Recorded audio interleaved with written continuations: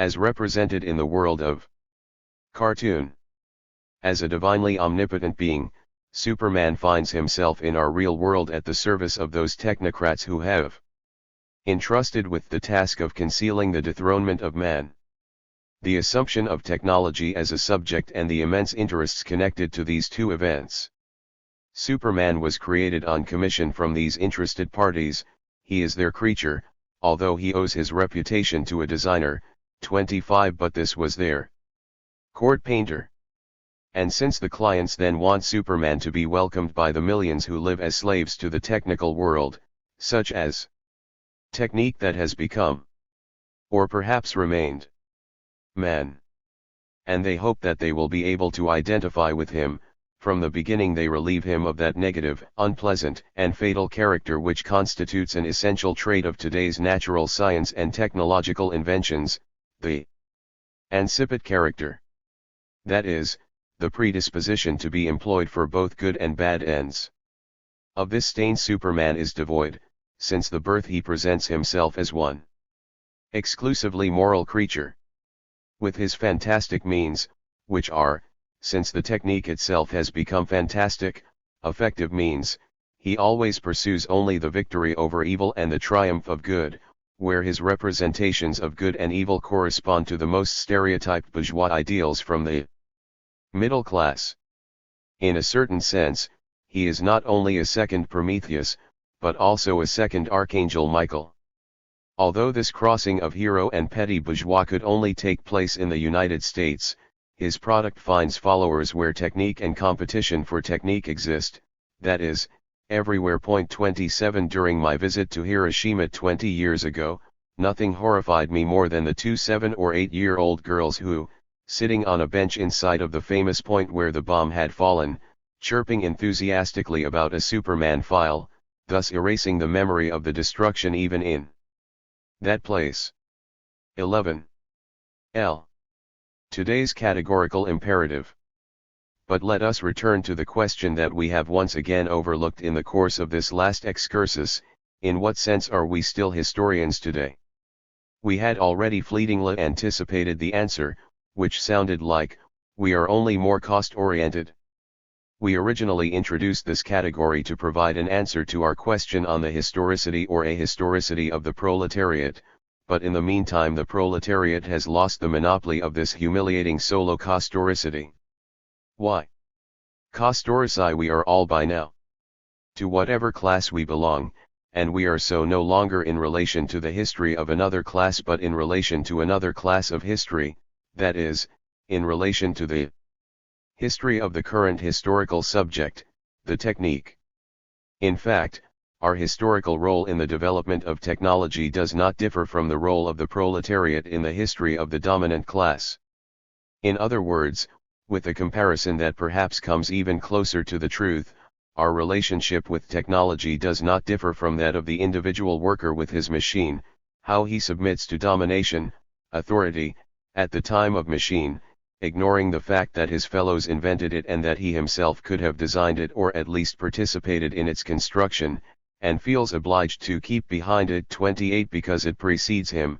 So humanity, or at least that part of it that lives in highly industrialized countries, feels obliged to keep behind the level reached from time to time by the technique, because this level precedes it. If a categorical imperative existed today, it would not concern our relationship with our neighbor or the community or society, but our relationship with the current or future status of technology. It would sound: act in such a way that the maxim of your action can coincide with that of the apparatus, of which you are or will be a part. Or negatively: never act in such a way that the maxim of your action contradicts the maxims of the apparatuses of which you are or will be a part. These imperatives are in force almost everywhere, accepted almost everywhere, even if, given that technology has discretion as a principle, never expressly declared. 29. 12. Ludism upside down. The retranslation. To tell the truth, there are sometimes exceptions, situations in which the obligation of the apparatus does not yet seem completely consolidated. I call these situations ideological, since, between the apparatus, which already belongs to the present, and morality, which still dates back to the past, there is a difference in level, which corresponds to the famous difference in level between the base, already current, and the superstructure, still old. We will soon see that men cannot sustain this difference in height in the long run and therefore correct it. But let's not anticipate. I am referring to the criterion of double standards, which we often observe today. A classic example of this was provided by the Vietnam War. Although the superiority of the annihilation apparatus, of which the GIs were part as components, was beyond question, it was expected from them, which was a contradiction in terms, that they still remained somehow faithful to previous postulates of pre-technical behavior, so that they behave in their own way. Direct action. Still differently from the apparatuses, otherwise that is by how they could, indeed should have behaved. Indirectly. As service teams for the equipment in action. Thus, for example, it was not lawful for GIs to carry out directly with their own hands what instead was permitted, indeed commanded, to helicopter pilots with the aid of bombs and napalm, that is, to raise villages to the ground by exterminating their populations. 30 No one is able to sustain a similar dissociation in the long run, a similar gap between human morality and that of the apparatus. However, this does not mean that men claimed that machines were also forbidden to do what they were forbidden to do. If the GIs revolted, and I am thinking above all of the My Lai incident of epical significance, a incident came. Always define the massacre they did it not so much against the fact that the apparatuses were allowed more than they, but on the contrary against the fact that they were allowed less than the apparatuses. They wanted to be equal. For this they caused a bloodbath that it would be completely false to define without equal, since in reality it resembles precisely those bloodbaths that their apparatuses caused daily, and seeing that they had only caused this massacre because they wished to be like them. The imperative, which they obeyed, did not sound. Prevent your machine from operating according to maxims that could not be those of your action. But on the contrary 31. Complete calmly everything that does not contradict the maxims of the apparatus in which you are inserted, and you pretend to be able to do so. I define the My Lai massacre as epical, starting from which we can recognize the current situation, because in it the man-machine relationship has reached a new qualitative stage. What the Hiroshima pilot had caused was an indirect massacre.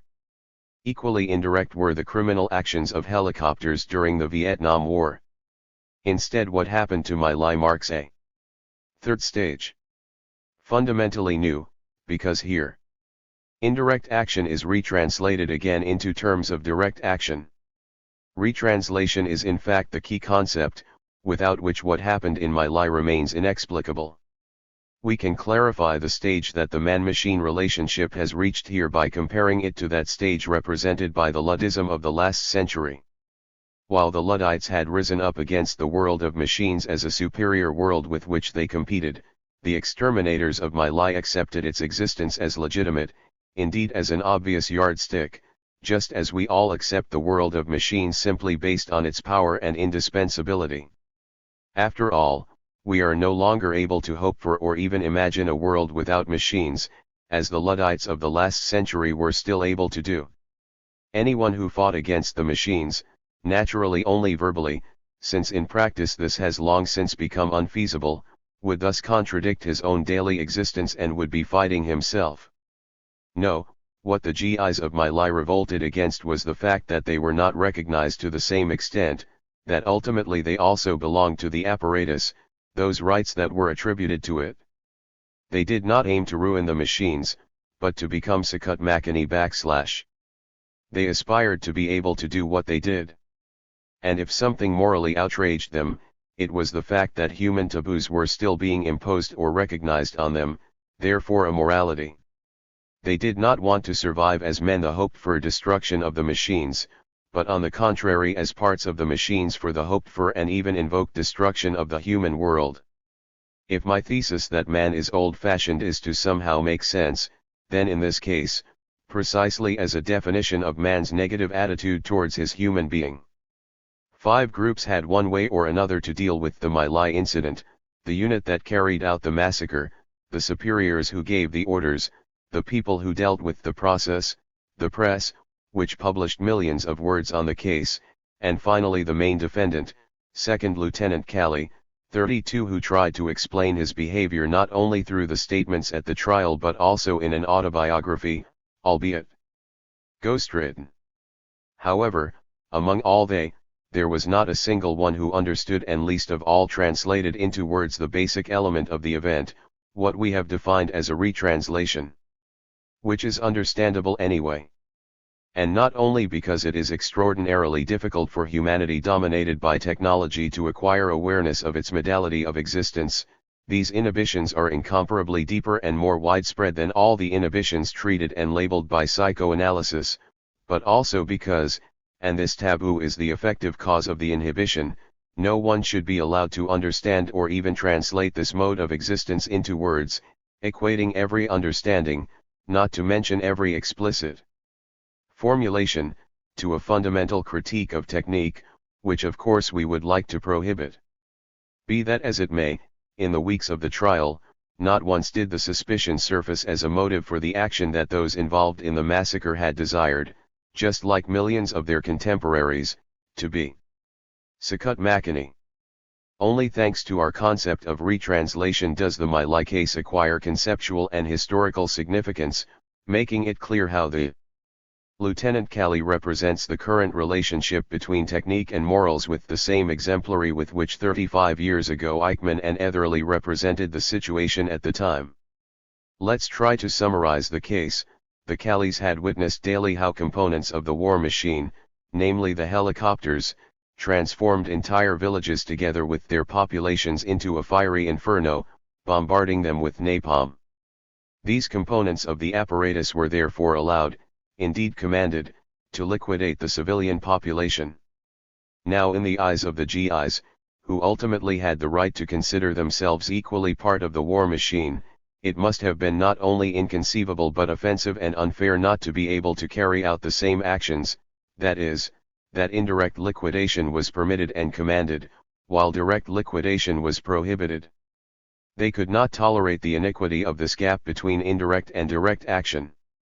So they indulged in direct action and fired indiscriminately.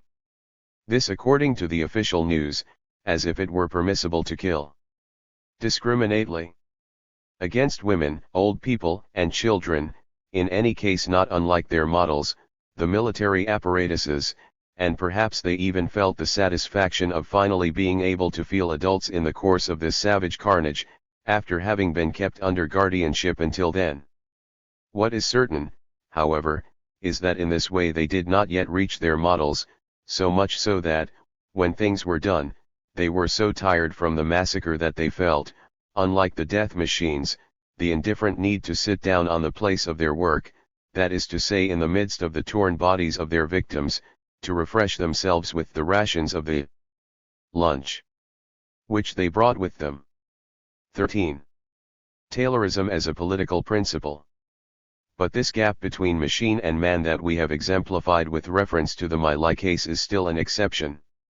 As a rule, the postulate of alignment with the level reached by the technique is unconditionally valid, the history of which has undoubtedly become their history. Just today, when the discussion on the construction or not of nuclear reactors has reached its climax, this has become particularly evident. Those who, like Robert Junke and me, don't let themselves be intimidated by the imperative that is presumed to be imminent at every stage of development of the technique, and resolutely refuse, because this too is universally claimed to be obvious, to already recognize today as obligatory the level not yet reached, and probably never reachable, of tomorrow's technology, are blamed by the industry and its politicians as rebels or derided as badly synchronized, according to the expression of a reviewer of my book. Zeitnend. 33. How could a worker be blamed as a rebel or taunted or even fired who, which in practice never happens, refused or proved incapable of obeying Taylor, keeping up with the rhythm of his chain of montage? Here I am thinking above all of the problem, up to now absolutely unsolved, of the deposits of atomic waste, which we could solve only if we were able to make geodetic predictions about the events of the next millennia, and the fact that industry and its politicians fixers, making themselves proud not of their reputation but of that of the scientists, with an obtuseness worthy of a better cause, pass off the problems as obviously solved tomorrow. I quote the words of a chancellor today in office: since in the history of humanity, there has never been a single technical problem that has not at the same time found its solution. This is how their irresponsible measures are motivated and legitimized, usually by keeping an eye on the political success of the day and party interests, by deferring solutions to future inventors or solutions that will never be found. And what does all this lead to? No less than why adaptation to a future that presumably will never come. You have to be available, not by chance, concluded the speech of the politician just mentioned. And this is unprecedented. In fact, in every adjustment that until today had involved us as victims or as observers, it had always been a question of adapting to present situations, at the most to already planned future situations, and always of something that had been imposed or obtained by force by an authority, of which he was at the mercy, as a subject or as a customer. However, here it is neither one thing nor the other. Those who argue like our illustrious statesmen adapt to a future fictional, and self-adapting.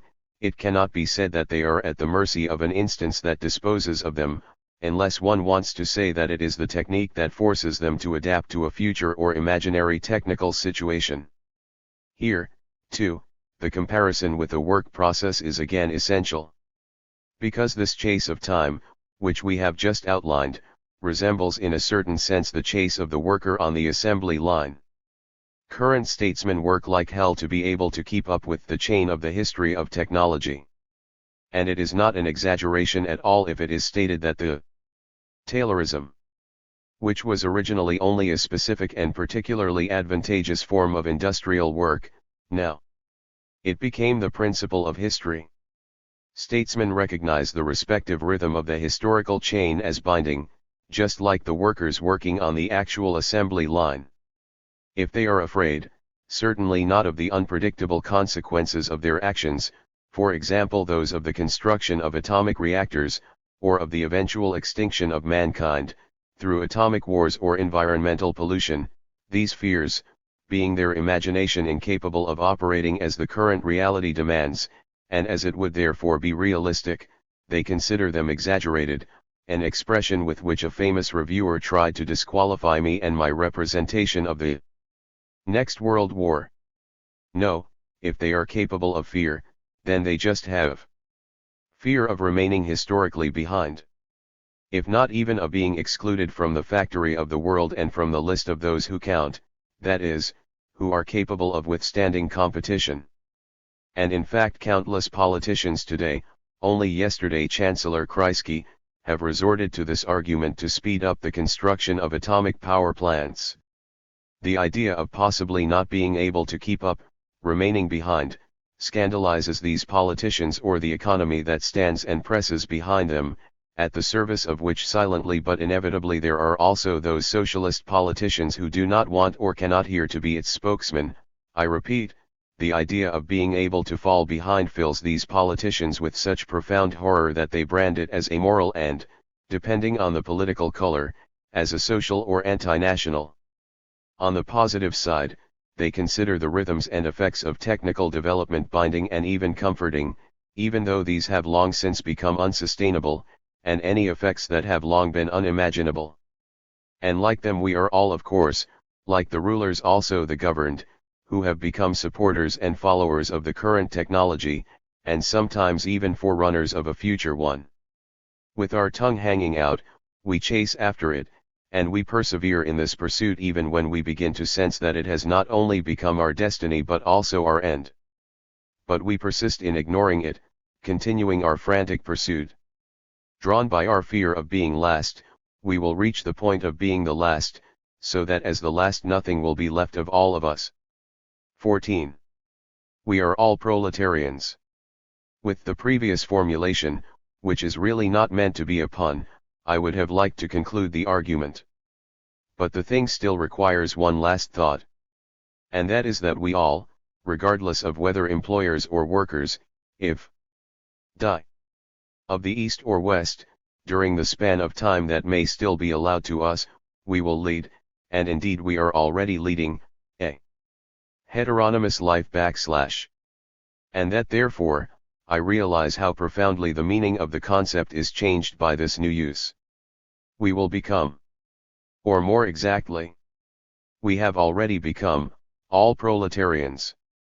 Compared to the new technology-humanity confrontation, which until now, with the exception of the first still inadequate signs of the ecological and anti-nuclear movement, has not led to any struggle, least of all to a class struggle, albeit in a new sense.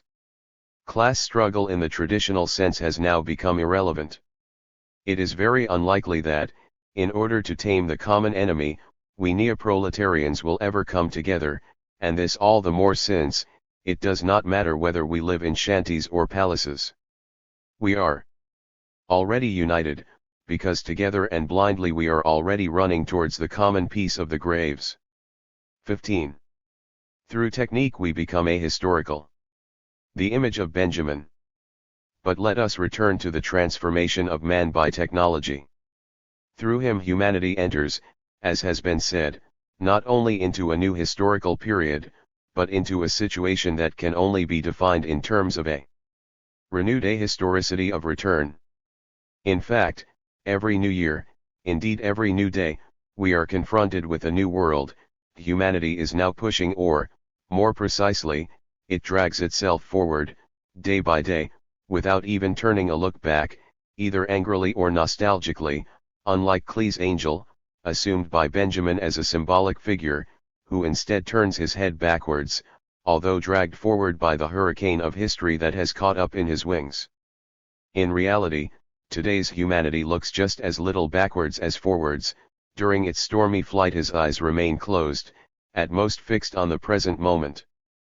But even the affirmation that, since technology has possessed us, we have lived without history, still remains inadequate. The full truth is rather than our history has turned into an uninterrupted history of the instantaneous cancellation of the present. That is to say, in a story that never becomes self-aware, therefore can never be forgotten, and is therefore not really a story but only a unobserved succession. However, this means, and thus I return to the idea from which I started out in this essay, that it is meaningless to expect from today's man, and even from today's proletarian, that basically things are going so well, that he, in order to recognize that he is no longer a proletarian, compares his current lifestyle with that of his ancestors. Despite the large amount of historical literature, which only the bourgeoisie reads, he does not.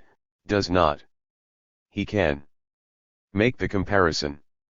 Anyone who requests this comparison directly from the workers would encounter lack of availability and total incomprehension. They do not look at their past. And if one disregards a few churches or bridges, and not every city is as ancient as Prague, and even the site of Prague provides no idea of past life, nothing today still reminds them of their world of the past or that of the Abbey. Their past is no longer theirs. Disoriented by the grandeur, speed, and clamor of historical transformations, they have lost not only the desire but also the ability to remember. The so-called nostalgic wave, i.e. the mass production of artificial memories, only proves that remembering per se no longer works. The problem of failing to reckon with the past is much deeper than we usually recognize, because the existence of contents that must be removed is still the exception. Anyone who speaks of repression always already implies that the experience presses from the basement of the unconscious towards the upper levels of consciousness. But that is no longer the case.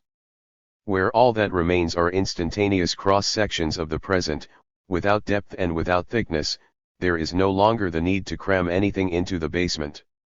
In short, we humans have gone back to being what we had always been, up to the interlude that only lasted for a few miserable millennia.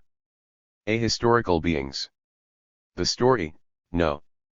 Modernity is old-fashioned. 1978.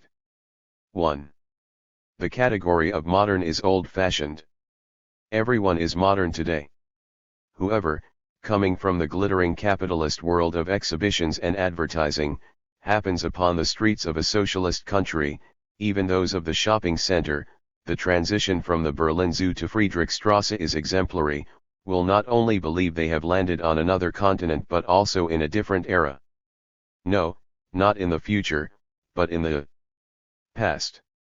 It is an impression that arises from finding yourself moved in time, in a world that like the day before yesterday of our ancestors, less fake in comparison. It is not made of stimulus images, but still genuinely of objects that appear as they are. 1. This sensation of moving backwards appears even more paradoxical for the self-image, promulgated millions of times, of the socialist countries convinced that they are far more advanced, more advances of other countries. In any case, being advanced does not coincide with being modern. In fact, after the explosion of modernity in the early 1920s, the East abandoned the category of modernity for half a century, and this for various reasons. 2. First of all, the category of the modern could only develop in the capitalist world and only in this become effective. This becomes evident if we look at this category in relation to fashion, always modern. Since it is in the interest of production that fashion eliminates as many products as possible, it is forced to create novelty, unpublished as often as possible. The P product which, due to its novelty, was initially seductive and therefore modern during the first fashion show. And consequently, since in the Western world every person has his suit, was purchased only by an elite who can afford the superfluous, wanting and succeeding in this way to legitimize themselves as an elite, through advertising, this is the first dialectical reversal. This product P becomes a so-called must because no one wants to be excluded from the elite. Something no one can afford not to have, fashion for everyone. When every man, and every woman, owns the product and reaches the stage of satisfaction, the second dialectical reversal occurs. The producer not only produces the need but, a lesser known aspect, also his contentment. There is not only an advertising industry but also one deterrence industry. The universe of customers is convinced that those clothes, old stuff, they can't be worn anymore, and since the forerunners of fashion are in this way deprived of the privilege of differentiation thanks to product P, they are persuaded of the need for something new. Indeed, their need for novelty is real. To reach this moment, in which the phases of Pi and P2 overlap, and thus ensure the continuity of the production process, the manufacturer has already acted methodically when P was in fashion and it was produced and sold by him. While he is advertising Pi, he already creates P2, which has the task of replacing Pi. When it will be P2's turn, it will repeat the same life as its predecessor. A general expectation will be created for him too. He will be universally imposed and, once he has reached the stage of satisfaction, he will fall victim to the resentment aroused by his producer, giving way to a third-generation product. What applies to clothing is valid. Mutatis mutandis. For all products, for stereo systems, for cars, for machine guns, for tanks, and for napalm bombs. Even these latest ones quickly are made, obsolete and are replaced by new generation models. This endless succession of new products is today's story, which is precisely a prestissimo never experienced up to now, as has often been observed but without a historical philosophical judgment. However, I must add, thus referring to the difference, mentioned above, between the appearance of the capitalist world and that of the non-capitalist world, that these historical philosophical reflections are only applicable to the capitalist world. To argue that in the pre-capitalist period the flow of time was slower than today and that therefore the changeover was more gradual would be obvious. However, even in a highly industrialized country like the Soviet Union, despite the well-known, notorious claim to increase the pace and standard of production, the historical pace is slower than in Italy. The feverish activity typical of capitalism, which arises from the need to produce not only a greater number of products but also new products every day under competitive conditions, is absent in socialist countries as unnecessary, unless these countries let them not fear losing the competition with the capitalist countries in the field of armaments. The category of pace of the story cannot be considered sufficiently in depth, as the philosophies of history and time remain useless as long as they do not provide us with any data on the economic system whose time they analyze and until they reveal something about the rhythm of the time analyzed. The historical time. It is not an existential category, just as it is not a form of contemplation. It is rather about a form of production, rotation of production and consumption. The second reason why the category of modern disappears in socialist countries, or, if it didn't exist before, it doesn't appear at all, consists in the fact that modern, at least in the language of contemporaries, is a connotative term. As being modern was proper to one elite. Often an eccentric bohemia who self-identified as an elite, who was hated and persecuted by the non-moderns, with the rancor pushed to the point of instigating the pogrom. For the term modern entered the popular vocabulary above all to define clothing, cars, refrigerators, but not to define one's historical existence or as a denomination of the era, the modern. It is evident how this elitist and therefore anti-egalitarian moment, it does not matter if it is aristocratic, of the bohemian or of the intelligentsia, which depended on the category of the modern, could not be used as an existential ideal either by socialism or by National Socialism. 5. However, this ideal is equally unacceptable and unusable by Western mass societies, neither socialist nor fascist, unless it is argued that in today's mass society, no one can be non-modern. An American advertising slogan states, "You can't help being up to date." In reality today's to be non-modern you need to have an enormous amount of resistance, since each individual, being a forced consumer, automatically takes part in the latest purchases, and since everyone has been raised in the planned obsolescence, he refuses to let himself be offered yesterday's things. Pay attention to the double meaning of this expression, which simultaneously expresses offering and demanding. It can no longer be argued that being modern represents a sign of distinction or a privilege, that there are still suggestions for the few. I'm not just referring to blue jeans, to the most recent pop music successes, or to the cassette players that take us home using the most refined and most current technique, the most mediocre and dated that exists, but also to cultural values, as they are so crudely defined, to those products which at the beginning of the century, when the modern category was still modern, occupied first place as modern. I am referring to artwork. Today, there is no who not would recognize the contemporary avant-garde reproduced in millions of copies and consequently consumed. And conversely, those who exclude themselves from current affairs today are considered nonconformist and bizarre. Not owning I musts. More current makes today flashy and suspicious, like in the past when those who anticipated the modern attracted the eye as dandies. And it became suspicious. For years I have been accused of arrogance and lack of democratic openness because I don't own a television, because I don't have time to watch it. It should also be added, paradoxical as it may seem, that today everyone must be up to date on the masterpieces of the past. It is forbidden to brush your teeth without it unfinished. It is forbidden to use the vacuum cleaner without the Liebestod. It is not excluded that in this way a grain of wheat could accidentally land on fertile land. It is a hope. In any case, it is certainly not the intentions of producers or consumers. What strikes them, this is why they love the cultural values of the past so passionately, is the possibility of being able to exploit them for free. This is the discovery they have made about half a century ago. They are not forced to pay Telemann or Vivaldi any percentage. The cultural past is cheap, a gold mine. At discretion. As far as housewives who use vacuum cleaners are concerned, it matters to them that something come out of the acoustic tube, not what. These are the reasons why even the past becomes modern. 2. What is more modern today? The artificial past makes us modern.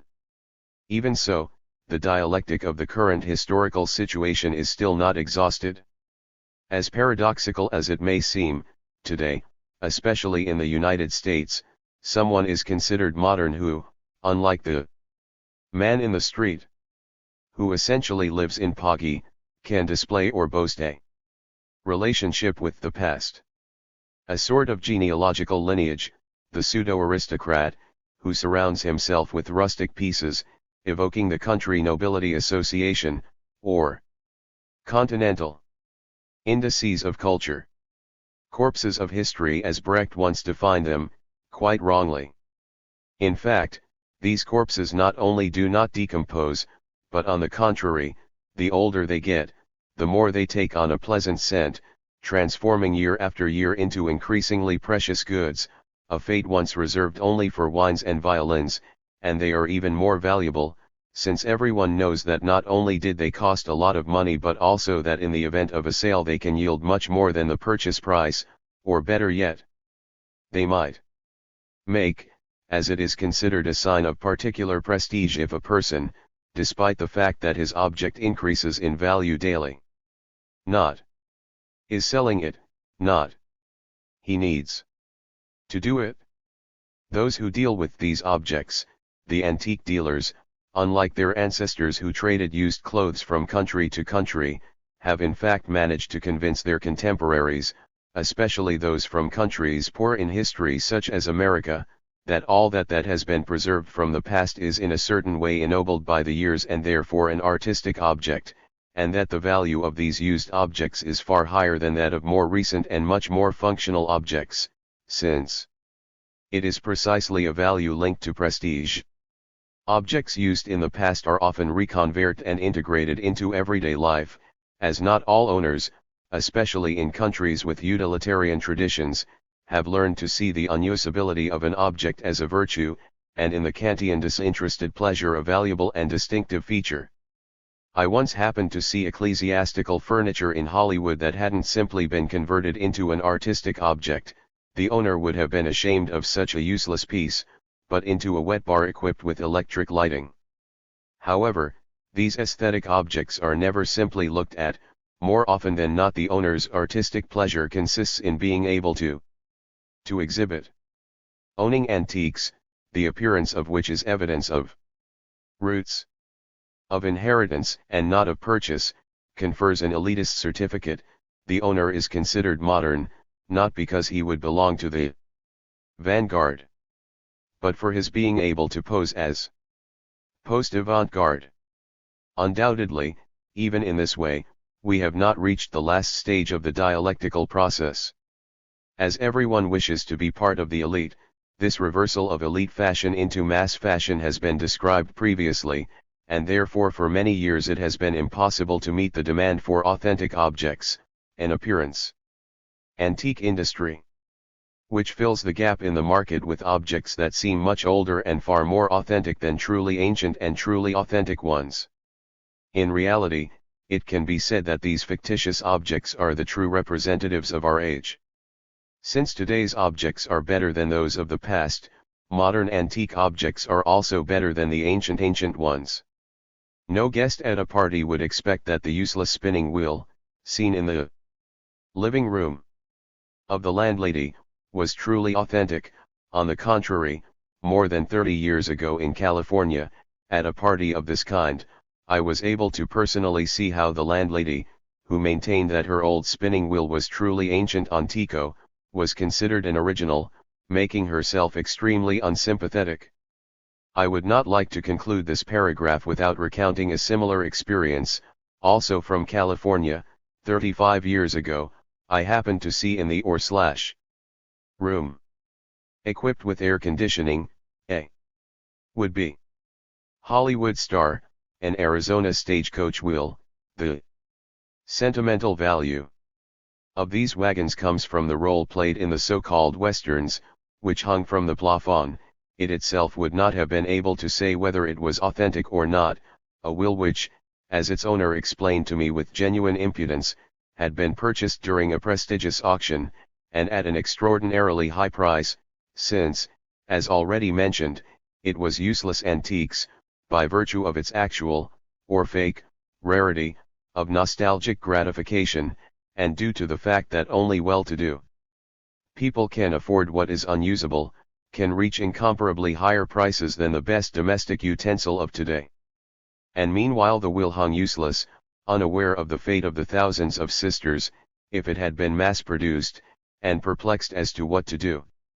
Because to rotate senselessly like her pendant, the mobile sculpture, still little known and only recently characterized as modern, and not yet significant for her, she really didn't want to and was bored to death. In short, modernism and conservatism, at least the ostentation of a vaunted past, not only do not exclude each other but complement each other, and this represents an extremely unique way of historicity. 3. Once again, non-modernity of the modern category. Let us return to our central thesis, according to which the concept of modern is already archaic. The main reason for this becoming non-modern consists in the fact that technology has become the sole subject of history. 6. Technology, which, only an apparent paradox, can always only be desolately new, but not really modern. Again, this applies above all to the socialist countries of the East. Their ideological manipulators devalue any Western definition of modern as made of taste, formalistic, bourgeois, degenerate, and therefore already outmoded, statu nascendi, and consequently non or anti-progressive. The fundamental works of modern art, those of Schoenberg and Kafka represent countless others, are accepted only after decades, when they are therefore no longer modern but, now, or only, works of the past. Fates accomplis. Which, hopefully no longer representing any virulent danger, since in the meantime another more modern has appeared, must no longer be opposed, and, on the other hand, they could no longer be effectively opposed. Proletarians or socialist countries no longer use the modern category to understand their historical present and its linguistic articulation. The expression they no longer use is already partially equivocal, as it seems to imply that the category, the prerogative only of the bourgeoisie and the lumpenbourgeois, la bohème, has been used by them in the past, and that the memory of the word is still alive in them. At best it had been co-used by them. This is why, as interesting as it may seem, it is also inaccurate to speak of a become non-modern of the category of modernity, as this formulation would not exclude that anything else could still be modern, and that only it, the category itself, is no longer modern. Therefore a fashion or an artistic object or an author can cease to be modern only within the history of the alternation of fashions, but not the category of modernity itself. It is therefore a dissolution that is difficult to define historically and philosophically, which undoubtedly constitutes a fundamental event in the history of historical categories. Or, if you like, in the history of history. 4. Modernity and progress. But let us return to the historical philosophical difference between East and West. In summary, we can say that while the East, undoubtedly unaware of this passage, has by now suppressed the category of the modern and rejects numerous artists and works of the West as non-progressive, the West, for its part, forbids, at least the progressive avant-garde intellectuals responsible for the categorical system used by society forbid it, as non-modern, those contemporaries who even today, both in the USSR and in the USA, without mistrusting the term, recognize the category of the progress and continue to use it, still creating their heroic naturalistic sculptures and their crusts for parks and party houses. In 1965, with dignity and solemnity, I was accompanied to the public gardens of a city in Upper Silesia, in front of a bronze statue depicting a young girl of about 18, naturally dressed from head to toe, with a vigorous gait and brandishing a scythe, and, it was explained to me, although I had no desire to know more, that it was the allegory of progress, as it could also be read on the pedestal, probably for those who were not able to understand it immediately. For three reasons, the statue of the young girl was extremely dated. First, because even if it had been sculpted by Begas, it had not even remotely reached the modernity of her ancestor, the statue of Mene. Second, because it is condemned to be an allegory of something. Third, because, among other things, equipped with a completely antiquated and unrepresentative tool of a coal-producing area, it was forced to symbolize an antiquated category. These are aspects that my mentor, totally devoid of intellectual honesty, did not in the least suspect, not understanding my wretched longed with compassion. The story, The Siren World. 1978. 1. The taboo is old-fashioned. When I asserted that through the planned obsolescence and the possibility of indirect destruction had disappeared their treatment for the objects of the past, I denounced the antiquity of a type of relationship with the world. In fact, every day not only our tools but also our attitudes are destroyed. For example, thanks to the technical possibility of indirect massacre, Auschwitz and Hiroshima, and thanks to the torture and death scenes that the mass media provide us with every day. En masse. In homes, the taboo of horror in the face of violence has been cancelled. The same happens, all ethnologists agree, for the most ancient and incessantly redefined taboo, lastly Christianly, the sexual taboo. Its suppression was not only a consequence of the discovery of the pill but also of the dissemination and public sale of pornographic images, films, and gadgets, not to mention the public displays of sex scenes that have been widespread everywhere for about 10 years. In short, the producers of these goods have also reconverted sexual desire into a demand for goods. In fact, it would have been an unforgivable waste not to use as a commodity something that could have been used as such, and therefore, eo ipso, into something positive.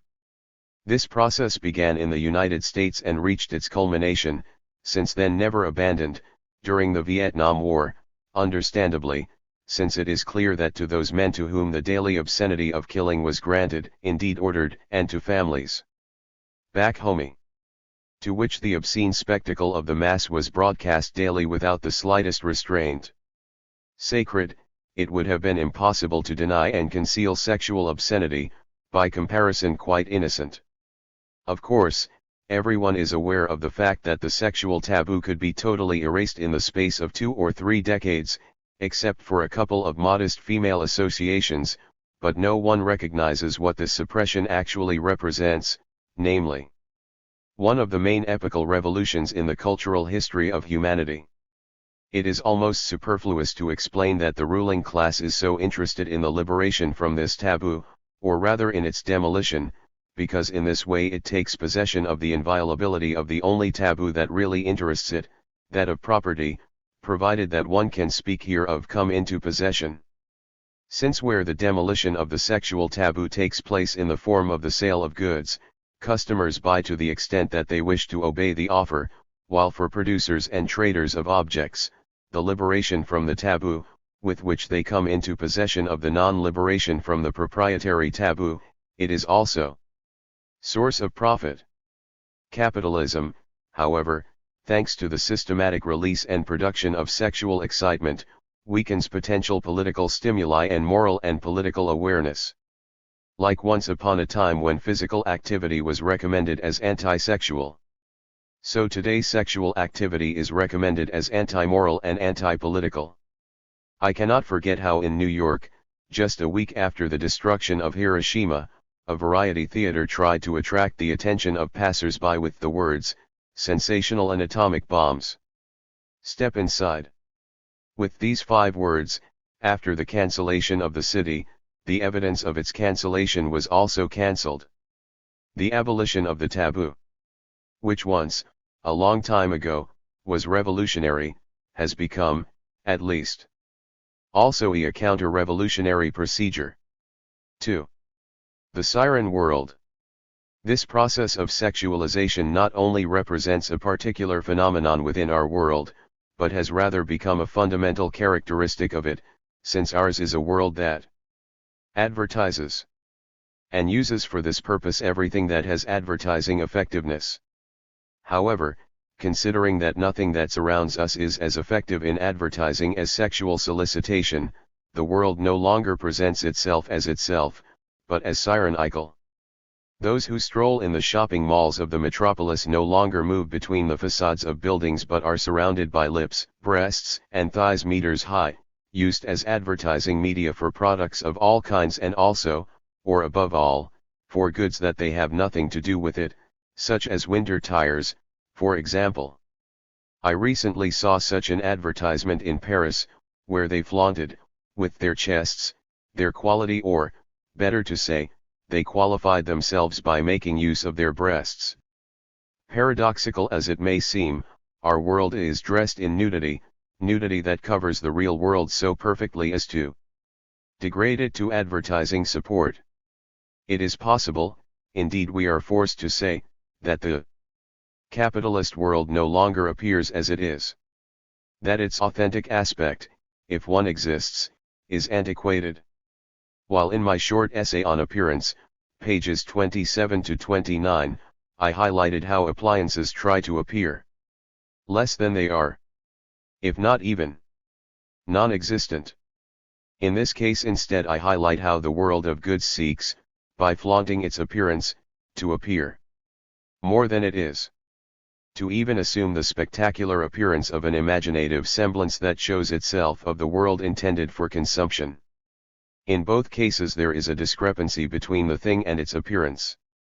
In the world around us, things are not perceived in the same way, and more precisely they can be divided into three groups: the group of things that essentially appear as they are, the group of those who appear less than they are, and finally the group of those who appear more than they are.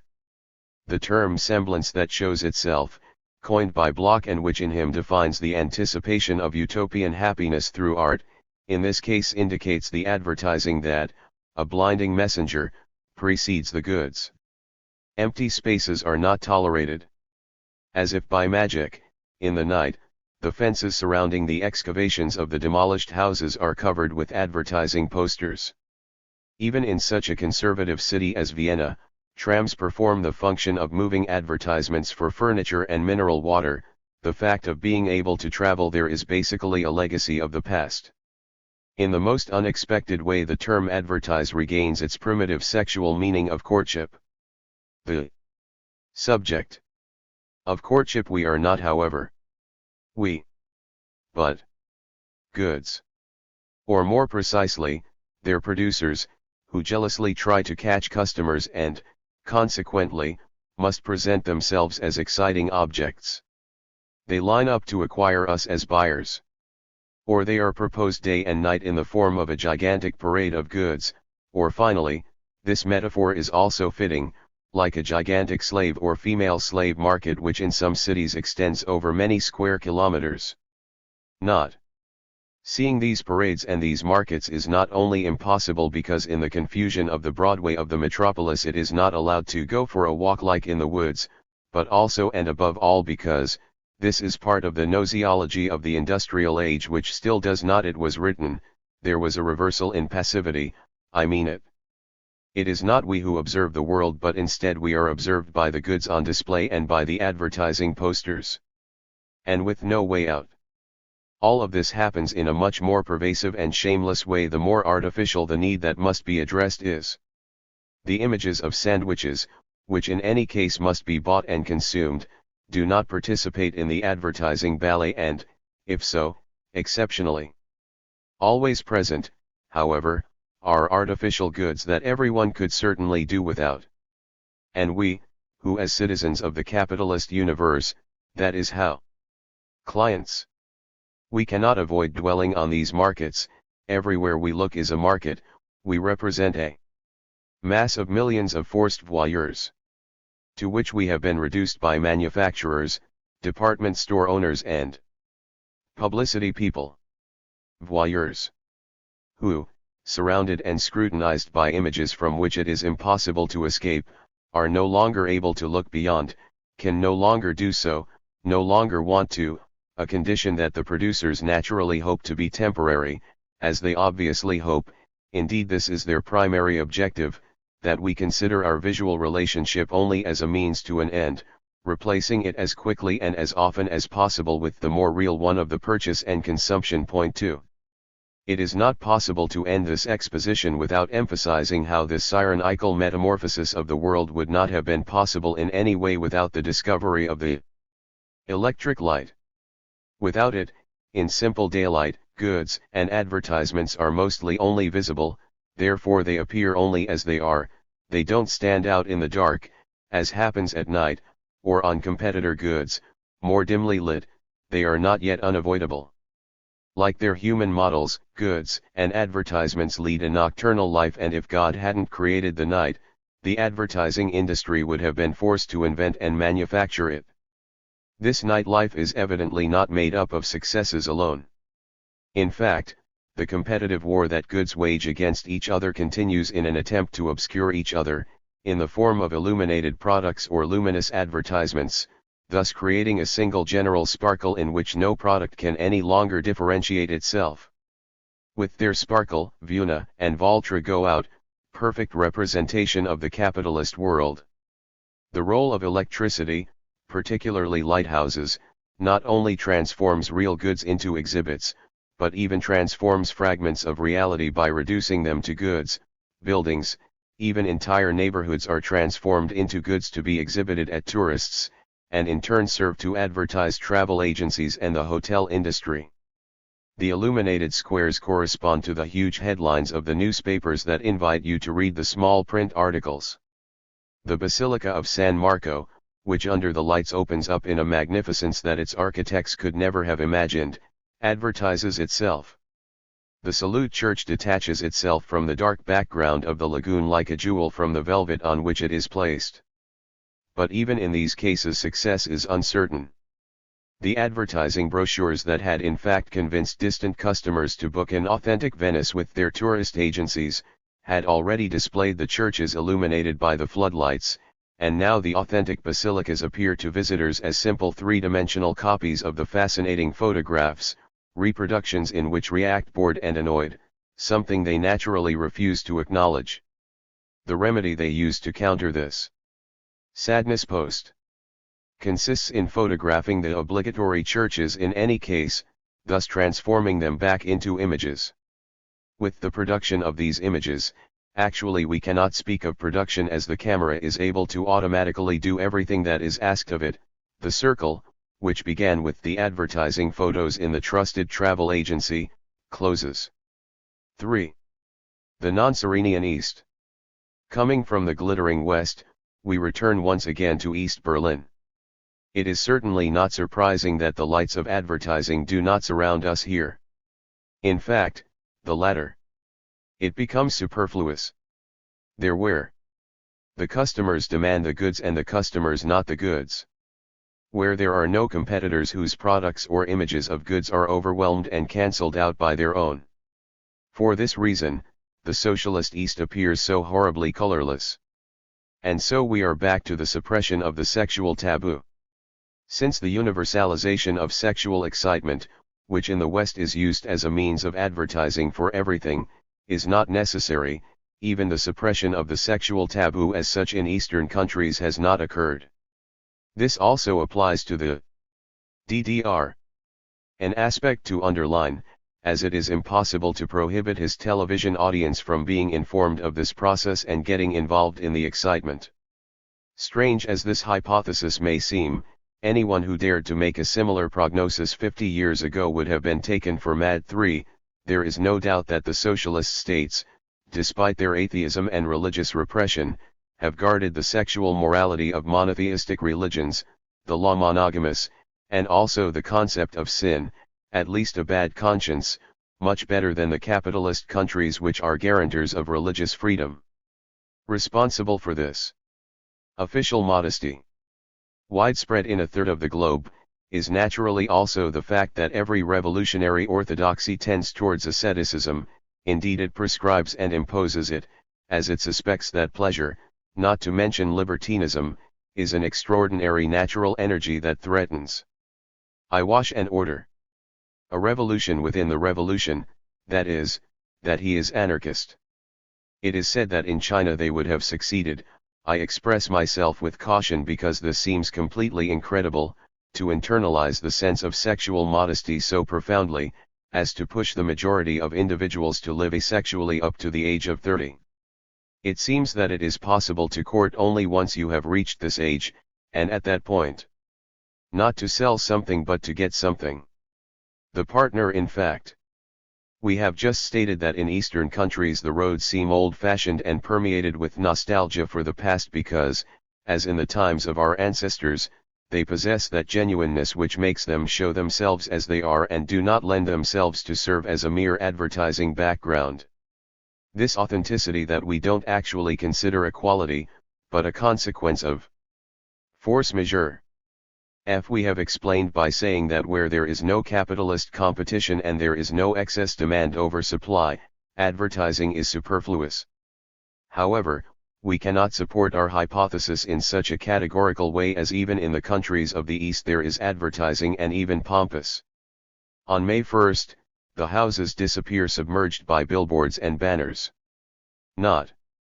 But it is about 1. Competition with competitors, since these do not exist, unless one considers the entire capitalist world as a competitor to the socialist one. 2. Advertisement for goods. Advertising, on the other hand, concerns the construction of socialism or what is defined by this name, its power, its government, its classics, the implementation of the plan. 3. Advertising supported by exciting means. You don't go to conquer consciences with the support of breasts and thighs, but with the exhibition of intimidation tools, such as anti-missile rockets, which do not appear more than they actually are, but less, or with the carrying in procession of photographs of Marx and Lenin, ridiculously transformed into gigantic icons, or with the absurd display of books, perhaps even endowed with meaning but transformed in the most shameful way into huge pre-alphabetic amulets. It cannot be denied that even these forms of advertising, which regularly reach their peak on May 1st, change the appearance of socialist cities. But here, unlike the persuasive images of the West, which are renewed every day, thus making us eager and curious for new things, but here the blow ups repeat those of May 1st of the previous year, and also in the case in which a cult portrait gives way to another, the differences are minimal, they lack that ability to seduce that stimulates curiosity and which, whether we like it or not, cannot be ignored in the persuasive Western posters. Even the previously examined phenomenon of the reversal by which men, instead of observing the images, are observed by them, does not occur. Rather both remain, men and images, gloomy and dull. 5 And if something happens during these festive occasions capable of upsetting the masses, it is at most the grandeur of the masses themselves. The Fantasy 1. 1955. 1. The fantastic as realism. There are experiences, which could be called historical short circuits, in which spiritual or artistic phenomena, whose context had previously remained invisible, suddenly reveal themselves. Recently, I witnessed such a short circuit. And given that the artistic philosophical reflections that follow, regarding fantasy in the age of reality that has become fantastic, owe their existence to this short circuit, I want to report this experience. Some time ago, together with an 80-year-old lady, an extremely intelligent lady, who in her youth had been known both as a bad tongue and as an art connoisseur, an exhibition of surrealist painting. For her, this visit represented her first encounter with surrealism, although of course this is far from a modern-day movement, having actually had its beginnings in Paris in the 1920s. In any case, the old lady's taste was formed once and for all through the French painting of the 19th century and especially through the great Impressionist painting, which at the beginning of the new century had conquered Germany as the truly modern painting. Everything that happened later, she, as far as she had heard of it, she had discarded, as evidence of a return to the barbaric. So I didn't feel quite at ease for having persuaded the old lady, whose mouth was more ready than ever for a joke, to undertake this expedition the day after tomorrow, and not without some anxiety now I observed how she, with strong strokes of the stick, limped off the picture. In framework, and before each picture the lines on her forehead deepened. But I wasn't just eager to observe her private impressions of her, I was rather in a state of tension for something more fundamental, something purely historical philosophical. That is, like the day before yesterday's taste, formed through Monet, and Renoir, she would have reacted to these future works of art, if seen from the point of view of this day before yesterday. In short, what outcome would the two eras have had? Well, I finally asked, to provoke her, since, despite the fact that, without missing even a single piece, we had already visited 2 rooms full of paintings, she had remained totally silent. That she would be indignant, of course. Why? I predicted. And indeed she was indignant. And yet, the abrupt remark she made now was quite astonishing. What outraged her? Not was that those pieces were too much. The day after tomorrow. But unfortunately of day before yesterday. And when she expelled her rather loud voice out of her, but that's all Backlin. This sounded like a death sentence. We were in front of a piece in the center of which emerged from a bare landscape, inhabited only by torsos of plaster figures but painted in an extremely clean, almost pedantic way, a sort of gigantic typewriter that branched out down into the ground like roots transmission belts, while from its internal mechanism, in the form of entrails, partly deep red peonies and partly fingers with lacquered nails of the same color sprouted. All of Backlin? I asked, amazed. And what else, young man? She replied. It was all in vain. These gentlemen reattach themselves to the object. To their cool items. Just like that, and speaking of her he was looking for a name, which was to express her deadly contempt for him who seemed to her the quintessence of pseudo-art, just like that. Old bad boy. Of my youth. What her centaurs were then are budding typewriters today. But the quality of the painting, Del. Paint. Of course, not Del. Subject. Painted, they don't care at all. It seems to me, I replied, that a certain artisanal perfection cannot be denied to these paintings. Certainly not, she conceded, contemptuously, a certain artisanal perfection I don't deny even to the melancholy meatloaves of Backlin. They look like glazed. Like freshly polished melancholy. Menacingly, she raised her cane and swung it about at the burgeoning typewriter, and I drew back with a certain fear. This type of inferior perfection, I don't want to deny it even to this. What here? Looks oiled, glazed. Not otherwise than a freshly enameled typewriter should look like. But the enamel is part of the perfection of the object they represent, not of the perfection of square. Quod erat demonstrandum. I admitted this, if only to calm her agitated cane. But my sacrifice was useless. Indeed, by now she was launched. And of fantasy, she continued, of course we can't even talk here. Fantasy, in fact, was needed to build real typewriters, or real airplanes. True fantasy today belongs to the inventor. And he that actually changes reality. But that it is necessary to deform these objects once again, already fantastic in themselves, as we see here, that fantasy is needed to do this, something like this, young man, you can't give it to me. Again I paid attention to her stick, which kept swinging. Of course not, I said. Not to mention the seams. She continued. About what? Her cane began to thrash furiously again. Here and here and here. Don't you see all these seams between the keys and fingernails, between the organic and the inorganic, between the individual pieces painted with such pedant realism?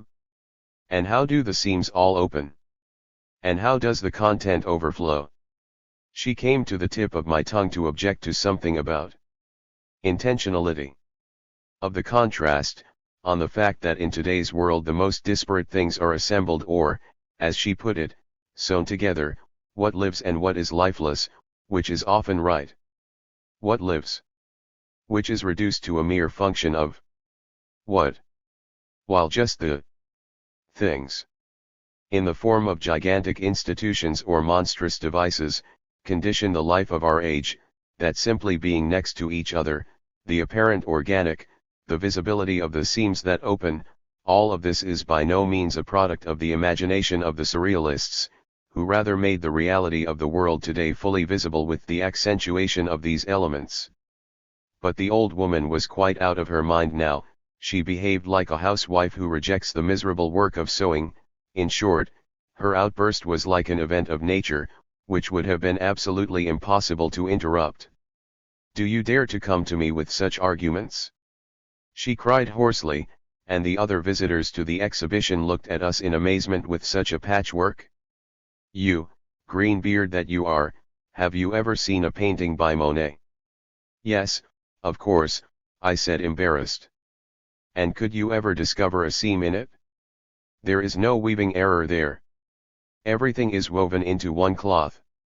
And in this there is not the slightest pretension.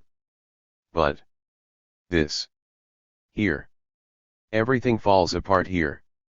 This is pure additional fantasy," I completed, against my best convictions, but in the hope of channeling that cascade of words into a more calm and academic discourse.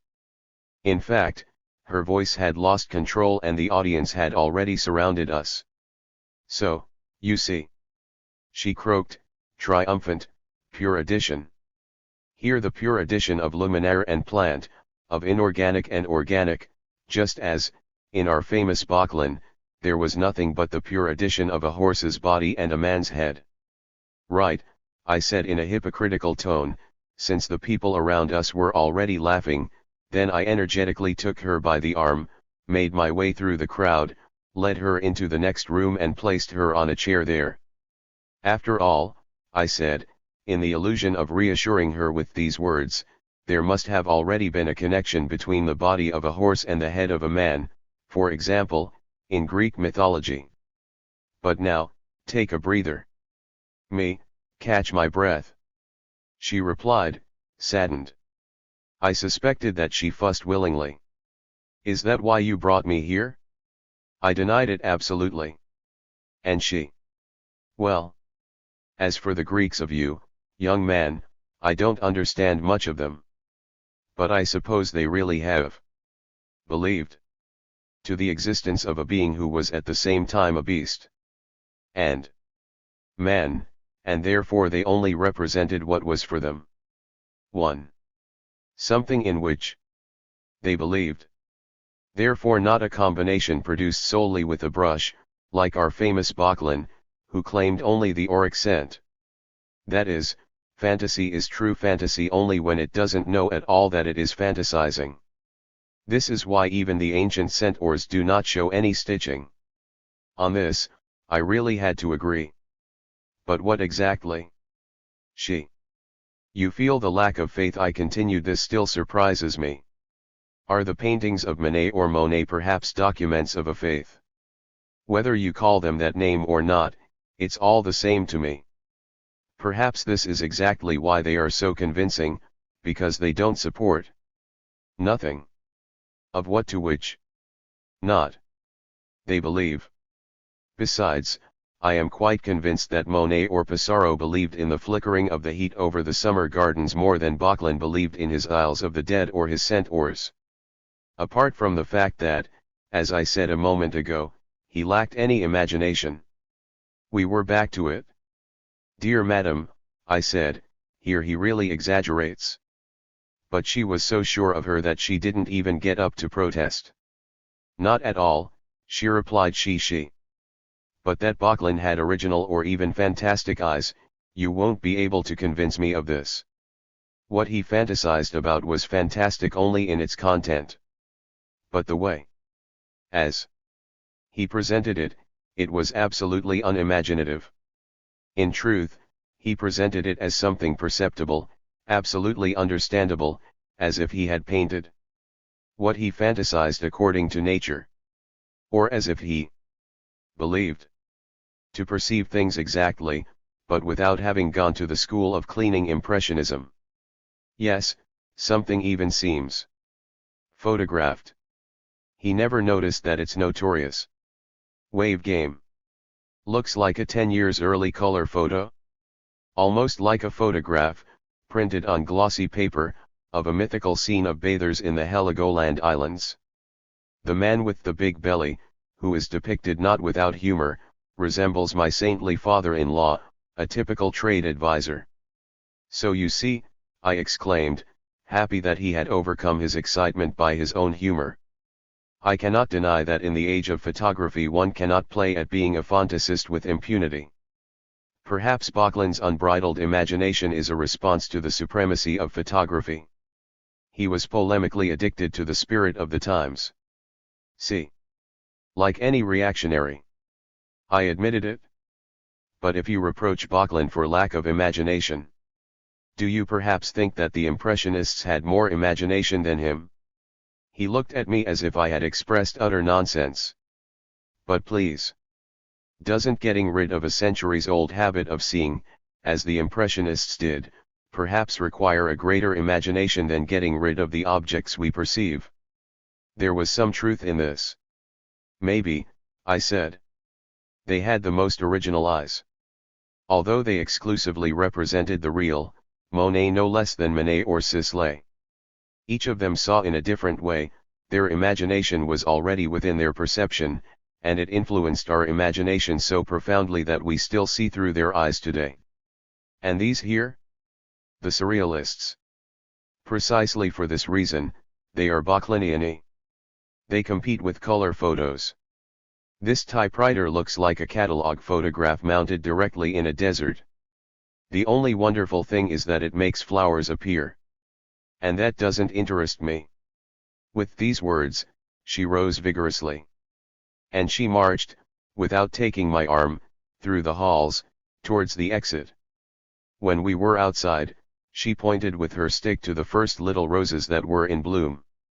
I call this fantastic, she said, smiling complacently, even if it has no keys. Then she called a car and she was already gone. 2. Realism as fantastic. Her paintings look like third-rate imitations of Triebner's landscapes. But one day he explained to me, with truly disarming ignorance, the waves of fashions and artistic discussions, in fact, had never reached his small town in Styria, that now art had to become closer and more in line with our time. That therefore he was inspired by the idea of painting the atomic bomb. What did I think? Not much, I replied. And why? Because the atomic bomb is too insignificant. He thought he had heard wrong. Yes, too insignificant compared to its fantastic reality, therefore with the danger that lurks within it. Try to interpret my statement in a philosophical sense, i.e. in the sense that the bomb, it does not recognize itself for what it is. And that, fundamentally, it cannot show us anything that truly corresponds to its reality. She furrowed her eyebrows. Significant. I consider something, I continued, that recognizes itself for what it is. For example, her face. Or mine. In mine, you recognize myself. In her, I recognize she. More or less like this for all things, because they all have a face. Animals too. Appliances too. Even the houses. Even the summer day. Therefore, if you want to portray such things, it is also legitimate to describe their face or appearance. Things like that. But you didn't say, for pap unto, that. All. Do things have faces? They had. Everyone had one. Today, however, there are things that, yes, it is true, have the appearance of something, I wait. However, which corresponds so little to their reality that ends up being pure appearance. Mere cheating. Bah! He replied, vaguely recalling a commonplace of theoretical knowledge. Everything is fine. I wait. It ends up being an appearance, a fraud. So, in our case, it's a double cheat of a double appearance. This, he did not understand. Already. The fact that these things have a wait. It is, in fact, a scam, and an appearance when things whose effect is incalculable show themselves as calculable and visible objects. In a certain sense, it is a matter here. Fraudulent modesty. Why give up the supersensitive? He is satisfied with the innocuous and inconspicuous appearance of things that are commensurable and perceptible to our senses. Supersensitive. He repeated, frowning. Yes. Only you must not understand this word in its religious meaning. But rather, in the meaning that fully justifies the expression. In the sense, precisely, that our sensitivity, when it tries to perceive things like this, always takes a step too short, and when it tries to copy them, it still fails, because the appearance of these things precisely does not reveal their truth. Now, the belongs to this category of objects. Atomic bomb. In fact, it appears as an object among others, therefore harmless. Although it could possibly become the end of all objects. Already its appearance, consequently, hidden. His being. If you wanted to paint it, you would have to paint its hiding as well. Whether you want it or not. Each still realistic image of the A-bomb would lead to minimizing it, each would automatically become fantastically unrealistic, a genre picture. Better and better. He exclaimed. A realistic painting that automatically becomes a genre painting. And he laughed stupidly. I just nodded. Do you still have more such contradictions in store? And the reality that has in store. And with that I hoped I'd shut his mouth. But staying quiet for more than a couple of minutes was beyond his strength. Also. Self. You were right, he started again, in an even more impertinent way than before, because we are artists. Why do we have our reserves? Just when our perception is no longer enough, we call on our imagination to help. Certain. He was confused. So, you call your imagination to help. Perhaps he means, to represent the object. Real. The object, whose appearance is too insignificant. To be able to represent it more adequately? Or at all adequate? Naturally. He replied with great determination, even if, presumably, without thinking anything very specific about it. Natural it is not at all. But a novelty, yes, this would really be. Call your imagination for help. No, not this. But the reason. So you want to call her for help. Previous artists have done this for overcome reality. She, on the contrary, would do it for seize reality, in order to be more worthy of it, in short, to stay realist. Doesn't that seem like a novelty to you too? The ideas that he could not grasp immediately, he considered a trick. What don't you put in people's mouths? He said reproachfully. Then, not without pride. After all, novelty doesn't scare me so much. And me, his fearlessness doesn't impress me that much. Courage for the novelty on the battlefield of the drawing pad or the canvas to paint, it's not so great heroism. He shrugged. After all, I continued, it is too easy to say that the imagination is called to help. Try it once with the atomic bomb. What do you mean by that? That it? The bomb. It is so fantastic that not only our perception, but not even our imagination is quite up to it. Ah! And the fact that we could invent it? Doesn't it prove anything? And what is it supposed to prove? That our imagination has lived up to it? I shook my head. He looked at me triumphantly, continuing. We could perhaps invent things that we cannot fully conceive. That's right. And formulated to perfection. Only that, in this context, you must interpret the expression conceived to the end in the sense of thinking a thing to the last drop. And we can't do this with the atomic bomb. We are smaller than ourselves, certainly we are not up to what we can invent and do, and even our imagination is not up to our imagination or the products of our imagination, certain. Not their consequences. That he reacted to this affirmation, which for me was the pivot of the argument, with a witty with all this, of course. I'm not up to it, it was really discouraging. And I am no match for your dishonesty. You addressed him, aggressively. But do you care about the problem or not? He looked at me, very surprised. Because, if not, I'm leaving. He nodded, embarrassed, but not without showing me some admiration. You really know how you confuse a person. So learn something from all this, finally. I exclaimed, you learn that it's not me who confuses it but reality. It confuses her like this, because she herself is so confused. It is precisely she, reality, that has ruined our respectable distinction between perception and fantasy. He threw himself back, with a groan, here's something new again. Absolutely no. It's always the same. But always with new implications. Once upon a time we really believed that perception aimed at the real, fantasy instead at the unreal. Or not? I think so, he admitted without too much pleasure. And rightly so. But now both aim at one and only thing, at reality. That's right. Yes, even fantasy. In fact, this time it happened to you that you wanted to call on her for help, not to go beyond reality, but to conveniently characterize the fantastic effects of reality. But that didn't work for her.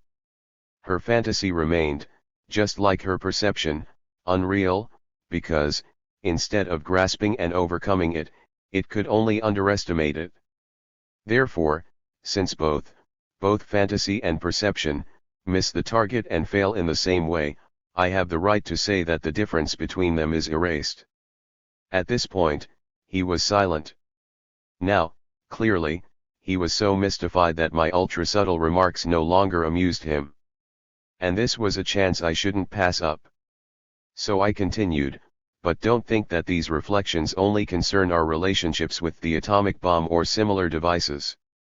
It is something more fundamental. It's about our limitation.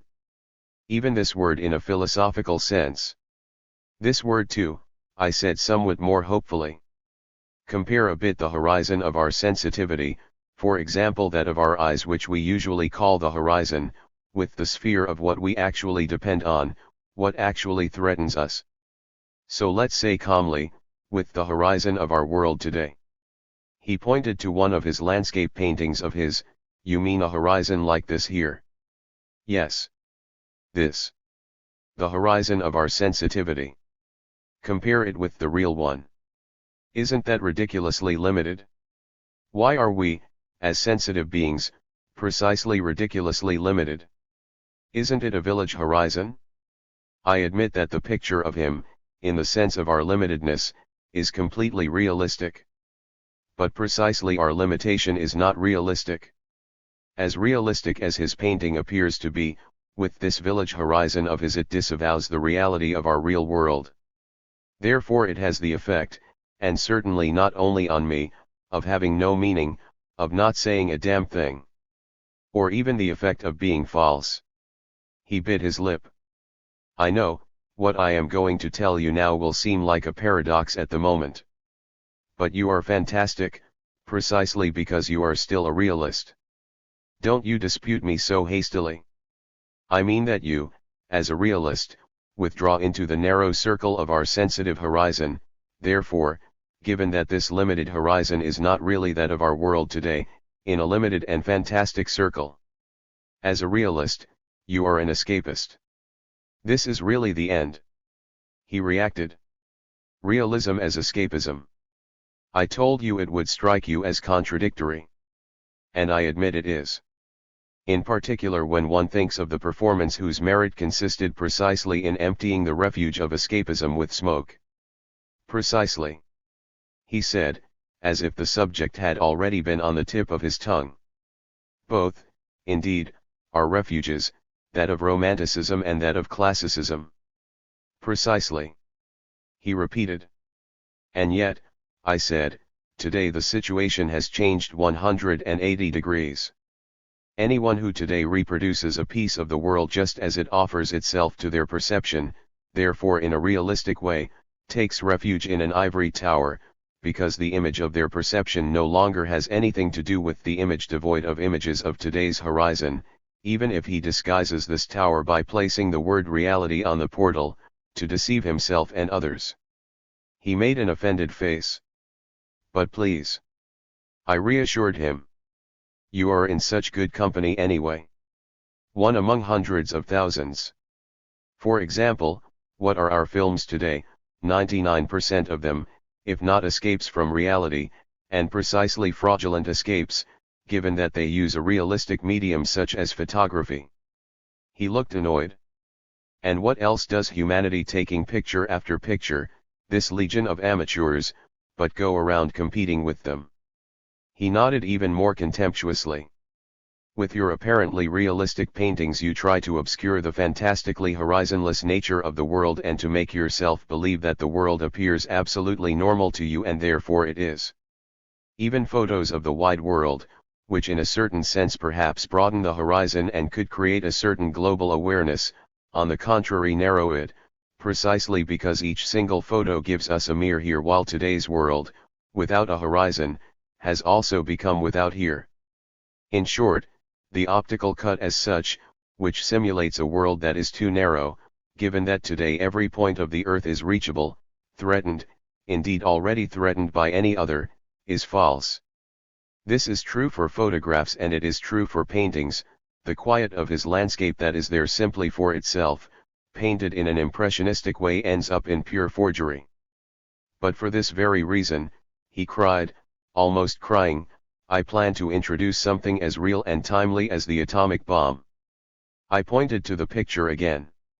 In this landscape? Not necessarily in this one. But then, in which one? He nodded vaguely. The A-bomb, with its incalculable radioactive effects, in a landscape with a peasant horizon like this. He was silent. And can you imagine what effect it would have? Exactly the opposite of what he has in mind. She would make an A-bomb absolutely unrecognizable, it would even distort it. Since each object is categorically infected in the world in which it is transferred. What does it do? He asked, almost terrified. Excuse me, but the thing is very simple. For example, the moment you wanted to place a Saint Anthony in an impressionistically painted landscape, he would lose all his sanctity, he would immediately be infected by the way of being of the world in which he is entered and would turn into a splash of color. And what is true for him is true for the atomic bomb. This, he understood. But then, what will become of him? Whose? Of the horizon. But why does he care so much? Nothing will happen to him at all. Even in earlier times, the horizons have already shifted. When? From who? For example, from Copernicus? Or from Columbus? He was confused. When modern painting, 500 years ago, broke the surface, I explained to him, to penetrate the depths of our world and advance to the sensitive horizon conceivable at the time, it was certainly an epical passage. But our generation must dare to take a step of equally great epical significance, that is, it must break through the horizon that was reached then. And how? He asked me, leaning forward. And it just seemed as if he really hoped to be dragged a few steps forward, into the secrets of the avant-garde of the day after tomorrow. My dear, I admonished him, even before answering him, for heaven's sake, don't get it into your head that I want to give you recipes here, or that you would go on if, from today to tomorrow, you abandoned a single element of his painting, the horizon.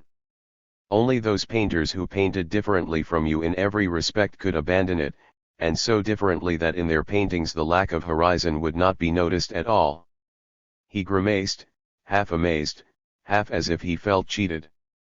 You wouldn't notice it at all in their paintings. It shouldn't be noticed. Just as, in a Byzantine mosaic, the lack of horizon is not noticed at all. He hadn't even taken a step forward. And what can we do about it, the rest of us? He asked after a pause. You mean, to escape the untruth of your way of painting? He nodded. There is no means. Maybe, I said. Meaning what? For example, taking aviation photos. Photo. He repeated, shrugging his shoulders in disbelief. Why so haughty? Aerial shots for geographical maps are not, even approximately, as limited as his landscapes. And incomparably truer. And films shot in flight come even closer to the truth, because they continuously shift the horizon, thus dialectically abolishing it, and letting every here that occurs during flight quickly disappear. In short, they transform the fact that our world today has become without here into a sensitive event. Of course, he admitted, with this, my landscapes certainly could not compete.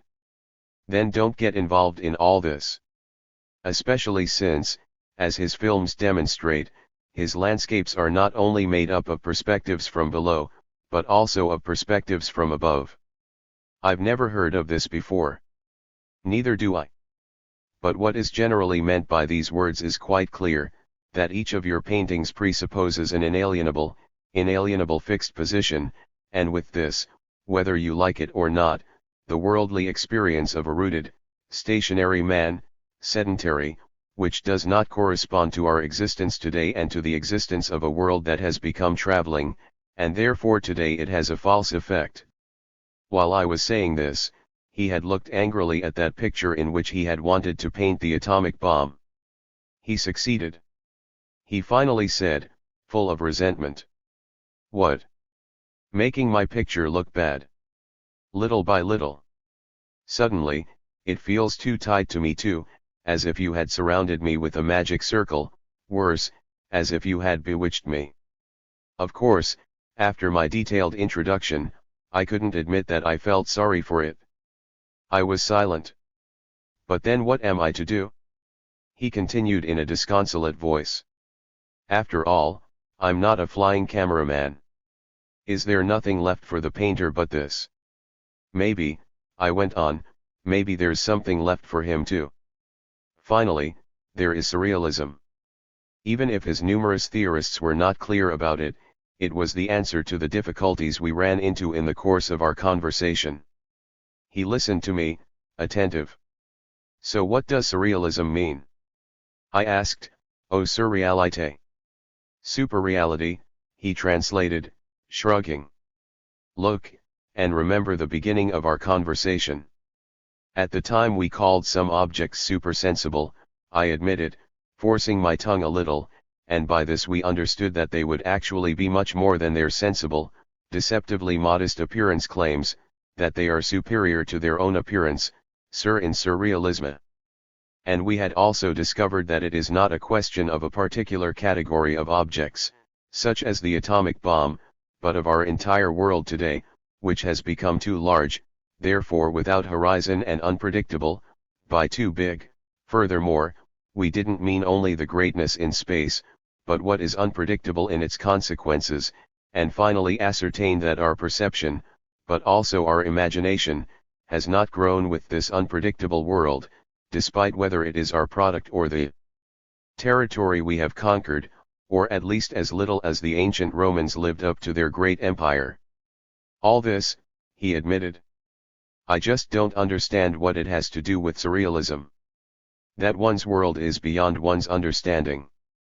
Yes. Many of these paintings I have not seen.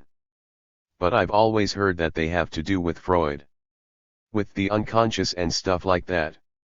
Yes, of course, but one thing does not contradict the other. In reverse. Isn't the unconscious also something that escapes immediate perception? It is no coincidence that in our age the inner and outer worlds become, in equal measure, surrealites.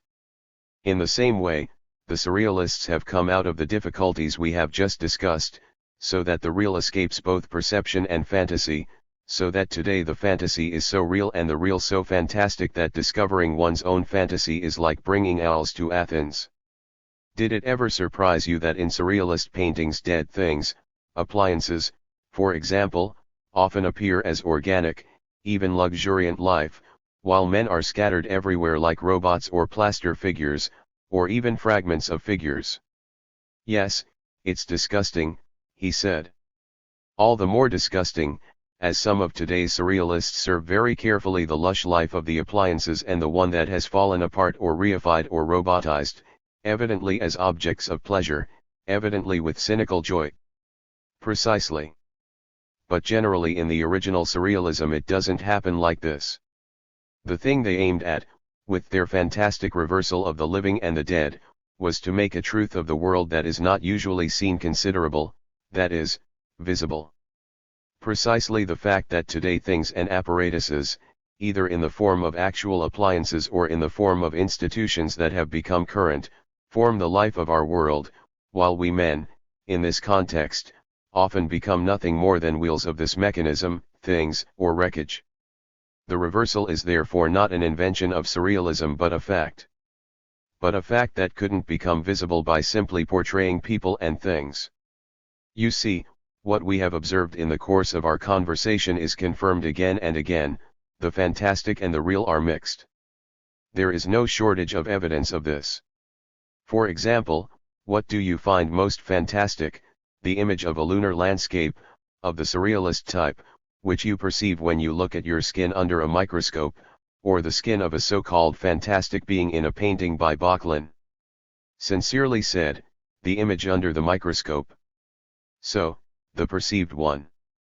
The tool that we insert between the world and the eye makes the image of reality fantastic, other tools make reality itself improbable, so fantastic and improbable that it becomes completely superfluous to invent fantastic beings as Böcklin did.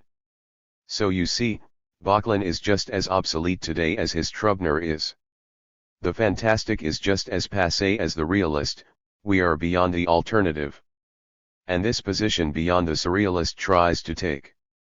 And how does he do it? With the exchange, I answered him, and with a shock effect. That didn't tell him anything. He waited.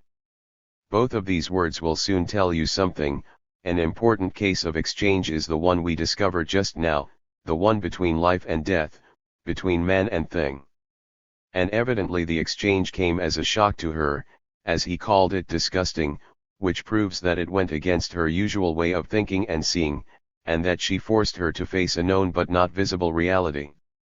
This exchange is just one case among others. At the bottom of it there is a principle of exchange, a fundamental case, and this is precisely the exchange between the empirical and the fantastic.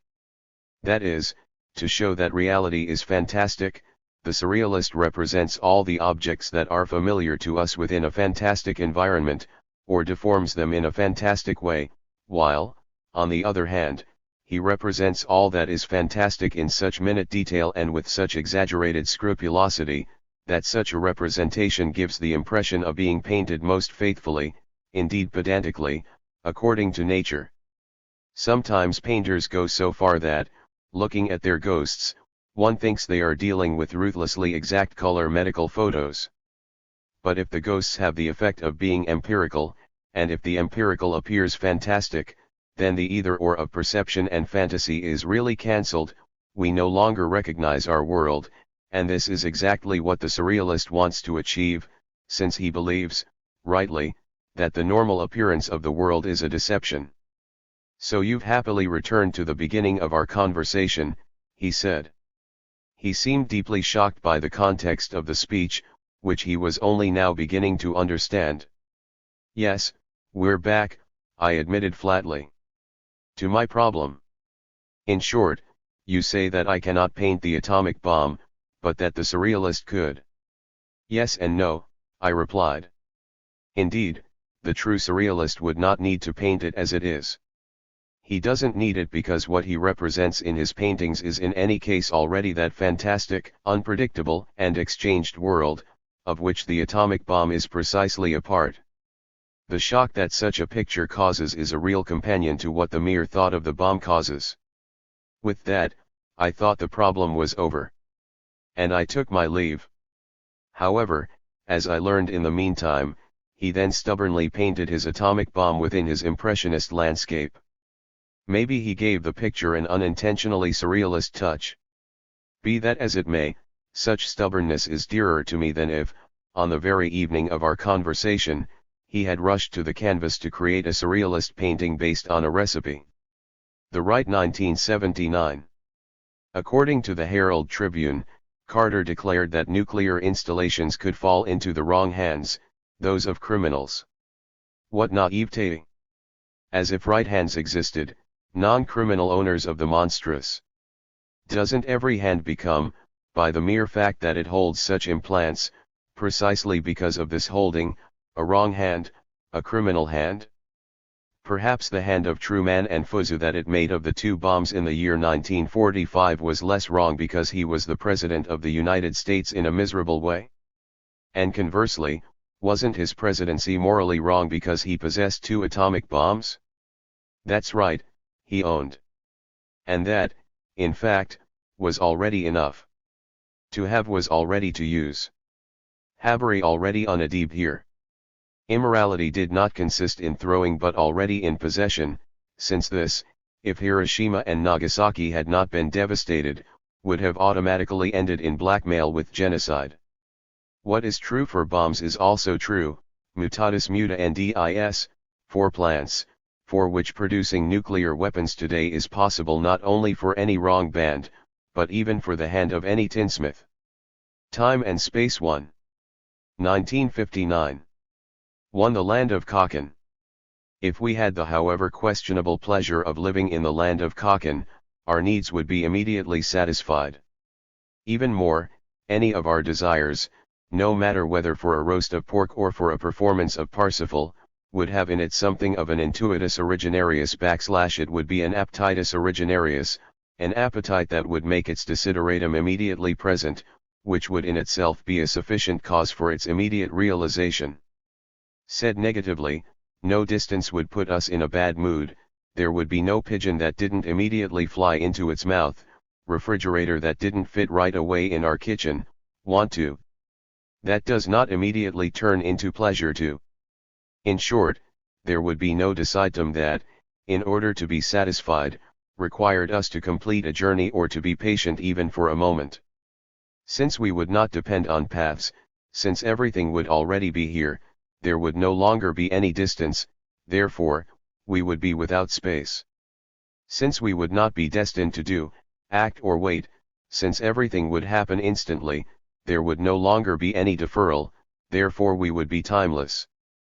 Being in the land of Kaken differs from being in the Eddas Aurea as follows, whereas in the Eddas Aurea there is no longer any need, i.e. this has been radically overcome, in the land of Kaken, since its inhabitant does not want to give up the pleasure of overcoming of needs, i.e. consumption, the need exists. Or, making the comparison with our existence, while in our existence, until it is not yet kukanizada, meals exist only because they appease hunger, there on the contrary hunger exists only because, if it were not preceded by hunger, consumption would be superfluous and enjoyment impossible.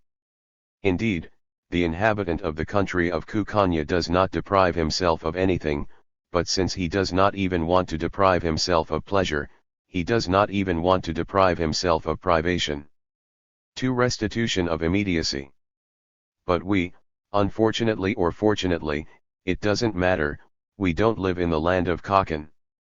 Rather, we are destined for mediation and condemned to follow paths, to seek the satisfaction of our needs with the sweat of our brow, earning it through work or waiting. But paths are paths because there is space. And they take time. As subjects of need, we are therefore spatio-temporal beings. This status seems final. But is it also accepted as such? Is it still accepted today? I'm not so sure. On the contrary, it seems to me that many things demonstrate our hope of overcoming this state of dependence on mediation, indeed, that the main ambition of the technique introduced and practiced by our age tends to achieve this objective of hope. This sounds amazing. Not only because this goal is utopian. but because the function of each individual technical device consists precisely in mediation. Even that of the technique as a whole. If we invent appliances, it is with the aim of inserting them between need and satisfaction, between the mouth and the morsel, so that, there in the middle, they mediate the satisfaction of the need or the production of the product. This mediation character of the technique obviously cannot be contested. But neither can it be denied that we invent and use technical devices with the aim of shortening or cancelling, with their mediation, any distance, of reducing or removing those impediments that stand between need and satisfaction of need, between desire and fulfillment of desire, and that for this reason they stay in the middle, delay or prevent this realization. The attempt at mediation of the technique lies in making mediation superfluous. This goal is known under the name of comfort. But this term hides the real final goal. In fact, ultimately, we dream of restoring the immediacy we lost with the expulsion from the Garden of Eden, in short, to regain the paradisiacal condition. However complicated the technique may be and full of mediations, however much it may transform the world, as it has been hitherto, into a jungle of apparatuses, although it can successfully advance even partial objectives, its ultimate goal is precisely to abolish this mediation and complication. What we dream of is a restoration, the restoration of the Kakan condition, that is, of the condition in which nothing is absent, indeed, everything is there.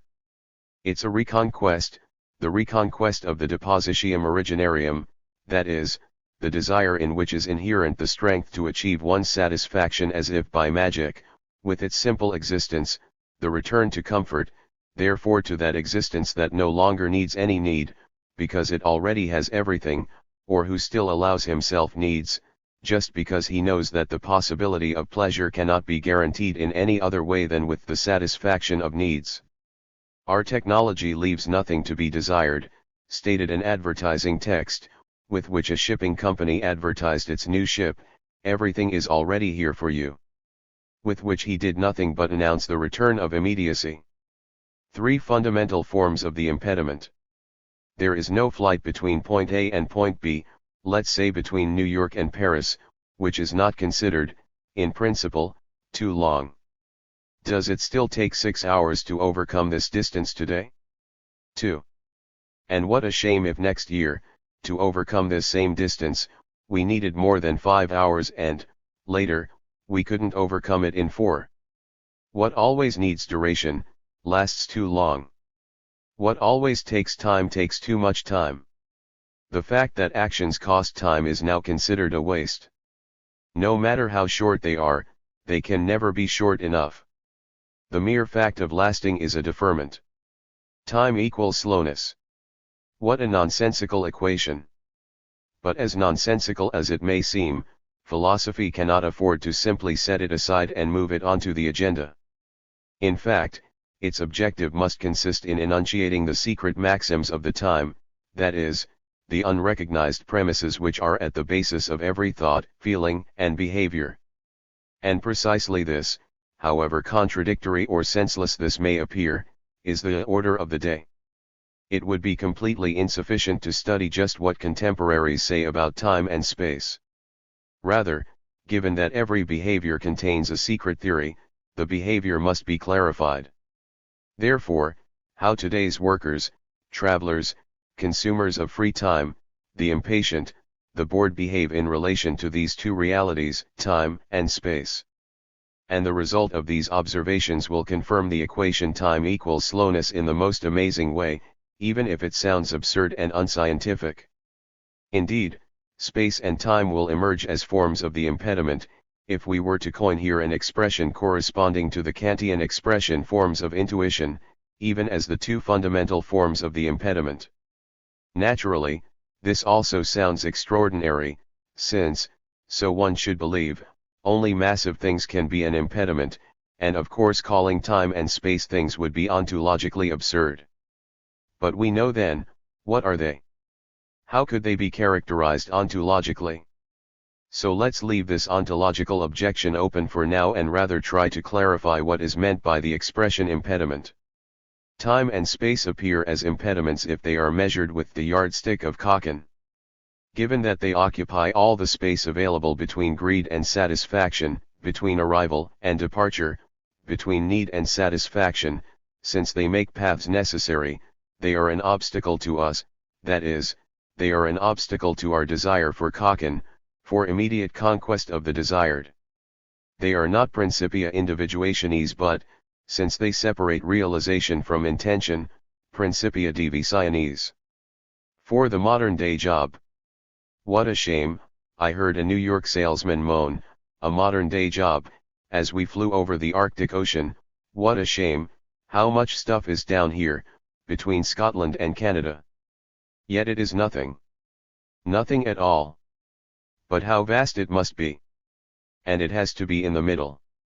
Nothing but air and water. But what is it supposed to be used for? I didn't know the answer either.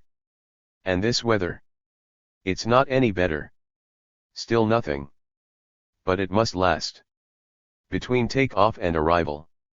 Only good for waiting and snoozing. What is it supposed to be for? Again, I could not give him any information. All righty, he tried to calm down. All right, I know, the Lord created everything. So he must have also created space and time. Though I can't imagine exactly how he made them. Anyhow, he probably had something on his mind. And he knew what to do with it? Probably. The attempt to calm himself had failed. Probably. He repeated angrily. What does it probably mean? What a mess / what a way to run business. And the refueling? Here you receive goods at home, kilometers, hours, it doesn't matter if you have ordered them or not. Acceptance is forced. And with that, we're sitting here. Over time and space. Never in my life had I heard a more unusual description of a priori. Or did he confide in her what he had in mind? Why space? And what is the use of time? I was not used to metaphysics covered in business jargon. Do you know what? I said hesitantly, because it wasn't easy to understand quickly in that language. Perhaps the Lord, by mistake, produced too much, more things and facts than he had originally calculated. So that, in the end, there was nothing left for him to do but arrange the excess in different places. In different places in space. And in different places of the time. I felt quite proud of this improvised interpretation. However, he vigorously refused it. Not because he found her too cynical but because he couldn't imagine such commercial incompetence. Then, indeed, he has created far too much space and far too much time, he objected. And how miserable he has done it. With too much, way too much space in between. With too much, way too much nothing in between. Absolutely uneconomical. He pointed out the window again. Look a bit more there. All this wasted space. While he could have connected Scotland to Canada so well. Coast to coast. All this wasted space. Perhaps you pay for this. Certain. He shouted. Who else? Do you think he pays for my ticket? I did not say this. So. Space, nothing but waste. Time, nothing but a waste of time. Time as a waste of time. Sounds comical, he admitted with a mumble. But then he said, nevertheless it is so. And finally he even found the courage to use the expression business sabotage. Do you blame him for these things? He raised a hand in puzzlement, then let it fall more puzzled still. And who else to blame? He asked again. And then, complaining, if only it could be abolished. What? Space. The weather. Exactly, he replied resignedly. And he concluded. In any case, I didn't order them. But I can't get rid of them either. Naturally, there have been people who have felt their faith in God wavering even before, and jobs have existed in every age of history. But the reason why the salesman from New York began to argue with his God as a new job, the reason for the dispute given by him, senseless installation of time and space, had never been given. For him, however, both were nothing more than facts of obstructionism. Nothing but agents of sabotage who, no matter where and when he started something, obstructed his path precisely because they required paths, thus making his ideal of pro-immediacy unattainable. Before the Kaken. If he had known how to do it, he would have gotten rid of them, eliminated them. He hated them. He hated them as things that really shouldn't be there, like scandalous things. He will object that that man was unique. And of course not. It doesn't often happen that someone demonstrates the annoyance of time and space in this way, that he complains about it so explicitly and that he wishes so clearly that they be suppressed. But only this was unusual, just the way. On the contrary, what he proclaimed he could have proclaimed in the name of all of us, if we had authorized him to divulge all the secrets of the era, which of course we rarely do. Because, in this way, he revealed a part of all of us, one of the secret maxims of our existence today, precisely, our struggle against space and time. The following pages deal precisely with this struggle, i.e. with the attempt to abolish space and time, especially time. 5. Time and need. Naturally I am speaking here only of the tendency, of the ideal of the epoch. I say to be abolished, not that they are abolishable. It is clear that there is still no reduction in the duration of time such as not to think that it can be further reduced, that, no matter how tirelessly we try to reduce the intermediate spaces between desires and objectives, we will always find some unavoidable scrap of time in our hands, that our attempts to realize the temporality of actions will always remain asymptotic, therefore condemned to fail, that time will separate us, again and again, from the age of timelessness. But this futility does not affect the fact that the trend exists. Despite its impracticality, the ultimate and supreme ideal of today's Homo faber consists in this, to become capable, and to make others capable, of achieving all the objectives of acting magically, that is, immediately, without wasting time, without time. The abolition of time is the dream of our time. The timeless, instead of classless, society is the hope of tomorrow.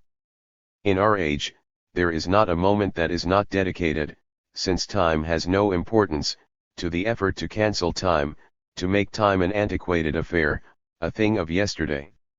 As already mentioned, this becoming obsolete of time, the desire to suppress time is fully plausible because the ideal of our time is precisely called the land of Kaken.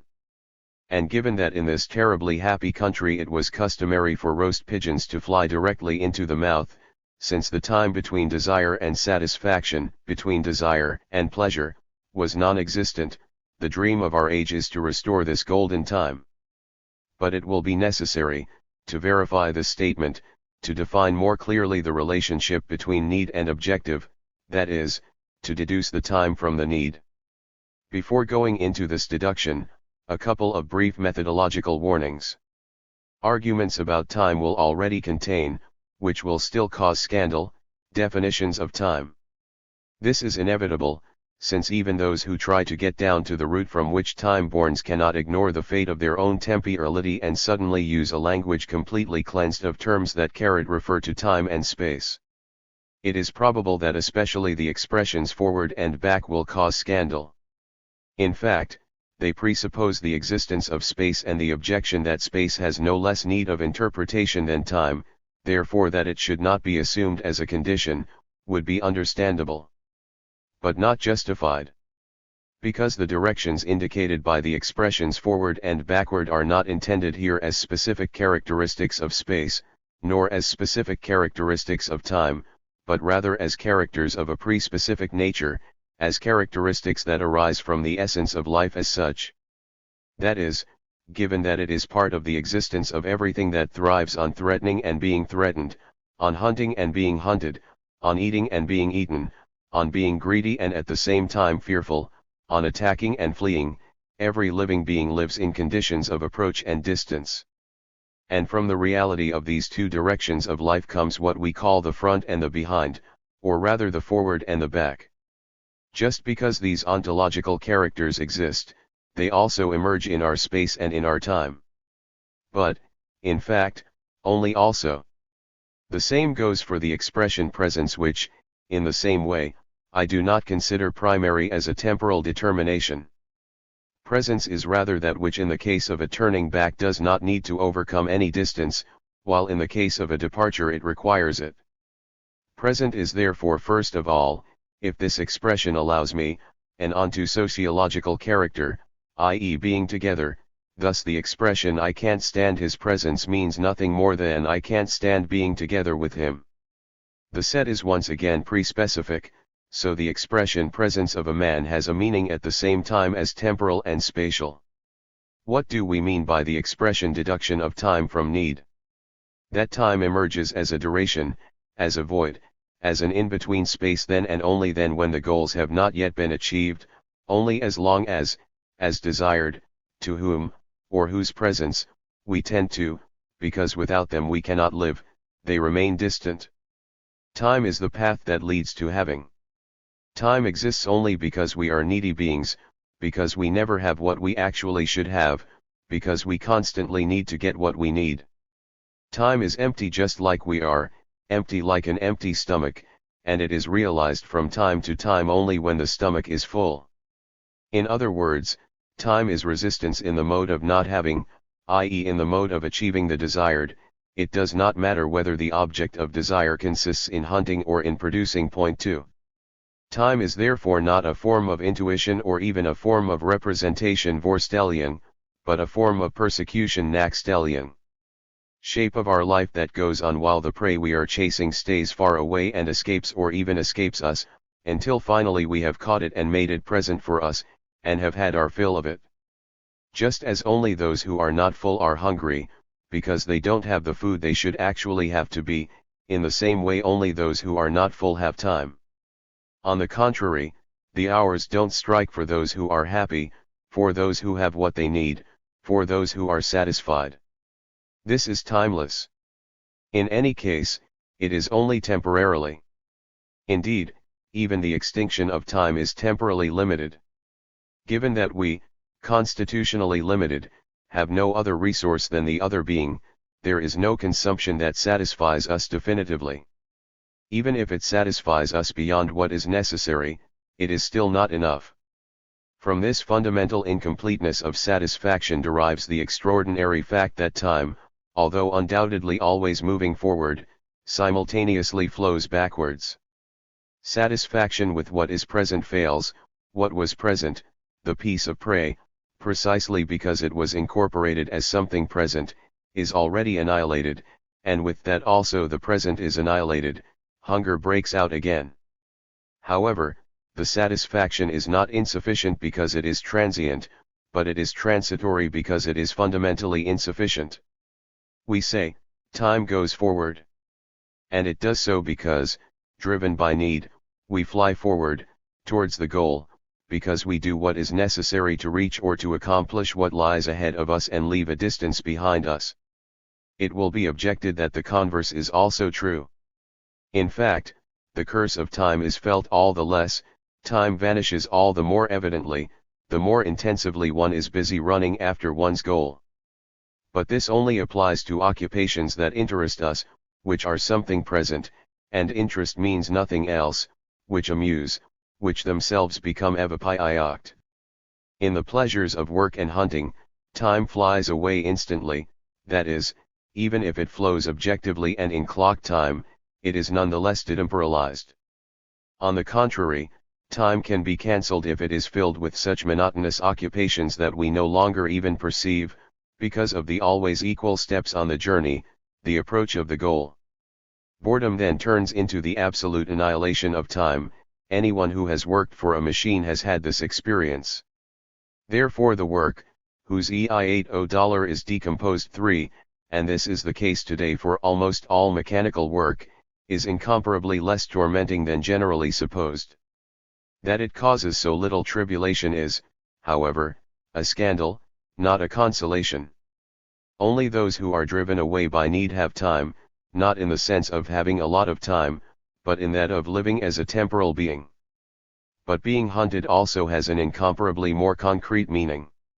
We are not only driven out by our need, therefore by our hunger, but also by the hungry other who is here, behind us. Since we are not only eaters of food but also possible food. We are not only behind something but we also run away from who is behind us.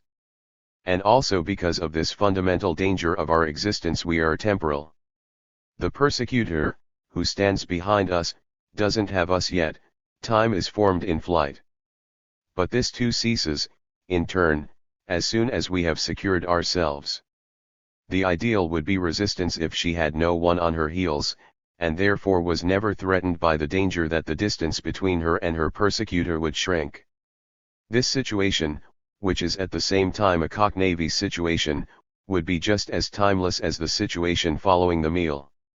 Therefore, safety too cancels time, its technical production moves towards the same goal that moves the technique of satisfying needs.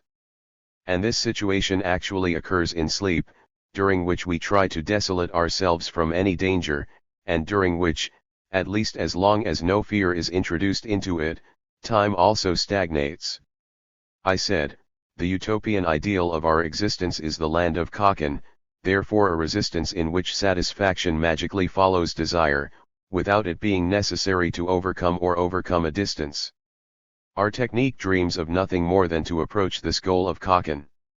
Although it itself can indisputably also represent a mediation, that is, something between desire and fulfillment, indeed even a jungle of mediations, its ultimate goal is precisely to reduce to a minimum what lies in the middle, therefore the time between desire and its fulfillment, or between fear and its non-fulfillment. Or rather, cancel it. This is the ideal of our age. The impatient expression "let's get it over with" is the maxim of today's life.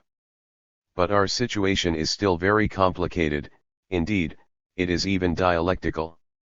And it is for the following reason. What we recognize today as something of value, worth a keel, i.e. worthy of attention, is mostly what has value for something, therefore, exclusively the means.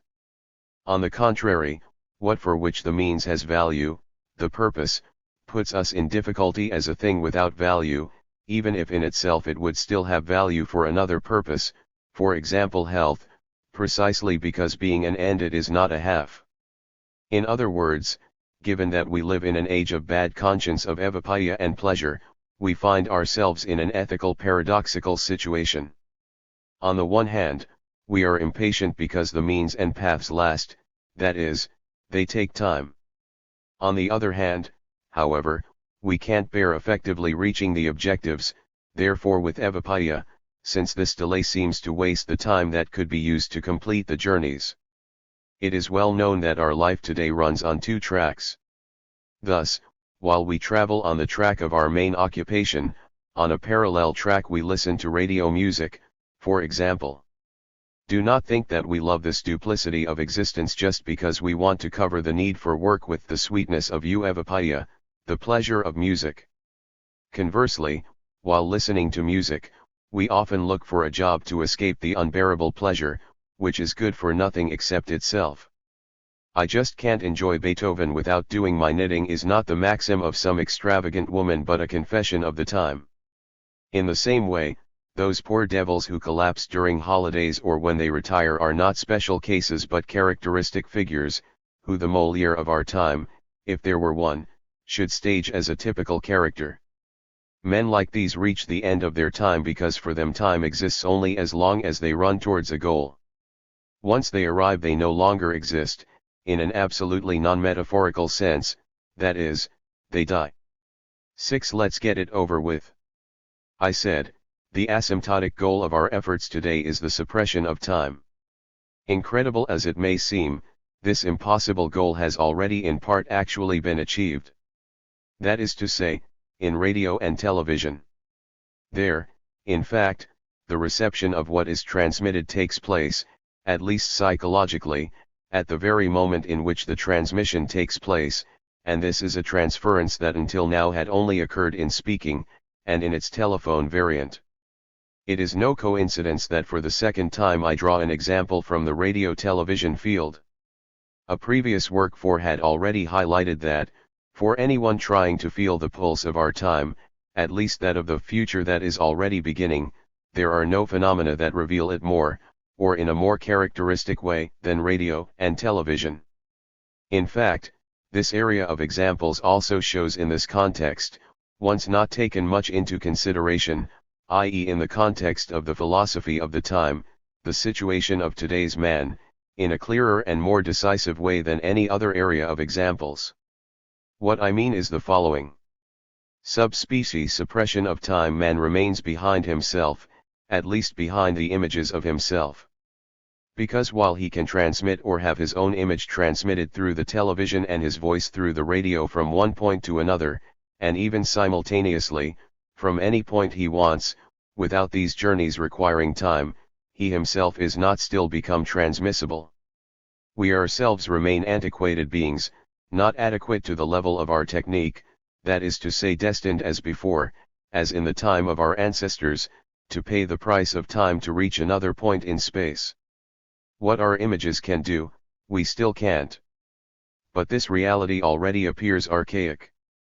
Our children and grandchildren already find it slightly comical and old-fashioned, accustomed as they are to conversations in twos, threes, fours, which have already been customary for some time between oratories separated by large spaces, which nowadays statesmen, for their negotiations, meet again in the flesh. Therefore, despite the fact that we have already succeeded in overcoming distances in the form of images without loss of time, we are and remain incapable of transferring ourselves into this detemporalized form. And if only an infinitesimal residue were left of the length of time necessary for our transfer, the fact that this residue will remain forever indelible figures in the unwritten moral code of the industrial age as one of our human defects. The very reality of time equates to slowness, and our slowness to something shameful. Now, moving from one point in space to another is of course just one example. In fact, it's not just this that represents an overcoming of distances. Every activity must overcome intermediate spaces, at least every activity that aims at something that is still far away, that is, that can only reach its end through mediation, only by following a path, in short, any activity that is not evapaya. Shame therefore does not arise in the first place from our movement in space, but from our movement in general, as it is a movement that tends towards a purpose. In other words, our defect arises, since we, as pointed out above, no longer intend or desire or enjoy evapayata, but rather reduce it to epiok, from our life as such. The desire let's get it over with as fast as possible, that is, to leave something behind as quickly as possible because everything, as long as it lasts too long, and for this reason it is something that steals time, therefore something negative. This desire applies without exception to all activities. And it may even happen that the maxim we heard on the plane from the lips of that passenger who hated time and space will also be expressed on other occasions, for example in bed, and that by it we mean not only falling asleep as soon as possible, quickly as possible. But if the playful admonition that makes fun of the competition of the workaholic worker, sleep faster, comrade, has become so famous in the West, it is not because competition are characteristic of Soviet Russia, but rather because the joke gets right, in general, for all contemporaries. The traveler who flies as quickly as possible from New York to Paris, so as not to waste even a little time, for the same reason will also want to leave behind as quickly as possible the business for which he embarked on the journey. Everywhere, in order to buy time, he will try to reduce time to a minimum. So finally he will do everything as in the land of Kakan, i.e. without mediation, i.e. no longer needing to build a bridge of time between desire and fulfillment, and without the sum of his activities still having any duration. However, what actually results is the opposite of what is represented. We can see the consequence of this shortening of the action from the discussion on the problems of free time. What results is a growth of time in the manner of a hydra, that is, a time that seems to last incomparably longer than any other time filled with actions, incomparably longer because it is free, i.e. free from root activities, and therefore remains stationary. By shortening our actions, indeed, we gain a quantity of time, of which we are unable to do anything, so much time that, Terrified of DDXY horror vacui, we will be forced to divide this vacuum into as many activities as possible that erase time, or to fill it with such activities.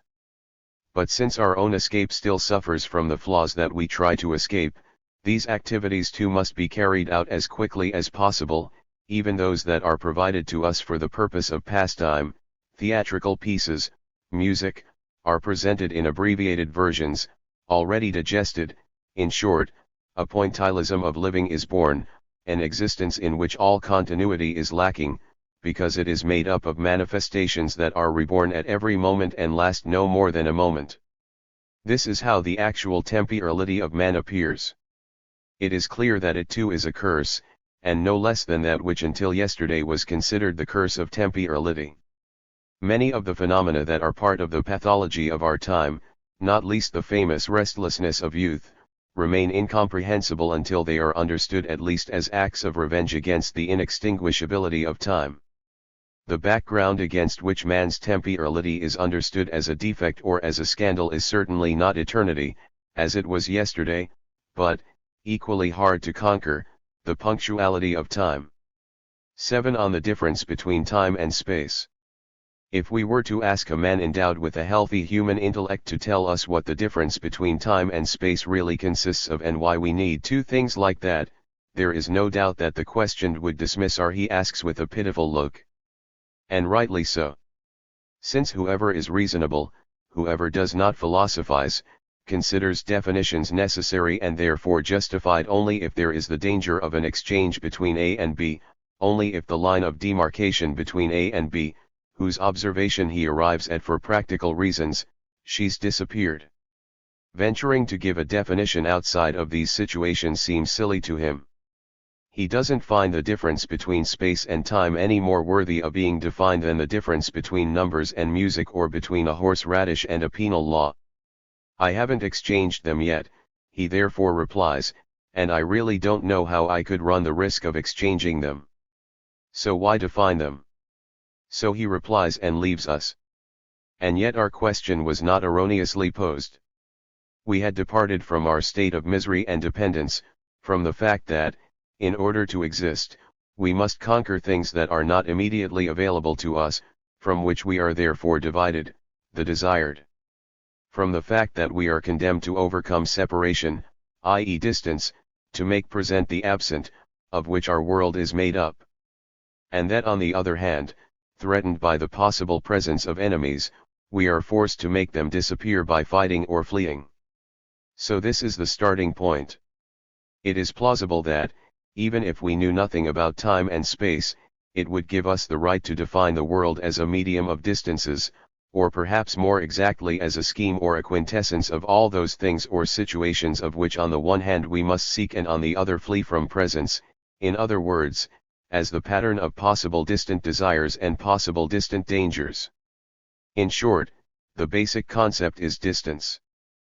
But this fundamental concept still remains completely nonspecific, that is, pre-specific. The meal remains far away, it does not take place now, the prey intended for the meal is far away, that is, it is not here. Clearly, the category of distance emerges both in space and in time. That the world exists, as the quintessence of the other far from me, and that it exists because we, as needy beings, depend on the other, on the distant, on the absent, this is evident. Point 5. On the contrary, not because this medium of distance, in which we wander like hunted hunters, has a double face, because it forks into two absolutely different branches, because absence must take place in two forms, which we call spatial and temporal absence. This structure is not deduced together with the deduction of the world from need. In any case, not until today. Our questions, why two forms of absence? And, why exactly these? And, how do they differ from one another? These questions, which sound silly to the healthy human intellect, sound completely justified in our context. Perhaps this bifurcation can also be deduced. This deduction should fulfill two tasks. Should 1. Deduce the double form, space and time. 2. From this root, develop the specific characteristics that differentiate space and time from each other. Let us suppose, for once, that there exists a spiritually autarkic being, an animi stoicum whose ontological character, since he would not experience hunger or threats, would be fundamentally different from ours. And that this being begged us to explain to him what we mean by space, and what by time. We would therefore not be the interrogators but the interrogated. Answering his question, since, as spatio-temporal beings, we could hardly, or could not at all, give up the words of time and space, would cause us the greatest difficulty. But let's admit that, nevertheless, we try. Naturally we should begin our explanation with the description of our being in need. As non-autonomous beings, so then we would begin, we are everywhere and always dependent on others. Or we have to reject something else, something that puts us in danger. He doesn't understand one thing or the other. Then we would continue, always in our existence it is a question of having something else and not being had by the other.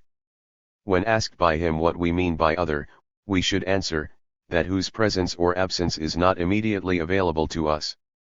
For example, the presence of food or the absence of the persecutor. In short, these must be made present or absent. Let's still assume that the questioner, the self-sufficient being, has accepted these ontological clarifications, which should not only sound completely unusual to him, but also completely incredible, and understood the function of the distance to be overcome. Then it would be where we are. In fact, he would ask us, and rightly so, those questions that we asked the man of sound intellect, and that he had rejected as silly. And what is space, he would ask, and what is time? Or, is this medium of the absent what you call space or what you call time? Both, we should answer. And why exactly too? She would continue then. Why is it necessary for both to exist? Necessary? But that's how it is. Interesting. And can you distinguish the two? Of course. I've never exchanged them yet. Amazing. And how do you tell them apart? Perhaps the happily self-sufficient being would not be right to ask these questions. So why are there two forms of experience, or rather of the impediment, or in any other way we could call space and time? And why exactly these two? Both have to do with absence. In two different ways? How are the roles of the two divided within a typical situation of absence? Let us take the elementary situation of hunger. A living creature, whether fish, fox, or man, feels hungry. Therefore he tends to his desideratum. To food. Is the latter absent in a spatial or temporal sense? Both. It is absent here and now, in a sense we are still before the separation between space and time. Or maybe not anymore. Is eating, in the sense of the object, the prey, to be consumed, absent from the here or from the now? Evidently, only from here. In fact, the prey already exists. And it is conceived as something already existing by the hungry. What about eating in the sense of the act of consuming? Evidently, it is only absent from the hour. The distinction between object and act seems to have taken us one step further. We repeat, the existence of the object is understood as absence in a spatial sense. The object, for example the prey animal, exists elsewhere, it is true, even now, but it is not here, that is, it is not with me. This is the original meaning of here, and I'm not close to him. Absent in the temporal sense, on the other hand, is the act, which is not found somewhere outside, which is even here. In fact, appetite is in a sense eating in the absence of food, and in the dream appetites precisely the imago of his object is created, so that the act actually takes place although the object of the act is only imagined as here. This happens, for example, in the erotic dream. Space and time are therefore not parallel forms, but completely different modalities of absence. The desideratum is spatially absent insofar as it is, although I don't have it, or it doesn't have me. Temporarily absent, and therefore in a sense non-existent, is the fulfillment of the desired, because I don't have it. And the past? the coordination of time and non-being, always re-emerging in the history of philosophy. The past is no longer, the future not yet, and the present is only an ephemeral point, is just as little random as the fact that we continue to assigning spatiality to the world as it is. Indeed, to highlight its being to the extreme, it has been denied time, that is, it has been assigned eternity. On the contrary, no metaphysics has ever arrived at the, apparently analogous, idea of defining the world as lacking space to underline its being. There is undoubtedly a situation in which the difference between space and time is abolished, that is, the situation in which one has the prey, that of satisfaction. This hic nunc becomes the present, in which the object is no longer absent since it is precisely had, therefore it is present. It is really no coincidence that with this word present, and not only in German, we give a neutral sense to time and space. On the contrary, it would be incomprehensible if it were not so. Seriousness on Happenings 1. 1968. The reasoning for the following reflections was a piece of news I read by chance, a short time ago, in an American weekly. The news concerned a congress of philologists, all people who took themselves extremely seriously, during which countless papers on more specialized topics were read. Suddenly a naked girl had lowered herself down, with a rope, from the gallery into the stalls and had started walking up and down the hall loudly offering chocolate, lemonades, ice creams, goods that she carried in a box over her shoulder. If this wasn't a happening, then I don't know what else the word means. And this happening gave me the cue for a couple of reflections on what fappening is or isn't. The first thing that got us thinking and that probably made philologists angry was, this naked girl behaves as if the room where we, true philologists, hold a scientific congress were nothing but a stage, the stage of a cabaret or an absurd theater, and as if we, as actors, only exist in an as-if manner. Why does she do it? However, this scene is so far-fetched that it can't be true. This was probably the first reaction, and it also contains a certain first truth. In fact, those who participate in a happening organize it as if it weren't an entirely real, entirely probable event.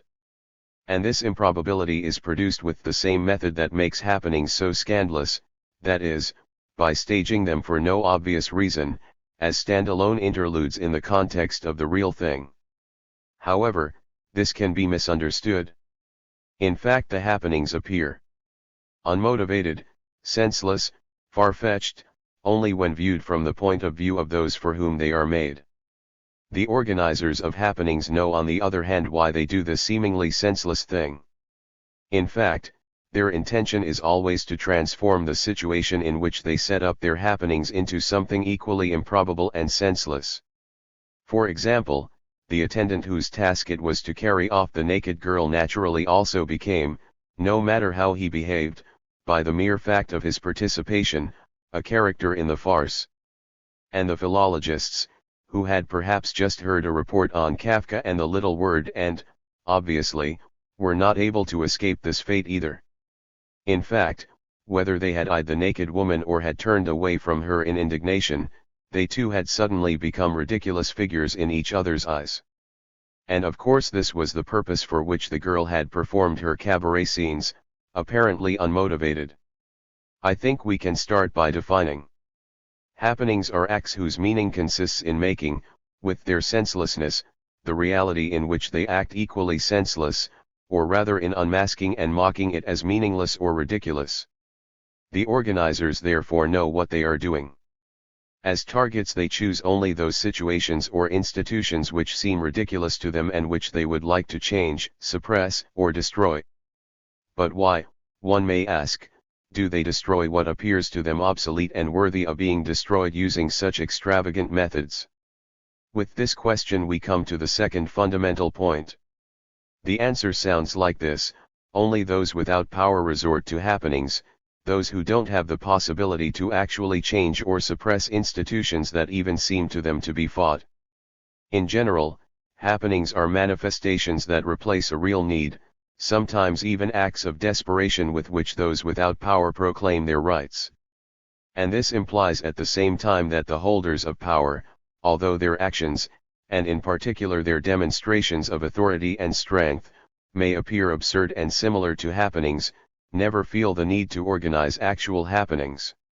In fact, they couldn't either.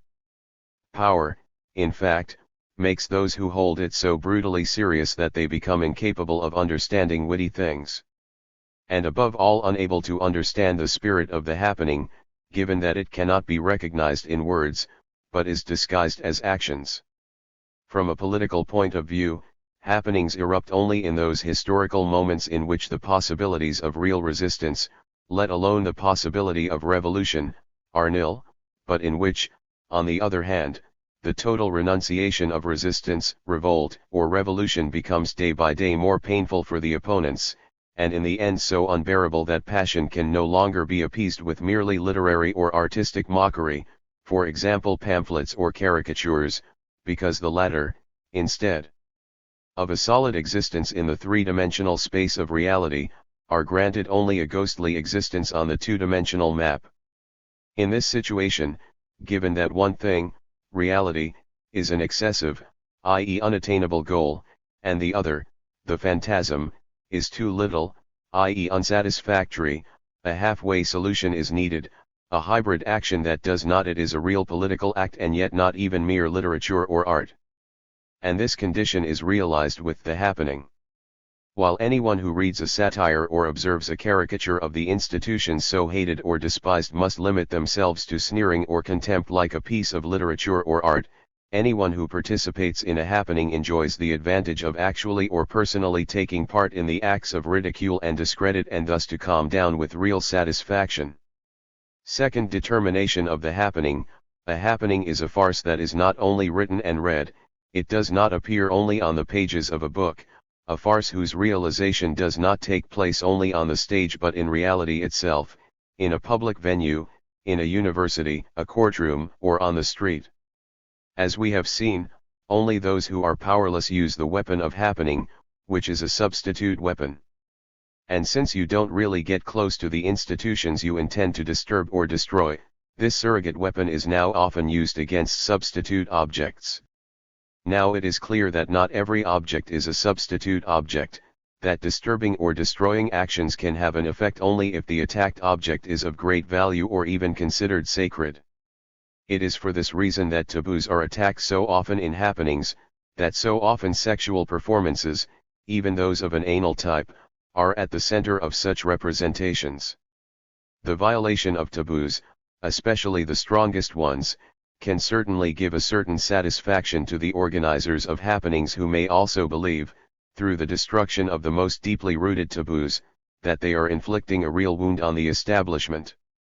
However, they are often wrong. Since for the establishment, which should be shaken by this violation of taboos, these substitute attacks are instead often welcome, given that they are politically harmless. And often they are not only harmless but even beneficial. In fact, the establishment benefits when opponents disperse in non-political actions. It should not be forgotten that vestablishment itself, in order to divert those dominated by political opposition and at the same time offer them the pleasure and sensation of being at the forefront, breaks uninterruptedly and methodically, with the help of millions of reproductions of nudity, breasts, thighs, and sexual acts, taboos that still appeared untouchable 20 years ago, at least to the majority. If the opposition now takes this misleading maneuver from the establishment and makes it its own, this can only please the establishment. Which, however, does not prevent him from singing the opposite song as well, the song, that is, with which he addresses the Philistines, who prefer any criminal, as long as he is dressed correctly, to any demonstrator who behaves in an unseemly way, to slander the naysayers. The damage that certain happenings cause, which are then exploited by carrot establishment, is so great that sometimes one cannot defend oneself from the suspicion that taboo destroyers are paid as provocative agents, which is true, at most, in one sense of the all indirect. But let's go back to the successes of the happenings. In fact, to argue that they get absolutely nothing would be wrong, given that, as we have seen, their intended senselessness can unmask the senselessness of the real institutions within which they occur. This succeeds sometimes so well that those same real events suddenly give the impression of being happenings, so to speak, of happenings that take place in the course of a reasonable world. What seemed absurd, for example, were not those Munich students who bobbed, mocking, around the pompous procession of professors in gowns. Absurd, because of them, the procession rather seemed, as if it were itself a happening. And actors appear in certain judicial debates not only as the diabolical accused, with the ease and brazenness of their behavior they force their antagonists, the honorable characters of the ritual of justice, to behave in turn as actors. They too behave as if they understood their function solely as roles in a farce whose purpose is to deliver them, to ridicule. A further quality of happenings is that, thanks to their ambivalence, they offer continuous alibi possibilities. Since the question always remains open, to what extent a happening is only a joke or already a serious thing, those who participate in it, when accused of sedition, always have the possibility of beating their chests, affirming, so that tears the heart, with which they create a new happening, of being as innocent as lambs, of simply allowing themselves a joke, and to be stunned and also angry at being forced to give a serious account of something that they themselves had not considered. Serious, so much so that what, there on the pavement, looked like blood, in reality it was nothing else. Please, gentlemen, check for yourself. What red paint, sprayed from plastic bags, and therefore that even the actors could be tried as thugs or murderers, after the curtain has fallen, for example, on a performance of Hamlet. Sometimes, these arguments are lucky. Sometimes, however, the ambivalence of happenings has the exact opposite effect. From a joke, precisely because it is only a joke, precisely because the joke causes bloodshed, one passes dialectically to seriousness. Nothing is more contrary to the executive, which really doesn't care about and isn't really specialized in ambivalence, than being made fun of, and every policeman prefers 100 times to deal with real stabbers, because he knows what it is about, rather than opponents who have absolutely no intention of really spilling blood but only of smearing them, the policemen, with red paint and thus making them apparent victims of their job. It is very probable that sometimes the policemen, precisely because they do not like at all to bleed only in appearance and thus become part of the happening themselves, for this very reason they become particularly tough and aggressive. The appearing of happenings then turns into being point two. It can thus happen that students protesting against the war in Vietnam fall seriously injured on the pavement not because they fighted the policemen but simply because they teased them. Sometimes, however, this dialectical reversal from appearing to being, from red paint to actual blood, can be deliberately designed by the authors of the happenings. In fact, it is understandable that the opponents are particularly interested in proving that they are not the first to carry out the violence. But not even with this is the internal dialectic of the happenings dealt with exhaustively. And this for two reasons. 1. No one will argue that the May riots in Paris were just happenings. The harshness with which the movement was repressed by the government proves that it was also taken seriously by those against whom it exploded.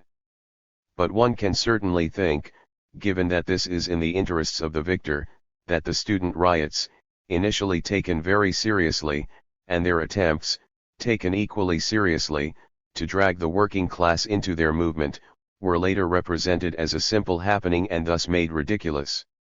Worse still, it may even happen that the rioters, for their part, favor this false interpretation.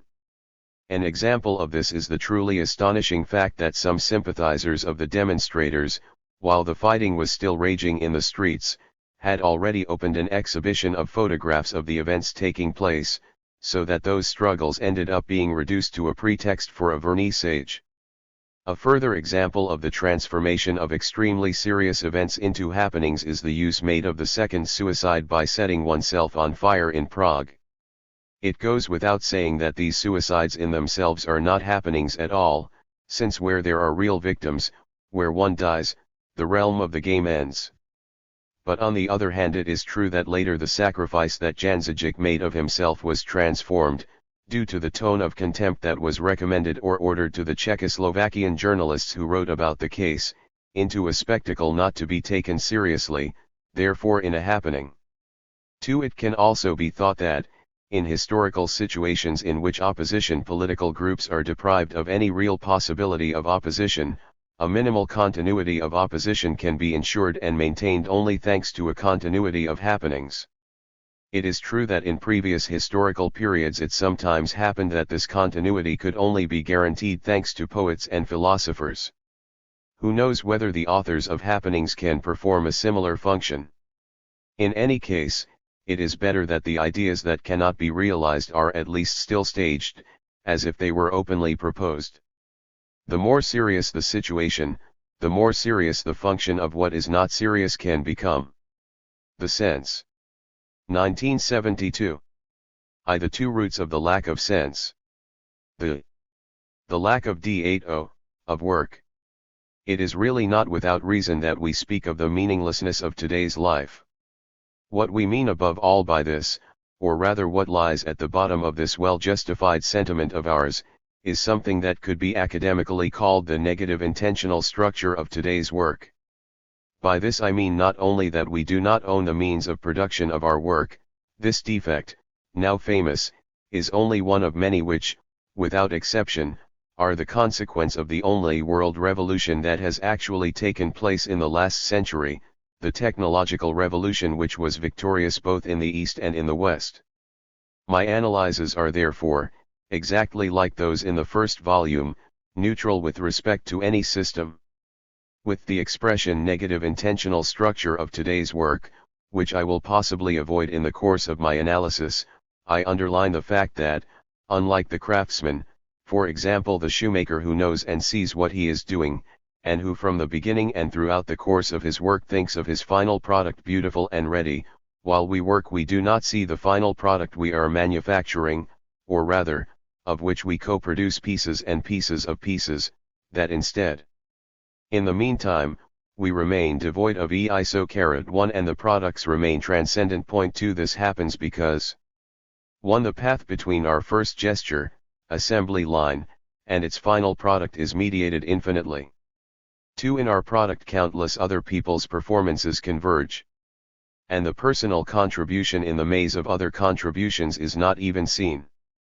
In fact, trying to think about the final product while working on the assembly line would be silly. Since it would no longer be possible to see our contribution in the image of the final product, the relationship would remain purely external, merely theoretical. 3. We must concentrate on that piece of the piece on which we are forced to work from time to time, and on that phase of the work that we do from time to time, and we are also obliged to do this in order to work accurately, and, after all, we even want it /.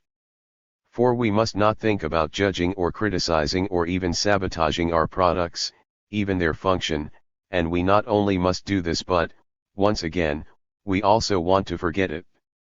And we want to forget it because, especially in times of unemployment. 3. We would sabotage ourselves if we did. Clearly, lack of EISO, and transcendence which, even if not mentioned, have already existed for more than 100 years, are therefore nothing but merely random, empirically verifiable qualities of work and production. Indeed, since they arise from the irrevocable Industrial Revolution, they are essential characteristics of our work today, against which there is no remedy. The discourse, so widespread everywhere, on the expected humanization of work is therefore a dishonest chatter, a contradictio in adjecto. Such a humanization is just as impossible as the humanization of war, because in this as in that case, what one presumes to humanize embodies the principle of inhumanity right from the start. But the negativity of today's work is not limited to this lack of ETSOS and transcendence of the product. It goes much further. Not only are we excluded from the image of our products, but also from the freedom to use them. And with this, once again, from the possibility of judging and being responsible for the effects, which sometimes go as far as genocide, of our products, and therefore for our production, our effects. And, as already mentioned, not only we cannot do all of this, but it is not even lawful for us. And not only is it not permissible for us, but it is not even permissible for us to be able to.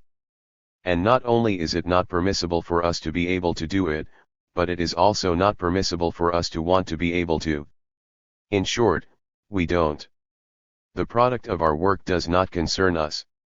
This transcendence of the product, disappointed, of the effect, which is imposed on us, but which we too accept as obvious and harmless, the infinitely vast abyss between our activity and what thanks to it is achieved at this or that moment, in this or that place, makes our life, and with this we come to the topic, literally senseless. If one can still speak of a sense of work in any way, this now consists, really without any contempt, in the collection of paychecks. Since the majority of our contemporaries who live in highly industrialized countries still know only this meaning, can only know this, we must say that this majority leads a meaningless life. Where, however, we must concede that senseless work is perhaps, no more meaningful, but far more bearable than the senseless vegetating of the unemployed, who are not even allowed senseless work. There is nothing more poignant than the nostalgia of the unemployed for the good old days when they could still work senselessly. 2. The universe of vehicles. The second reason for our feeling of meaninglessness lies in the fact that we are condemned to live in a universe of means. By this expression I mean the artificial world, created by the Second Industrial Revolution, in which there are no longer acts or objects that are not means, that do not have to be means, whose purpose consists in nothing other than guaranteeing the production or maintenance of further means, the purpose of which is, once again, to produce or make further means necessary, and so on. In these circumstances, an act or product produces a value if it is good for something, therefore it is in no way a sense but has only one. But speaking here of only is inadmissible, because being a means to something appears to be the highest thing, the only thing that justifies existence. Point 4. Final goals, if they ever arise, which is never the case, in the universe of means, they would therefore have no sense, precisely they would be senseless, and this is the dialectic of the lack of meaning. At most, their meaning would consist in this, that they would be the meaning of the means, given that these aim at the realization of the objectives themselves. Therefore, given that in this universe everything is only a means and no end, it is overall senseless, and so is the compulsion to live without escape in a senseless similar universe. 2. The removal of the empty of sense. Let us now turn, having discovered the two roots of senselessness, to the means by which a remedy is sought against it. There are two of them, external help and internal help. 3. External help. Anyone who even leafs through the existing literature on this subject should truly be amazed, which however does not happen, by the fact that we speak only very rarely, indeed it can be said we never speak, of the effective senselessness of our life, but rather always and only of the feeling of senselessness, as if this feeling were the real misfortune and only the elimination of the latter were necessary, as if toothache was the disease.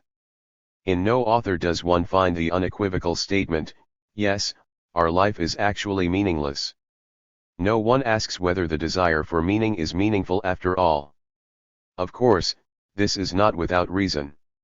In fact, it is clear that whoever admits nonsensicality as a given fact would thereby detach himself from technique, which, as we have seen, is the root of nonsensicality, and furthermore it is clear that any establishment, it does not matter whether in the East or in the West, by distancing itself from the technique would condemn itself to death.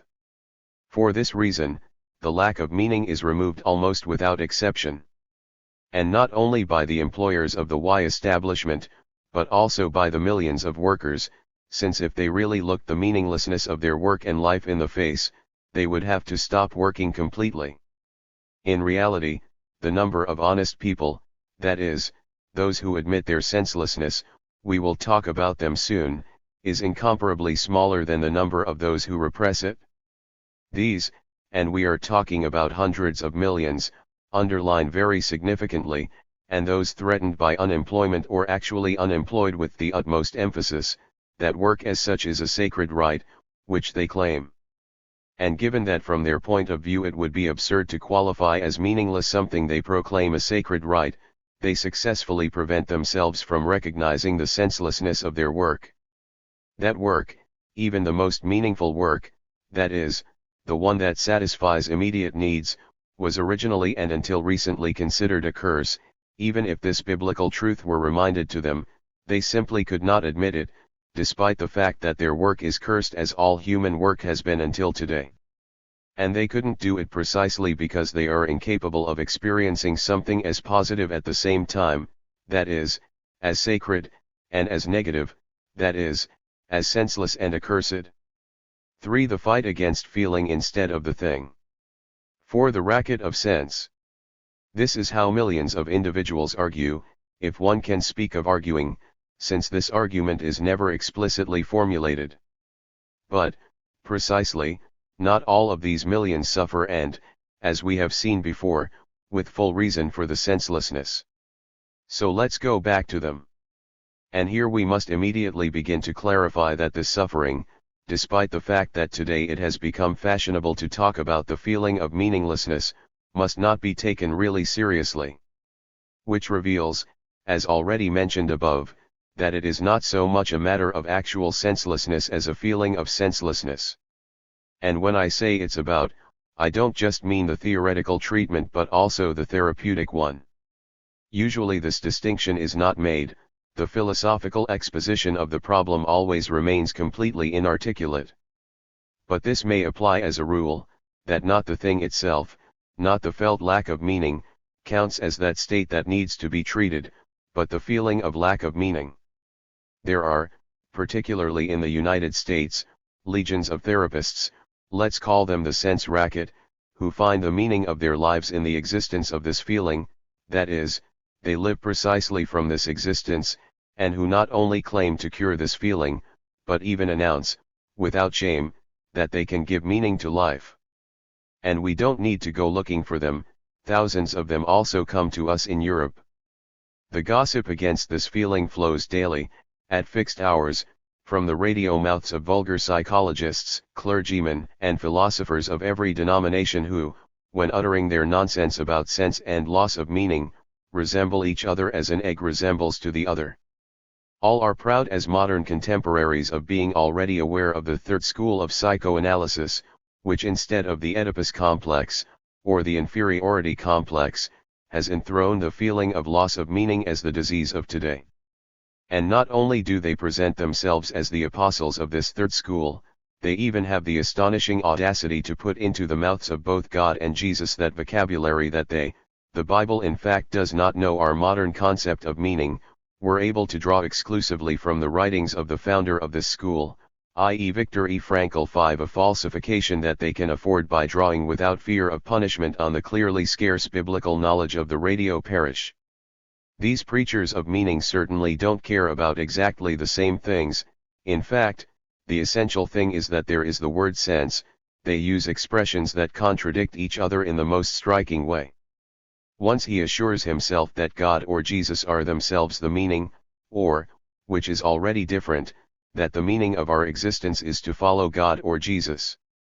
A minute later they exhort us to apply the will to sense, this too, an expression à la Frankl, which leads to a real contradiction, given that this formula unequivocally means that we are obliged to seek and find the sense itself, meaninglessly hidden by God knows what evil genius, indeed, that we are obliged to invent it, in the so-called attribution of meaning. In fact, the typical formula of the self-made man, everyone is the smith of his own sense, was broadcast by a radio that was no less tolerant than paper. And it's not enough for these radio preachers of the Third Viennese school to assure us, shrugging their shoulders, that if only we applied a right will to meaning, we would already have half achieved our objective. Where there is a will, there is a sense, the same source. Even this senselessly optimistic expression, which as is natural in the U.S. recently one of these essays from the radio country, truly. The Magister apparently knew God's intentions better than God himself, but unfortunately the latter could not have formulated them as well as a Franklist. At these assertions, the disbeliever covers his face, full of shame. Those who invite us to fight the feeling of lack of meaning, and today there are already thousands of them, are no better than those politicians who advise the starving people of the Sahel area to fight against their feeling of lack of bread, a cynicism that no statesman has yet allowed himself. And if psychotherapists even ventured to saddle a will for meaning with the millions who vegetate in a truly senseless way in offices or factories or, if unemployed, in front of television screens, they would be no better than those statesmen who were ready to saddle the hungry with a will to be satisfied and to make them understand that this will would already be half the bread with which they could be satisfied without delay, only if they really wanted it. Thousands of psychotherapists deceive patients who consult them with solemn speeches like these because of their chronic feeling of nonsense. Instead of honestly agreeing with the patient, you are right, your feeling is legitimate. In fact, the life that you lead, as a worker in a needle factory, or as a facelifter for life, or as a lottery ticket seller, makes no sense to you, even if your activity should perhaps be useful for this or for that human being, even if it were humanized. Don't, however, believe that the expression meaning of life, which you use, really makes any sense, nor that you have ever previously possessed what comes to me to report so painfully as a lost object. What had been before was not possession of meaning, but a condition in which you were absolutely not hungry for meaning. Or, perhaps, you could have a sense prosthesis prepared for a supposed loss of sense. But why do you assume that a life, as well as being, should, or even could, have something, precisely, what you call sense? Don't let her be given the impression that she could find the meaning of her life. In fact, it isn't hidden somewhere, it simply doesn't exist, or even that someone else, for example me, the presumed therapist, can find it for you and then insert it in your mouth like a false tooth. No, what you cannot have lost because you have never possessed it, no one can find it back, not even with the best of wills. 6 And even supposing that your life has a meaning, how petty, how much contradictory in itself, not to mention how immoral it must be a sense that, despite the assumption that its sense is to serve one's life as a leitmotif and as a justification, hides itself so deeply as to remain untraceable and unrecognizable, lacking therefore totally to its function. It is true that vulgar philosophical language prefers the expression profound meaning, and it is said that life and the world must have such a profound meaning, but this discourse of depth arises only from the fact that the search for meaning, since it is senseless, remains in vain, which is why we dig deeper and deeper. The less it is found, the more profound the meaning must be. The worse, the better. I must remember in this regard, these are not my words, but the hypothetical words of an honest psychotherapist. No, the feeling of the meaninglessness of life is not a pathological symptom that needs to be treated, but a fully justified feeling towards the fact of meaninglessness, a sign of a disposition still intact to the truth, not to mention even a symptom of health. However, this disposition towards truth requires, even if it may seem paradoxical, that we stop looking for the meaning. In short, the truly sick are those, and they are hundreds of millions, who have never experienced the sensation of leading a life effectively devoid of meaning, i.e. those who have successfully learned to live in senselessness and not to wait for anything else. But as for the thousands of therapists that exist, they resemble those bartenders in the Wild West Gold Rush locations who didn't dig themselves expecting to find Toro, but rather found it thanks to gold prospectors, who instead they failed 99%. Or, in another metaphor, they resemble those doctors who, instead of sending them to restaurants, administer injections against the feeling of hunger, in exchange for a fee. 5 cents as a means. Coffee for the people. But let's go back, once again, to Frankl. He rightly observes, and speaks from experience, that in Auschwitz and Dachau, those who were oriented by a sense, and by this he meant believers of all colors, Christians such as Jews or Jehovah's Witnesses or communists or patriots, were able to better survive the horror. He could therefore have spoken of means of survival /Lebensmittelrei / just as one speaks of foodstuffs / Lebensmitteln /. The consequence that Frankl draws from this observation, even if he not express the formula expressus verbis, could sound like this: in order to live and survive, each of us should be oriented towards a sense, everyone should affirm and nurture a faith in a sense. This actually sounds pluralistic and tolerant and therefore harmless and even recommendable. For philosophers, on the contrary, a similar position is completely unacceptable. And this for the reason that, in this way, a total indifference towards the question is proclaimed, truth or non-truth of what one believes in. Already Lessing, who in his parable of the Ring 7 claiming that all 3 rings were authentic, had anticipated the misfortune of the neutralization of the truth, which only concerns non-believers. Already he, in place of the truth of the believed, had put the subjective truthfulness of the believer. However, compared with today's neutralization of the truth, the one he proposed was still harmless, given that he does not present the 3 religions as equally true just because they were all faiths, but because they agreed in the main creed, the monotheistic one. But Podierno pluralist, Podierno psychotherapist, no longer even requires this common denominator, not even as a precondition. For him everything is already in order if only one believes in something. It does the same if the dogmas are called trinities or classless societies. In short, instead of faith in specific contents, he affirms faith in faith. That is, belief in the ability to promote one's own survival. Naturally, it is no coincidence that with this postulate of his Frankl has aroused such an overwhelming echo precisely in the Anglo-Saxon countries. Here, the premise of tolerance, for a long time, had consisted in the fact that whoever is to be tolerated believes, no matter what. Already this had been a victory of believing as a spiritual activity over believing as content. With this, it is naively assumed that all religions are equivalent variants of believing, which, given that believing in today's sense was born only with Christianity, it is not true at all. In any case, the need was not felt for a specific faith, but for the determination with which one believed. Even in England in the last century, immigrant Jews were still expected to be Orthodox and, of course, even the non-Orthodox gladly fulfilled this condition. Only under this condition, therefore, curiously, with the premise of non-assimilation, were they considered equal by right. And even in the 30s of this century, in the United States, the aspirant to a university position who, in the questionnaire, did not answer the question about his religious affiliation, was bypassed. Frankl actually speaks as if he came from this tradition.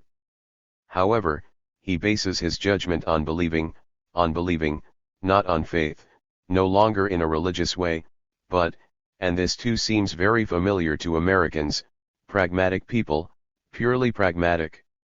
He takes sides with belief not because, like Lessing, he holds all religions to be variants of a single truth, but because he affirms, not without justification, that all religions confer an equivalent strength because they possess the same capacity to give strength, the same therapeutic virtue.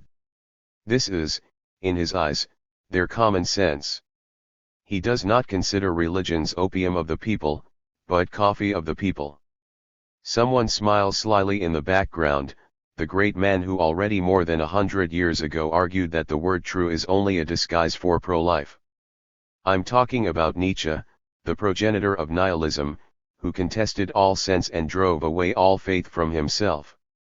The abyss between the two is obviously insurmountable, since, while Nietzsche considered the concept of truth untenable, believing that it was nothing more than a mere biological advantage, Frankl, all the more positive, concedes, as we have seen, truth and sense to everything that favors life, precisely because of this quality. However, how much more courageous was the one who dared to question the concept of truth compared to those who consider everything that favors life to be full of meaning, for which therefore every truth is good. But there is even worse. In fact, Frankl openly announces that, literally, there is no situation that does not make sense, which is completely incomprehensible after his stay in Auschwitz, and that sense must not only to be, but also can be found. Now, this is naturally the happiest message that can be offered to those hungry for meaning, and it is not surprising that this message, especially in the land of public relations, has exerted and still exerts an extraordinary force of advertising attraction. In reality, this message states, however miserable you may feel, it is possible to help you get out of your situation of meaninglessness, a situation that is only apparently hopeless. Indeed, in reality, you have already always received help, given that this situation, albeit in a hidden way, is in any case full of meaning. It is not a quote. And this is naturally a doctrine which, compared to the expression opium of the people, would be of an illicit kindness. 6. The artificial sense. It is true that Frankl repeatedly underlines that the meaning cannot be invented but only found, and this presupposes that the meaning, somehow, exists, a supposition that for philosophers is a very hard knot. Despite this metaphysical assertion, of which he doesn't even suspect the ontological implications, Frankl incessantly talks about something that in the best of cases can be called artificial sense, i.e. artificially produced sense.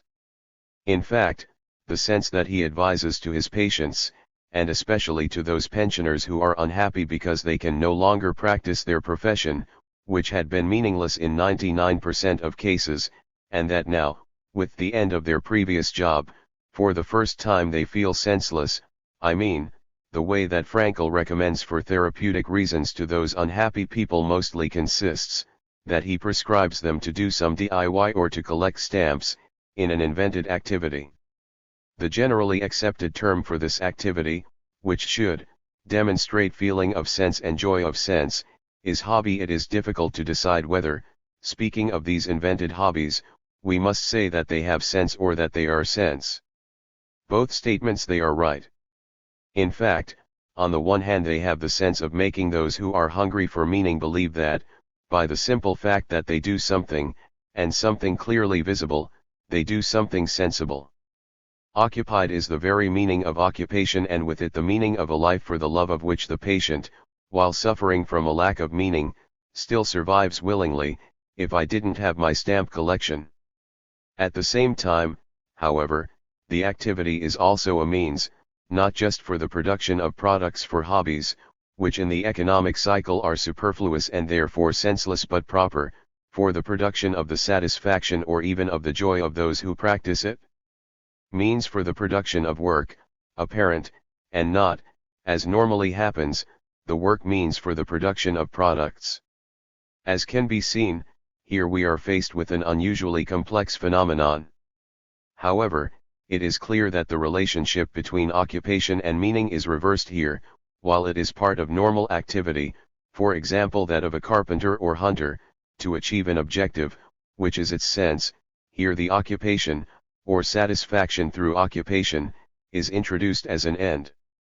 While those pursuing an end, which is the meaning of their activity, aim to reach or realize it, occupational therapy aims to artificially produce or simulate an end, so that the patient, apparently pursuing this end, can free himself from the pain of meaninglessness. It is not the patient who lives for an end of his own, it is rather the artificial end, or meaning, which serves as a means for his life. The relationship between means and ends, as expressed in the saying "the end does not justify the means," is clearly outdated. Given that nowadays ends become means and means become ends, given that the purpose of all activities is not only to produce means, but also ends are invented to be introduced as means, and finally, given that occupations are invented that serve, at the same time, as means and as ends, these simplistic formulas have become meaningless today. Incidentally, today the maxim "the end does not justify the means" no longer applies, but on the contrary the means do not justify the ends. The fact that the atomic bomb means exists does not justify its purpose, that is its use. For the fight against the empty of sense. 7. At a glance 3 types. 1. The majority of those who lead a senseless life are not yet fully aware of this misfortune. Precisely the type of life that is imposed on them prevents them from realizing its senselessness. Therefore they do absolutely nothing to combat it. Or rather, even what they do against is something done to them, that is provided to them. I mean, given that they are defrauded of their autonomy, i.e. of the chance to become autonomous, they remain employees even during their so-called free time. They fulfill their pleasure like slaves, just as servile as their job is servile. The reason why they sit in front of their television screen every day, what they become as a result of this daily consumption of TV, a consumption which naturally transforms them, which makes them insuperably trivial products. 9. None of this interests them, on the contrary all of this remains equally unknown as the function of the products of their labor. Nothing is more terrible than this collective what will become of us does not concern us. From the first nonsense, that of work, they pass to the second, that of free time, which nevertheless has a certain sense, that, precisely, of offering some refreshment to the first nonsense. A refreshment that, for them, has even become indispensable, without the long daily hours of TV consumption. As statistics have shown, over 75% of our contemporaries can no longer live, not knowing what they should do with themselves. It is by no means an exaggeration to speak of leisure time coercion, just as we speak of work coercion. 10. And not only do they accept this coercion, and they accept it willingly, but they even assert a moral right to this commodity of free time, which is delivered to their homes. Their supposedly sacred right to the workplace corresponds to the supposedly sacred right to their television seat. So the millions of the majority, to a very small minority, even if, overall, its number is high, allows, as we have already seen, to be given to understand that his senseless feeling is a disease. And this is now turning to the senselessness racket, the therapists, to be treated. 3. There remains a third group which, if compared to the first, is small but, due to its outsider characteristics, is the most scandalous of all, the group of those who assume the misery of their foolishness. 11. Or rather who they escape from their misery, and who overcome escapism, which has in any case already been organized through the entertainment industry, but has not yet been integrated into public life, in such a way that they leave society. I'm talking about the thousands and thousands of people who consume hashish or heroin, or of the hippies or flip pies who wander east or flock to the various sects, the MT groups, transcendental meditation, the Ananda Marga, the Earth Play, the Mun sect, anti-communists sponsored by the CIA, the Children of God, the Scientology Church, and in any other way the doctrines, practices, and salvation groups can be called, which, not surprisingly, come from the USA without exception. The credibility of what these millions of individuals say, that is, that they get shot or join these sects because they can no longer bear the meaninglessness of their lives, is indisputable. After the failure of the attempts made over the course of the last century to make human life worthy of man, or at least more human, through political revolutions, in particular after the experience that alienation, since 90% of it originates from technical development and not from property relations, even in socialist countries shows no sign of disappearing or diminishing. After this experience, it is no wonder that they retreat into a completely apolitical state of intoxication, which cannot even be called utopian. On the contrary, it is surprising that the number of escapists to date has still remained relatively low, that the movement has not yet dragged hundreds of millions of individuals with it. But the fact is based, I repeat consciously, precisely on this, that the majority remain excluded, because of their poverty, from the knowledge of their poverty, that they are already too ill to react precisely, as drug addicts do, with an illness. 8. Comparison with the so-called universal pain. Often when, while talking, I showed that I considered the frustration of today's youth a serious and important thing, they tried to console me or give me a brusque answer, with the senseless affirmation, because an evil doesn't become less because it is an evil of the past, that such a phenomenon is really nothing serious or exceptional, since universal pain existed even before, probably even always. 12. Is this argument justified? Is it still a universal pain today? No. In fact, the pain, melancholy, disgust and anger of those who, in the last century, suffered from universal pain still did not refer, like the disease of today, to the meaninglessness of life and of the world, but to their misery, and above all to that prevalence of creaturely pain over any creaturely joy so effectively supported by Schopenhauer. On the contrary, today's misery is, as we saw at the beginning, the consequence of a completely different thing, first of all, of the fact that we have to spend our lives doing jobs that we can't stand at all, then as a consequence of the fact that we are inserted in a universe of means. For those suffering from universal pain, life and the world are meaningless because they are miserable. For us contemporaries, life and the world are miserable because they are meaningless. And yet the two guys agree in some ways, both are apolitical, both are frustrated revolutionaries.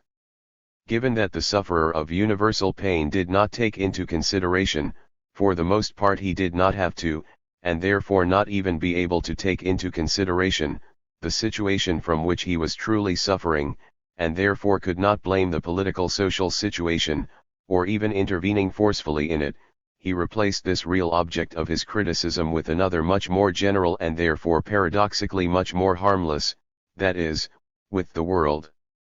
He modified social misery. Unbearable was not only the reactionary regime or the material misery of the population, but funiverse. Thus, he sublimated his accusation anklage into a lament clause, he made his anger a cultural value, which of course was not at all disliked by the powerful of the time. Indeed, the most severe censor has never yet had to object to a literary, philosophical, or musical document produced by universal pain. 13. In fact, even today we are dealing with a substitution mechanism of this type. Those who suffer from the meaninglessness of their work, caused by technology, and from their being only a means in the universe of means, they falsify their own misery, in any way they replace the object of their malaise. In fact, instead of recognizing or fighting the condition of the world which by now is identified with technology as the root of this malaise, they limit themselves to complaining about the condition of their own soul provoked by the condition of the world, or to erase it, therefore to distance itself from the void of meaning. They, too, are frustrated revolutionaries, if that expression isn't too honorable. In fact, apart from a few thousands of young Americans, for whom political militancy and a passion for drugs have overlapped, and from a few other thousands who have moved from the scene of the Vietnam War to drugs, the minority, precisely for political reasons, began as a political opposition. Instead, the majority, leaving politics to the left, fell directly into drugs or sections 14. And even for the latter, the fact holds true that they, like those affected by universal pain, are not entirely inappropriate for the establishment, which, once again, is plausible, given that a serious investigation into the roots of suffering would end up come across the technique, and of course no establishment, neither in the East nor in the West, could allow a massive attack against the latter. Both here and there, critical positions against technology, even the lightest ones, are derided as Luddism in the most obsolete way, almost as if the role of technology had not changed for 150 years. And that in America there is such a positive attitude towards the luxuriant spread of psychoanalysis, since this cures the void of meaning rather than as an effect of the technique as a condition psychologically curable, with individual or group therapy, and that at the same time in the Soviet Union psychoanalysis, which had been banned for half a century, is no longer judged with such contempt, all for the same reason. In fact, it would be less surprising if the governments of highly industrialized countries, once again, both those of the East and those of the West, authorized the drug industry under certain conditions, just as they authorize the entertainment industry, which is not so much different, or that they even sponsored it, given that in their eyes the drug user is more harmless than the active dissident, and that the consumption of drugs could deflect the outbreak of political unrest. But with that we are anticipating point 15. In fact, once again we have to focus on the difference between the two miseries, that of universal pain and that of suffering due to lack of meaning. This difference gives the latter a very precise profile. When those who were afflicted with universal pain asked for something, but rather than asking, they complained, they did so in the best tradition of theodicy, they asked why there is poverty and need for creatures, why creatures get sick and die. So they wondered about the meaning of the negative. Not so those who pose the question of meaning today. In fact, they do not ask about the meaning of suffering, but, and this is a huge difference, about that of existence itself, which does not appear to them devoid of meaning because it is tormented by suffering, but on the contrary appears unbearable because it is devoid of sense. I say is and no longer seems, because they already a priori, for which reason we showed at the beginning, escape the reality of the undoubted lack of meaning for them. 16. But just as fundamentally as those affected by universal pain they, we have already mentioned, differ from the other group of non-approved, the revolutionaries. In fact, it no longer even occurs to them to build a world that could make sense to them, or for which they could make sense. Instead of creating a new life, they take refuge in mere experience, that is, precisely in the experience of conditions in which their question for meaning will no longer be answered in the negative, or in which they will no longer suffer from a lack of sense because no lack of sense no longer prevails in them, which however does not mean that they now recognize a specific meaning or enjoy it, but only that they remain, while in these conditions, in a neutral dimension from the point of view of meaning. To define these conditions as intoxication, which they call high, given that this word resounds too much Dionysian, would be going too far. What they seek and probably also find is not a paradise artificiale, but pure nirvana. And this not only applies to the conditions produced by drugs, but to all their activities, if such acts that aim at self-passivation can be called as much for their thunderous music, by which they come out of themselves, as for their sexuality. 17. Given that they aim for nothing, one cannot deny a certain justification for their inclination for Buddhism, already widespread above all in the USA, despite the insurmountable lack of historical religious culture of the apostles. 9. Opium, religion of the people. The time when religion could be called opium of the people is over. Rather now, on the contrary, vapio, which here stands for all types of drugs, has become the religion of the people. What they seek and feel in ecstasy is not meaning, although they leave behind the happiness of the lack of meaning. At least temporarily no person returning from a trip has ever reported experiencing the absence of meaninglessness or even, positively, a sense, that of the world or of one's own existence. Rather, everyone reports only the bliss they experienced. And this is manifestly absolute, that is, it has nothing to do with sense nor with the lack of sense. No doubt, the condition contrary to the unbearable lack of meaning is not called possession of meaning, but happiness, more exactly artificial happiness, artificially produced happiness. For about 15 years we've been living, drug-addicted GIs in Vietnam, and flower children were our unfortunate precursors, in a eudaimonistic, indeed hedonistic era. What, given that the possibility of a universal catastrophe grows day by day, is also recognized day by everyone, is not only surprising but downright frightening. But if we stagger towards this destiny in a euphoric rather than frightened way, it is not because we do not know the danger or even despite the fact that we know it, but because it is known. The happiness that our fathers and our grandfathers and ourselves still had hoped to build by transforming an inhumane society into a society worthy of man, they are therefore now procuring with injections and pills of transcendence. And I suppose that not only can they do it, but that it is often permitted to them, if not actually imposed. Because these blessed, depoliticized, and demoralized, are not at all disliked by the political establishment. In any case, they are much more welcome than their political opponents. Opium is passed off as the religion of the people, if it is not even introduced and it is not positively promoted as such. The Hiroshima pilot Claude Etherly was doused with tranquilizers to prevent him from thinking, so-called morbid, thoughts about the moral and political implications of the bomb dropping, in which he had been indirectly involved. So to demoralize and depoliticize it? To the assertion that the U.S. High Command in Vietnam has tried in vain to curb the consumption of drugs, to which a very considerable part of the GIs had approached there, this statement can hardly be believed. The High Command in Vietnam solved more difficult problems. I do not assert that, As happened in militia, it was itself that secretly organized the trade and consumption of drugs.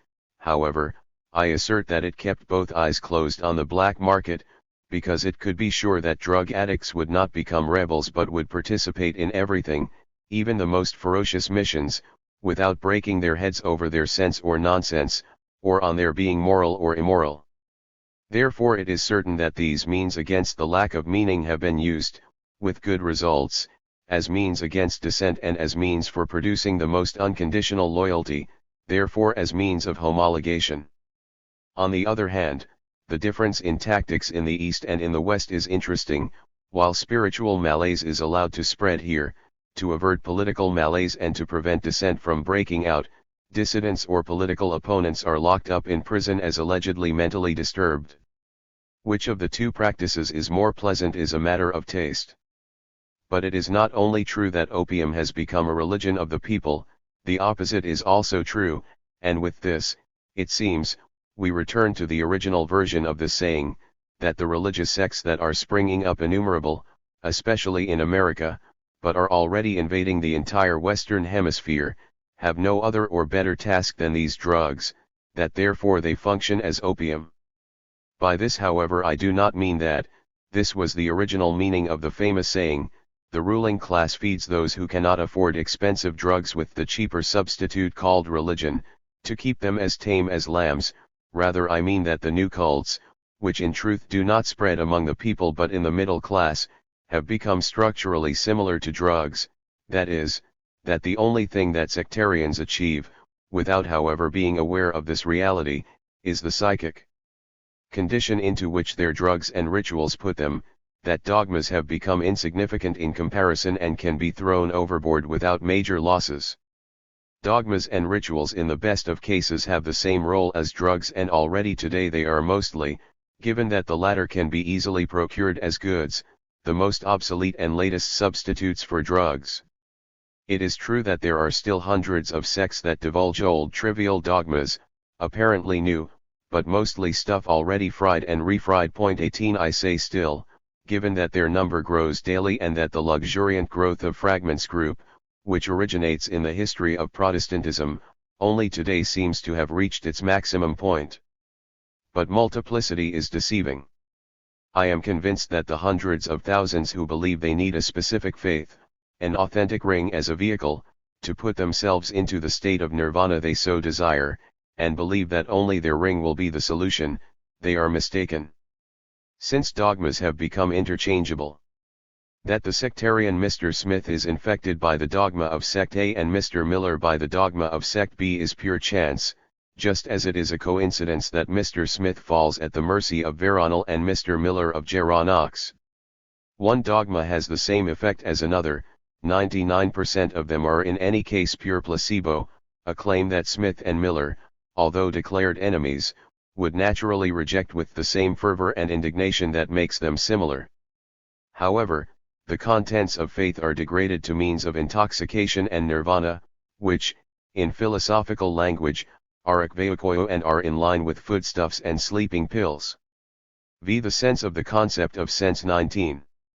Whether one expects or even expects from one's own life or from creatures or from states or from the flow of history or even from the universe in its entirety, not only that they be but, moreover, that they also have a sense, such a duality is anything but that obvious.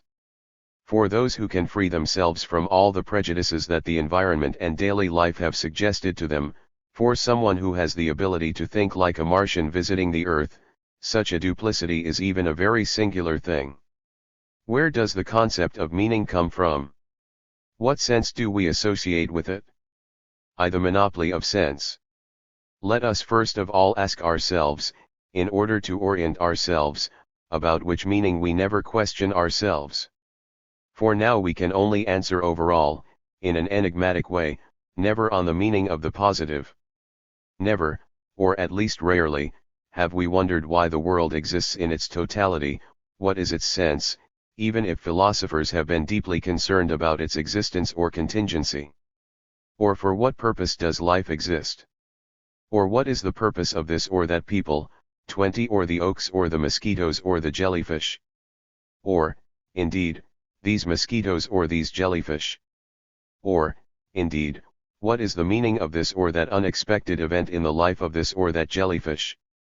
Anyone who asked these questions would certainly have been considered a madman. But why? In fact, there is something positive whose meaning has been questioned and whose meaning does not seem senseless to question, the man. Clearly, the sense of meaning, given that there was a question about man's role in the cosmos, not that of the mosquito, was anthropologically limited. From the point of view of the history of ideas, this anthropocentrism can certainly be easily explained with the reference to the anthropology of the Old Testament, still alive today, which not only raised man to the Lord of all things, but also as that being for which all things were created and which is therefore also the meaning of them. If this monopoly of sense is observed, rather than with the eyes of the scholar of spiritual sciences with those of the scholar of natural sciences, for example of a Darwinist, then, naturally, it has an absolutely silly effect. However, no one can honestly believe that something as fundamental as sense can to some extent be assigned as a contingent attribute and belong exclusively, among millions of species, to the one to which it accidentally belongs, that humanity is somehow the chosen people among all entities, the only Yevos in the metaphysical good test tube, while the millions of other species and living beings, from amoebas to whales, not to mention plants, must content with letting oneself be crammed into the metaphysical bad test tube, that of non-meaning bearers. 21. 11 Sense equals what one has in mind. The death of meaning. But what we have used here is a still completely obscure concept of meaning. We can only understand this concept if we realize that originally sense was not something abstract at all but, so to speak, something psychological. By that I mean that the first question was not, what's the point of this or that? But rather, what did God have in mind when he created or communicated or authorized this or that? Without the assumption of someone who has something in mind, the original use of the word meaning would have been meaningless, and this is still true today for millions of individuals. Even we atheists find it difficult to conceive of sense without this hypostasis, which however does not mean that we should return to religion for the sake of sense, therefore to believe in sense, but, on the contrary, that we can use the category meaning, if we ever can, only with the utmost caution. In fact, it is difficult to answer the question in what the sense, of meaning should still consist, if by this we do not mean a God who has something in mind. In reality, our concept of meaning is precisely only historically deducible, but cannot be explained philosophically. The same believers in meaning are not at all so sure of the meaning in which they speak of sense, since they continue to assure, strangely, with a certain affected vanity, that meaning in general remains hidden and therefore unknowable, a fact the meaning of which naturally one should question. In fact, where would it be written that it is part of the sense of being secret?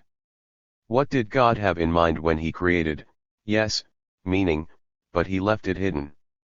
These questions cannot be eliminated by raving about profound meaning. Because in general meaning appears secret, this too is a secret that can only be revealed by questioning the meaning of the sense category. The courage to admit and proclaim, together with the death of God also the death of meaning, the courage, which already 100 years ago Nietzsche had presented as proof of modern man's maturity, that of admitting that we, without having been designed, we drift towards the ocean of beings. Only a very few of us have found this courage, apart from scientists, who generally don't realize how bold they are, albeit unwittingly, and who hardly express themselves expressus verbis on the atheistic consequences of their doing. And, as already mentioned, not even scientists in general, since they immediately filled the void that had opened up due to the loss of the divine project with omnipotent causality, so that in place of the deserted ocean of the world they put a world machine that works in a pleasantly tidy way. They did not notice that their existence in turn could be meaningless, blinded as they are by the beauty of necessity. 22 However, we who are not scientists have preserved, under the disguise of the label sense, the concept of project, but, as already mentioned, we made it a project with no one to plan, we deified it. 12 Sense equals secularized justification. Only now, after we have clarified the original meaning of sense as what God had in mind, does our initial affirmation, which certainly sounded enigmatic, that we almost never have questioned ourselves about the meaning of the positive. By this I mean that the question of meaning arose almost exclusively with regard to the existence of the negative, of the evil and of the horrible, whose existence at first, but also at last, sight could not be reconciled with having in mind, that is, with God's will, and this required a justification. Point 23. If only the positive had existed in the world, the concept of meaning would never have been reached. Job's healthy brothers had no reason to ask what God had in mind to keep them in good health. Only Job, scratching his sores, needed the question of meaning, and only he could ask the question. Until Lisbon was destroyed, Voltaire did not even dream of asking how he could justify the existence of the unscathed city, that is, to investigate the meaning of the city of Lisbon. After the destruction of the city, on the contrary, he called God to account and challenged him to justify the catastrophe. When this idea of justification vanished, in its place nothing remained, but precisely the idea of sense, so that today we can say that the question of meaning is the secularized version of the question of theodicy, or the atheist's question for disguised justification. 13 Excursus on the Four. Naturally, one can speak of sense in a sensible way. Apart from the fact that one can reasonably speak of the sense of a text, but this sense is a whole other matter. It is certainly sensible to speak of the sense of the devices. However, the devices have this sense only because someone gave it to them, see above, who had something in mind when he produced them, and because there are users who have in mind to do something with it. But in this sense we humans have no meaning, or our existence has no meaning. Hardly anyone will dare to say that God or our parents, when they made us, had something precise in mind in the same sense as the blacksmith, who makes keys for a precise use, which is precisely their meaning, in short, that they have brought us into the world so that we, as apparatuses, may realize certain ends outside of us called sense. In fact, today we can no longer naively reappropriate the title "The Destiny of Man," which Fichte had written without hesitation. If someone did it today, they would prove to be suffering from anthropological megalomania, because, apart from the fact that we no longer recognize anyone who determines us, the expression would assume something extremely improbable and indemonstrable, namely that we, small animals on the surface of a third-order planet revolving around a sun, we signify something, and even something decisive for the extra-human universe. It is completely senseless to speak of a destiny, not only of man, but of the individual, as if each of us had been placed in the cradle with a specific function or a specific sense. Blessed cradles like this no longer exist, if they ever existed. Today we need jobs and professional consultancy which, often also with the help of computers, determine the vacant position, if there is one, that we must fill according to the situation of the general and local economy. To assume that the work assigned to us by means of a device is our sense would be, despite the chatter about the sacred right to the workplace, unabashedly cynical. If I said above, we do not make any sense that is outside of us, I did so because, if we qualify something as sense, we always mean that it must have sense for something. Without such a for, the discourse on meaning is meaningless. A freely suspended meaning, not referring to anything, does not exist.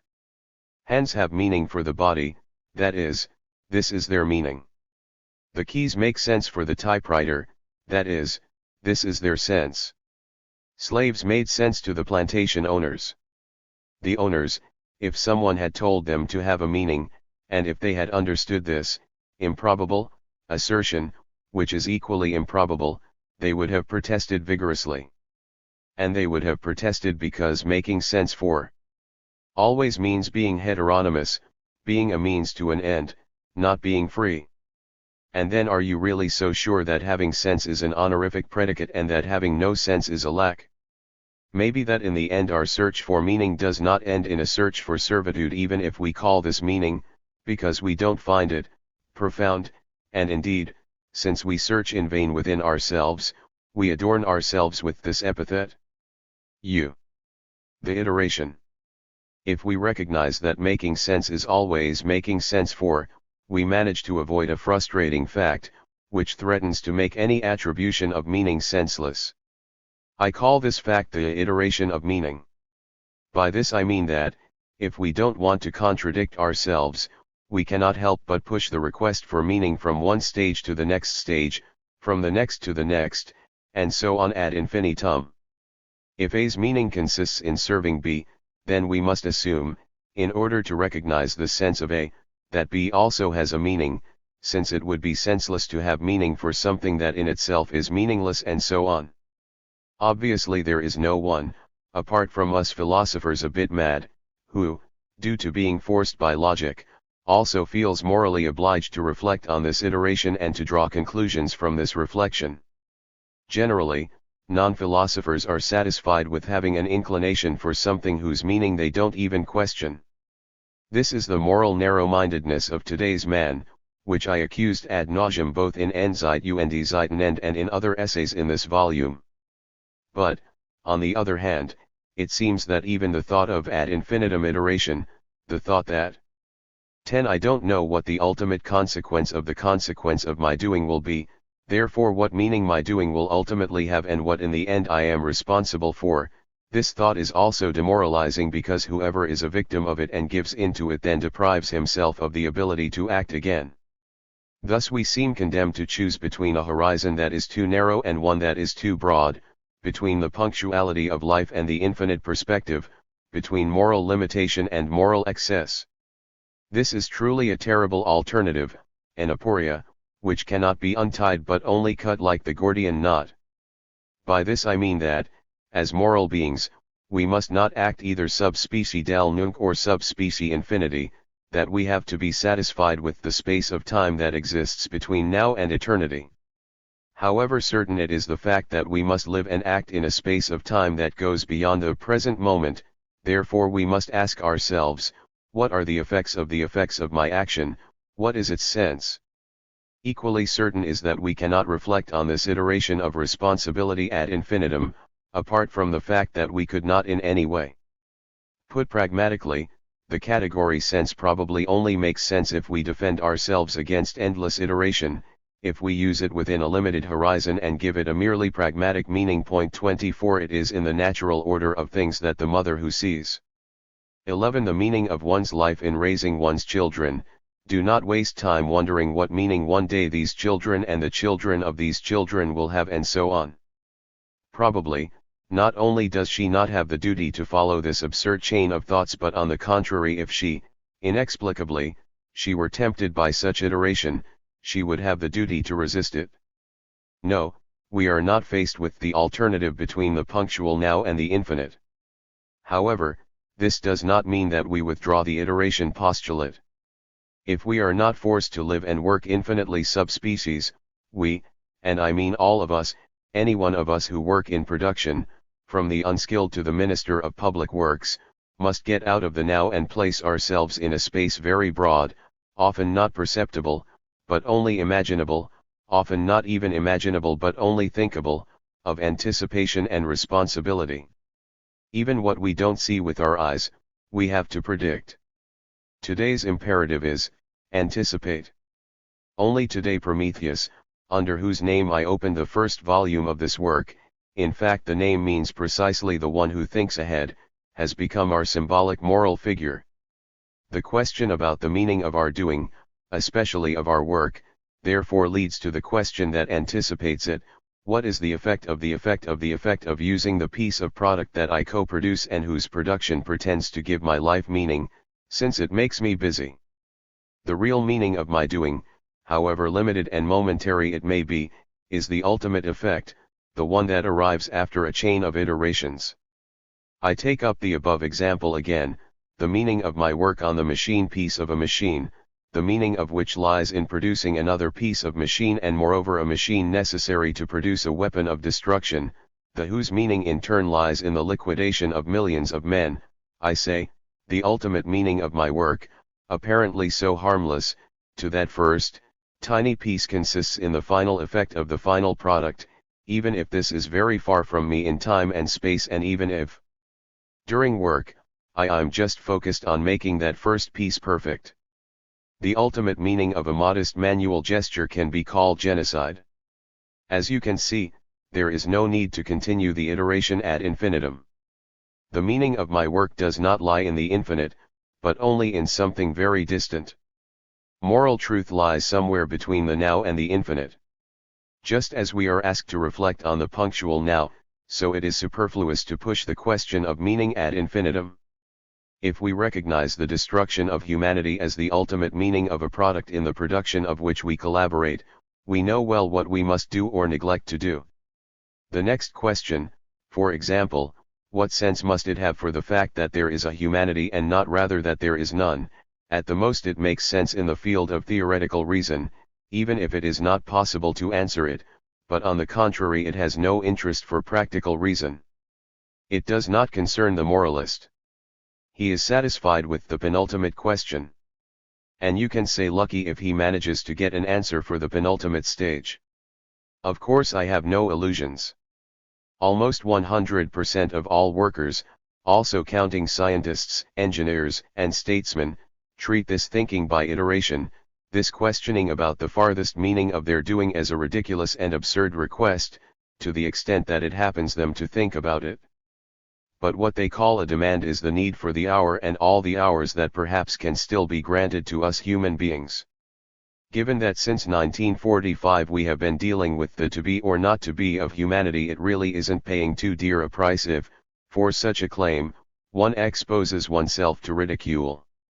As the Molaschian philosopher Mo says, if one day I had to no longer be laughed at, I would be frightened by the suspicion that I have said something wrong or have omitted to say something right. Use. 1979. Time to do 2 flips. 1. True, the maxim no end justifies the means, which contradicts the Jesuit principle the end justifies the means, retains its validity as before. However, no less important, if not even more important, is its reversal, no means justifies the end. Example, the fact that the atomic bomb means of destruction and blackmail exists does not justify using this means for the purposes incorporated therein. And indisputable, this reason was one of Truman's when, in 1945, he decided to use the 2 available means for the destruction of Hiroshima and Nagasaki.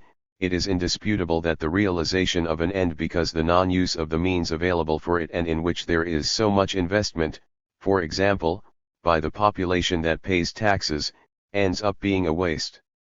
This is exactly the same with regard to the so-called nuclear reactors, nuclear time bombs with an unspecified explosion period.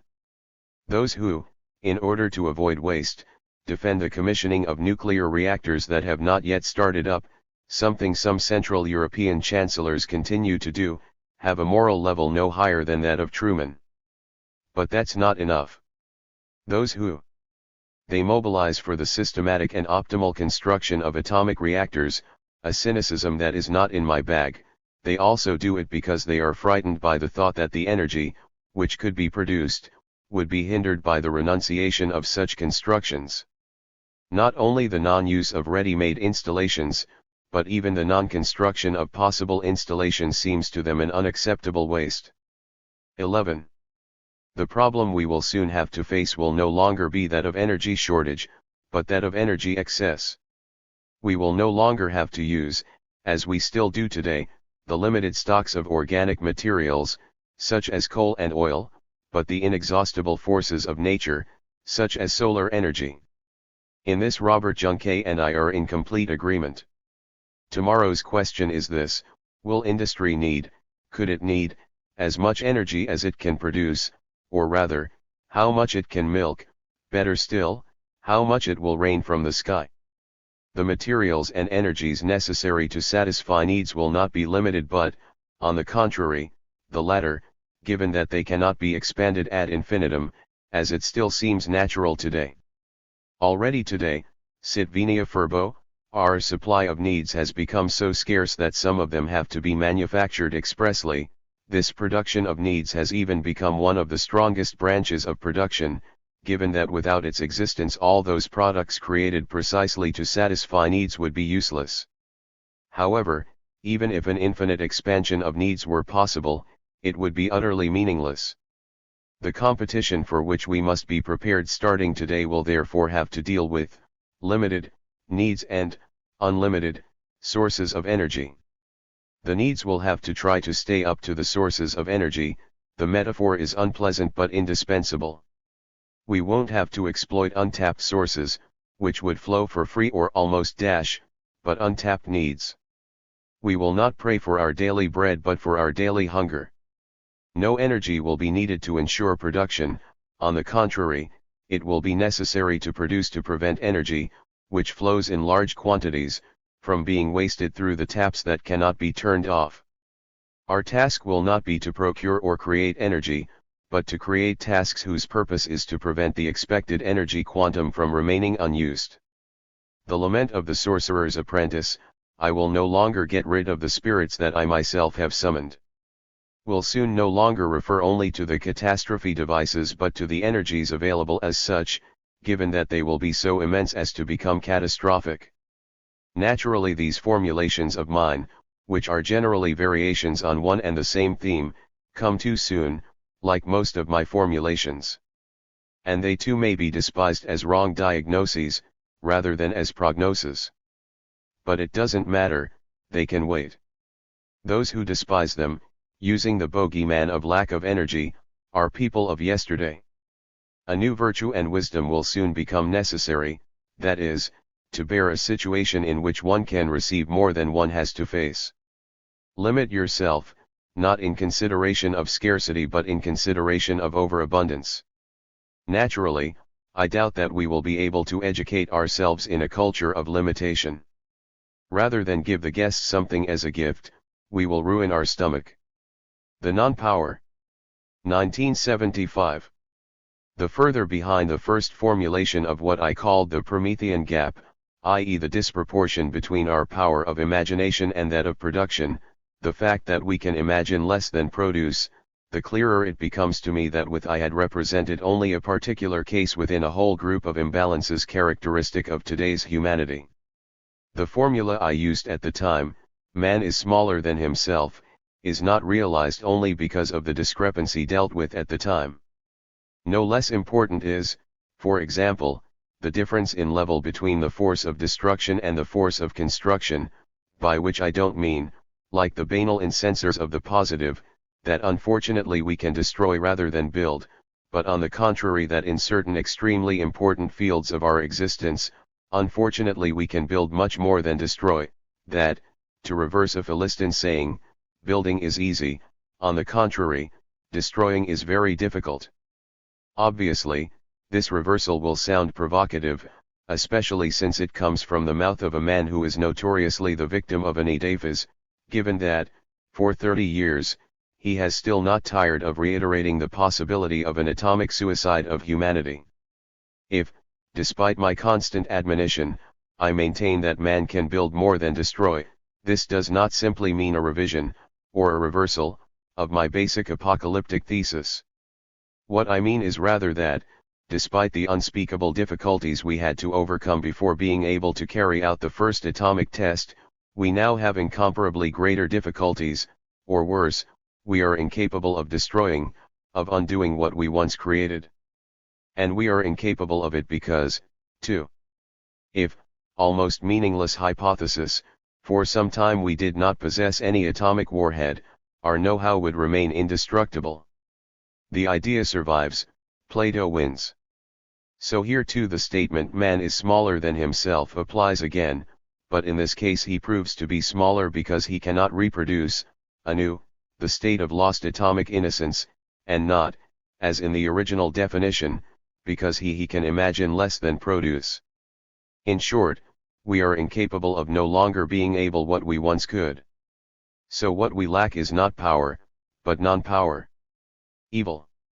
I-966. The Sorcerer's Apprentice Metamorphosis. The title of the theme, on which I had been asked to speak, was originally, on religion in the age of technology. I had not yet reached the second part of my text when I decided to subtitle it The Metamorphosis of the Sorcerer's Apprentice. Finally, when 13 years later I reviewed the text, I replaced the main title with the current one. Now, dealing with the theme of religion in the age of technology was something that could be done easily. In other words, it was possible to describe empirically and perhaps even statistically how the world religions and minor religious communities manage in this world that has become hyper-technical, or how they manage despite this hyper-technicalization. What place do they still occupy in this world, if and how do they take a stand on the technique phenomenon, if there are religious or ecclesiastical theories of technique and which ones, and finally if they use, with or without success, the achievements of technology, such as for example the television. On these problems and facts there are thousands of people, and especially men who work within the churches, who know more than I do. My starting point is another. I don't question existing churches, I don't examine what technology means for them. My way of dealing with the subject is, despite my notorious irreligiosity, incomparably more direct. What I maintain, in fact, is that the two mutations to be considered today, namely, 1. The mutation that man has undergone as a producer, part, and victim of his technical world. 2. The mutation that the world has undergone through its own technicization. They are of such a fundamental nature that the concepts we have to use to deal with such mutations can and perhaps should be called theological. But before we get to this problem of religion, I would like to talk about our relationship with today's technicized world. What Goethe dealt with in his famous ballad Der Zauberlehrling, the Sorcerer's Apprentice, I need not even mention here. A famulus has stolen from his master the magic formula that can transform an inanimate broomstick into a servant who works alone, without worrying about the consequences of what he does, since he is interested only in the enjoyment of power and the immediate use of what he has transformed, not in the formula for retransformation. The famulus pronounces the magic word and orders the tool, which now it is at his disposal like a robot, to fill a bathtub with water. And, look, the transformed tool obeys and sets to work on its own. Indeed it obeys too well, in the end it obeys terribly well. In fact, even if it can do its new job by itself, it is not independent enough to renounce its autonomy. In short, the reverse path he knows just as little as his master, that is, the apprentice who set it in motion. Automatically, blindly, and without paying any attention to the effects of what it does, the broom rushes towards the fountain to fill its buckets, then back to pour them, back and forth, endlessly. If the jets of water swell up to become a waterfall, threatening to submerge the house and the street, it does the same for him. He doesn't even notice this. Unlike his self-proclaimed master, the sorcerer's apprentice, who now begins to have an idea of what he has set in motion, that is, of having summoned a spirit without knowing how, indeed if he will be able to get rid of it again. But this belated acknowledgement, and the panic into which he falls, are now useless, indeed worse, indeed, when he throws himself upon his terribly active servant to stop him, alas! It's too late, and when he tries to render it harmless by cutting it in two halves, he gets only the opposite of what he set out to do. Instead of ending the calamity, it doubles it. In fact, immediately each half of the servant is transformed into a whole servant and, instead of one, now there are two who are activated to cause the flood. Close to drowning, and now completely desperate, the apprentice shouts for the master. And that the apprentice comes to his aid at the last moment and, by pronouncing the formula of retransformation seis joasen, always manages to stop the catastrophe at the last moment. This is a happy ending on which the apprentice no longer dared to count, and on which we today, but with this we anticipate, must not count. Back then, when half a century ago, in third grade, we memorized Der Zauberlehrling, we naturally could not have predicted that certain texts would become truer than they were on the day they were written, that Goethe's ballad was already much more realistic than it was then, and that, in approximately 150 years, all of humanity had turned into an army of sorcerers' apprentices and the world itself into an army of spirits. Of course, it would be an illusion to believe that today we finally realize it. On the contrary, today we, sorcerers' apprentices, not only don't know that we don't know the magic formula for retransformation, or that there isn't any, but we don't even know that we are sorcerers' apprentices. And this because of the principle of today's negative information, which, incomparably richer than positive information, is constantly being reformed, using apparently positive information and not revealing to us the fact that we are all sorcerers' apprentices and that the devices we manipulate are all spirits. Although, and this is a further step, such a difference can still make sense. In fact, since we are not the ones who ordered our crazy actions to ourselves, we are no longer even apprentices but already spirits. And this too, the fact that apprentices and spirits now coincide and that only a little thing is missing, that is, a master who can reverse what is happening, this too, of course, has not been revealed to us. 2. Irrationalism as moral.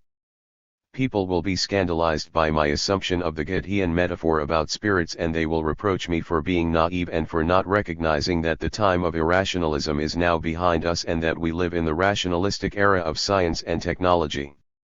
But only the spirits themselves will be scandalized by this metaphor, those, that is, whose being without being is part of being deprived of their own ratio. In fact, what triumphs today is irrationalism, and this precisely because of the form of our work. We don't even know that we don't know what we do when we work. If this isn't irrationalism, and not just as a philosophical theory, but as a condition of humanity, then I really don't know what this word means. This irrationalism is clearly not the residue of a pre-rationalistic past. Rather, which is happening for the first time in history, it owes its existence to rationalism itself, that is, to the natural sciences, technology, and work organization.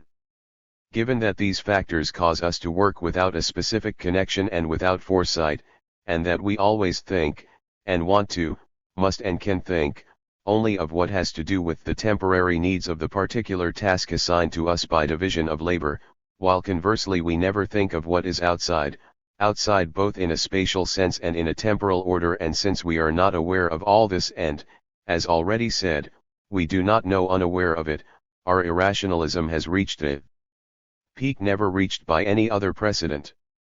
Or do we really behave in a rational way if we give our contribution to the production of product A without reflecting or even desiring to know how this product could be further developed, simply due to the fact that it now exists?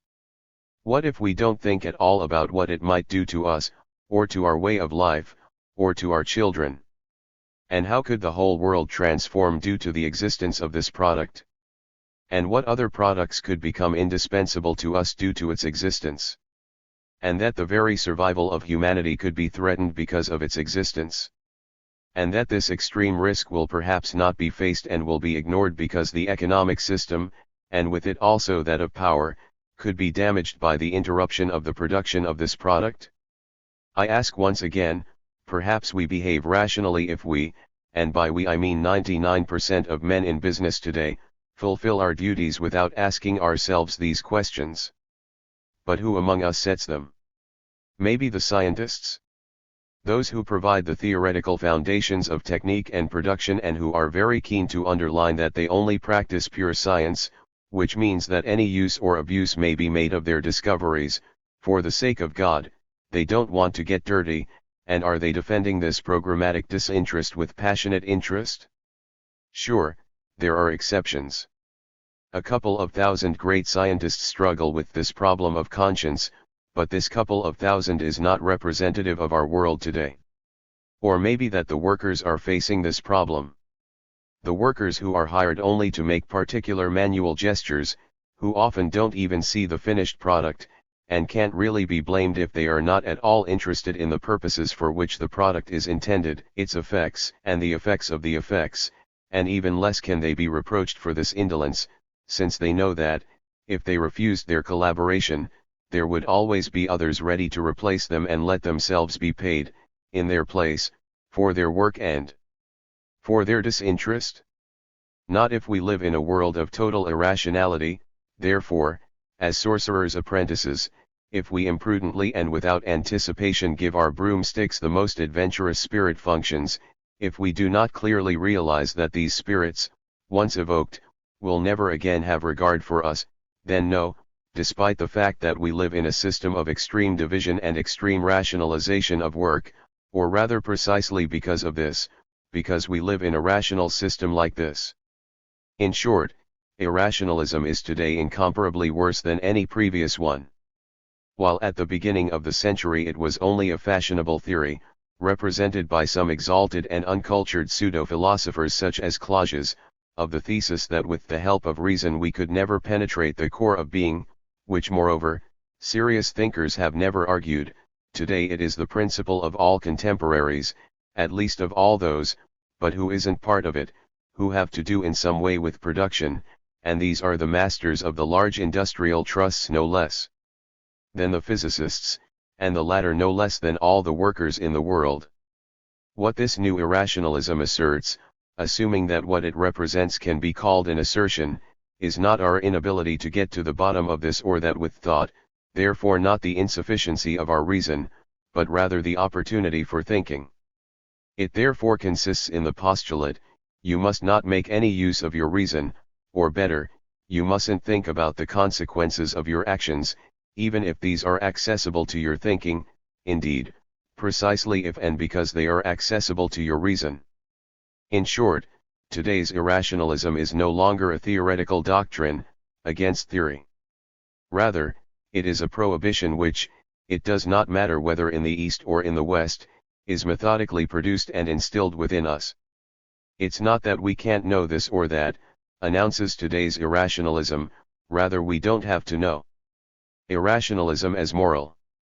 3. The enviable sorcerer's apprentice. Let's be clear. What Goethe put into poetry as something that causes terror, as an exceptional event, worthy of an adventurous ballad, this something happens to us continuously, it happens to us without respite, even though we can still speak of happening. In fact, speaking of happening only makes sense if what happens stands out as an exceptional fact from the background of harmless and regular everyday life. But, nowadays, this is not the case. What makes our time adventurous, on the contrary, is the fact that the extraordinary, instead of attracting attention, is really the rule, that the broomsticks which have become autonomous, i.e. the apparatuses, both in the administrative sense and in the physical technical sense, such as power plants, atomic missiles, spacecraft, and large industrial plants necessary for their production, all form our daily world together. Millions of people live from the fact that the production of these devices has become autonomous. The economy of entire continents would collapse if their manufacture suddenly ceased. All these things today are neither exceptions nor sensations that can be sung as a ballad, like the sensational event sung by Goethe. And in the same way, it is part of the rules of everyday life that we don't even think of rebelling against what our spirits do and expect from us. On the contrary, we see in the autonomous, i.e. automatic effectiveness of what we have produced, which in Goethe's eyes had still seemed something terrifying, something normal, indeed, even something that makes us happy, that is, the guarantee that our personal existence will also continue to function smoothly, and that the weight of personal responsibility, which we already feel as something old-fashioned, like a fad from the day before yesterday, will be taken away from us once forever. In addition to this, finally, there is the fact that our spirits have a mania for spreading and multiplying, that is, that they not only remain independent of us, just as they already were immediately after their birth, but become increasingly independent, and on the contrary, they make us, due to the accumulation of their power and independence, more and more dependent. Goethe, when he continued to make a robot cut in two halves work as a double robot, already had such an accumulation in mind. We know today that devices are always driven by the tendency to connect with each other and unify into a network, as they say in electrical engineering. Point 1. And this also applies to what concerns networks, given that even they re-intertwine in higher order networks, regardless of what they might do to us in doing so. In short, while in Goethe a single and solitary broomstick enters the scene, becoming autonomous in an extraordinary way, and then a pair of broomsticks. Today we live in a forest of broomsticks that is becoming increasingly dense. And since there is no possibility of cutting down this forest or escaping from it, this is our world.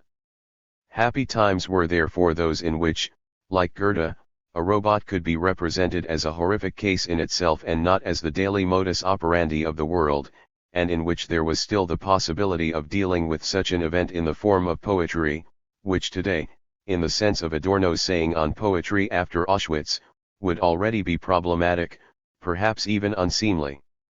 Happy times, in which we could afford, without risking being mocked as naive and unrealistic, to create the figure of a master, that is, of a man who mastered the antidote and for whom it was enough to open his lips to make the happy ending. Happy times indeed. Compared to us men today, even the sorcerer's apprentice, despite the calamitous situation into which he had placed himself, and despite the acute desperation with which he cries out for help, he is still an enviable figure. But what does despite mean here? In fact, on the contrary, he is enviable precisely because, unlike the men of today, he perceives with his own eyes the danger he himself evokes, because he understands that there is a reason for despair, and why, for that reason, he still makes the attempt to stop what he has caused or is about to cause. Compared to our current situation, that of Goethe's Sorcerer's Apprentice was a simple calamity, an exciting episode. 4. Theology of the atomic situation. And now you ask, what does all this have to do with religion? The answer I give to this question will be, as I already announced at the beginning, different from what you probably expect. While perhaps it would be important to clarify the attitude that existing religions take towards our status of sorcerers' apprentices and the transformation of our world into a world of robots too, it is incomparably more important, it seems to me, to clearly say that the situation in which we ended up is in itself a religious fact. Of course, in the mouth of a notoriously anti-religious man, this sounds somewhat surprising. What I mean is that the transformation in question here is so fundamental that categories other than theological ones, or at least those borrowed from theology, would not be enough to characterize it. What do I mean, in particular? In the first place that, with the help of the devices created by ourselves, and not only the atomic ones, we have made ourselves equal to the gods, even equal to God. In truth, equal to God only in a negative sense, given that, of course, one cannot speak of a creatio ex nihilo. 3. But it can be said that we are capable of a total reductio ad nihil, that we have become, as destroyers, truly omnipotent. And by omnipotence we mean that we, or rather, our broomsticks, the devices evoked, can destroy all of humanity, the entire world of men, that we can annihilate our entire having been since Adam, our past, and that we are capable of overcoming even the terrible future anterior of Solomon, we will have been, with the future without a future we will not have been. In fact, everything that has passed for alleged nihilism for a century now, when compared with this possibility of annihilation, is nothing more than cultural gibberish. Nietzsche and even the very serious Heidegger, against the background of this possibility, appear to us as anything but serious. It doesn't matter what we believe or don't believe, whether we believe something or don't believe anything, both our status in the world and what the world itself has assumed due to this fact of technology have so fundamentally changed that concepts other than religious ones are no longer sufficient to define them. To this omnipotence of ours, of an absolutely new type, corresponds in the second place an impotence, also of an absolutely new type. What does it mean? I hear objection. Powerless we are in any case and always have been as mortals. Certain.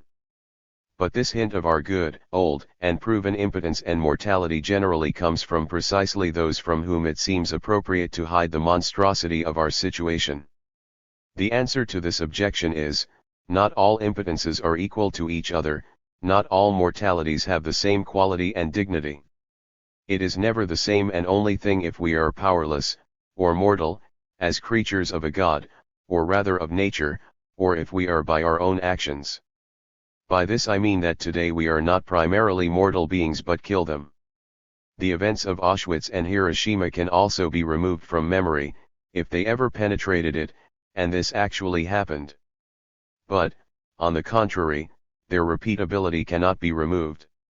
From these two events onwards, that is, for over 20 years, the so-called natural death has become a kind of obsolete special favor, while the possibility of humanity's violent self-annihilation is always alive.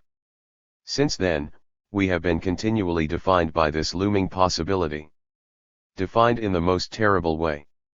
Given that the possibility of our definitive annihilation is, even if it never happens, the definitive destruction of our possibilities. For the last messengers of a worthy death were those prisoners of concentration camps who, in order not to be exterminated definitively with the gas, they prevented the gas with suicide. 5.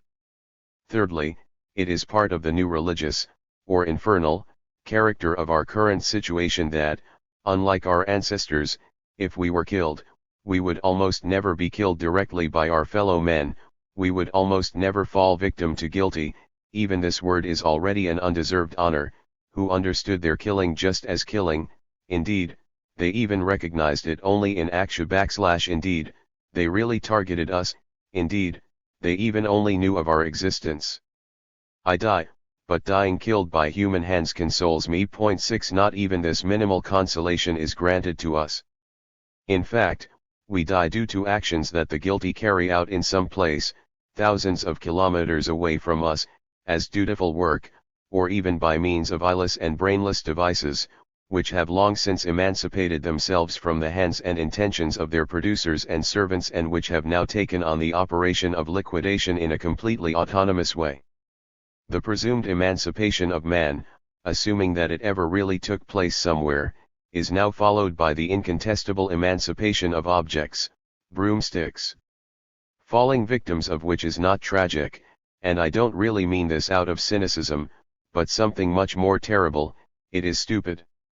Tragic is at most this lack of tragedy, therefore the stupidity of the death that threatens us. And even this stupidity I would call a religious fact, given that the total irrelevance of our existence, denounced by this word, we can hardly conceive it in any other way than as an extreme negation of our being in the image and likeness. Finally, fourthly, it is part of our new, religiosa, or infernal, but the infernal is also a theological concept, conditio humana, the fact that now we are no longer mortal or killable as individual persons, but that we can perish all together, naturally only together, not as a community. In fact, since there has been this large supply of nuclear weapons, the possibility, or better, the probability, has continued to exist that we will all be destroyed precisely by our own hand, even if still indirectly. And by all of us I do not mean only us alive today, but also our ancestors, since they, no longer remembered by anyone, would find a second and definitive death. And finally, also our unborn children and the children of the children, who would have already passed, or will pass, through their death even before living. Half a century ago Rilke prayed, in a solemn tearful way, for the gift of his own death, and Heidegger, though not imploringly but arrogantly, shared that wish. This already belongs to a bygone era. If today we have to pray for something, it is truly for something other than our own death, that is, for the fact that we do not suffer the common death because of our own doing. After all, even then, in Rilke's time, in a world in which only a minority on the verge of extinction was granted a right to their own life, praying for the grace of one's death was not in good taste. Apart from the fact that nothing can be so little own as the death of the individual, which robs him of his singularity. It cannot be disputed that these reflections, despite the fact that no God figures in them, can only be called theological. How else could I classify the huge? And with this I come to talk about the theme that was originally proposed to me, religion in the age of technology. The fact that I admit such an issue despite being notoriously non-religious, does not mean that ecclesiastics, theologians, or simply religious homines should feel confirmed by my admission. In fact, what is admitted here as religiosum is nothing positive, but only the terribleness that transcends every human dimension of human doing. In this context, Skeeler's affirmation of believing in the existence of the devil can find a place, unlike the liberal Christians of his generation, who believed in the existence of God but not in that of the devil. On the other hand, the terribleness that I admit here is not even identical to the classical religious negative, i.e. original sin. And even less, since the atrocity of today's situation is not, in any case, our fault. We're not even guilty anymore, and we shouldn't even become guilty anymore.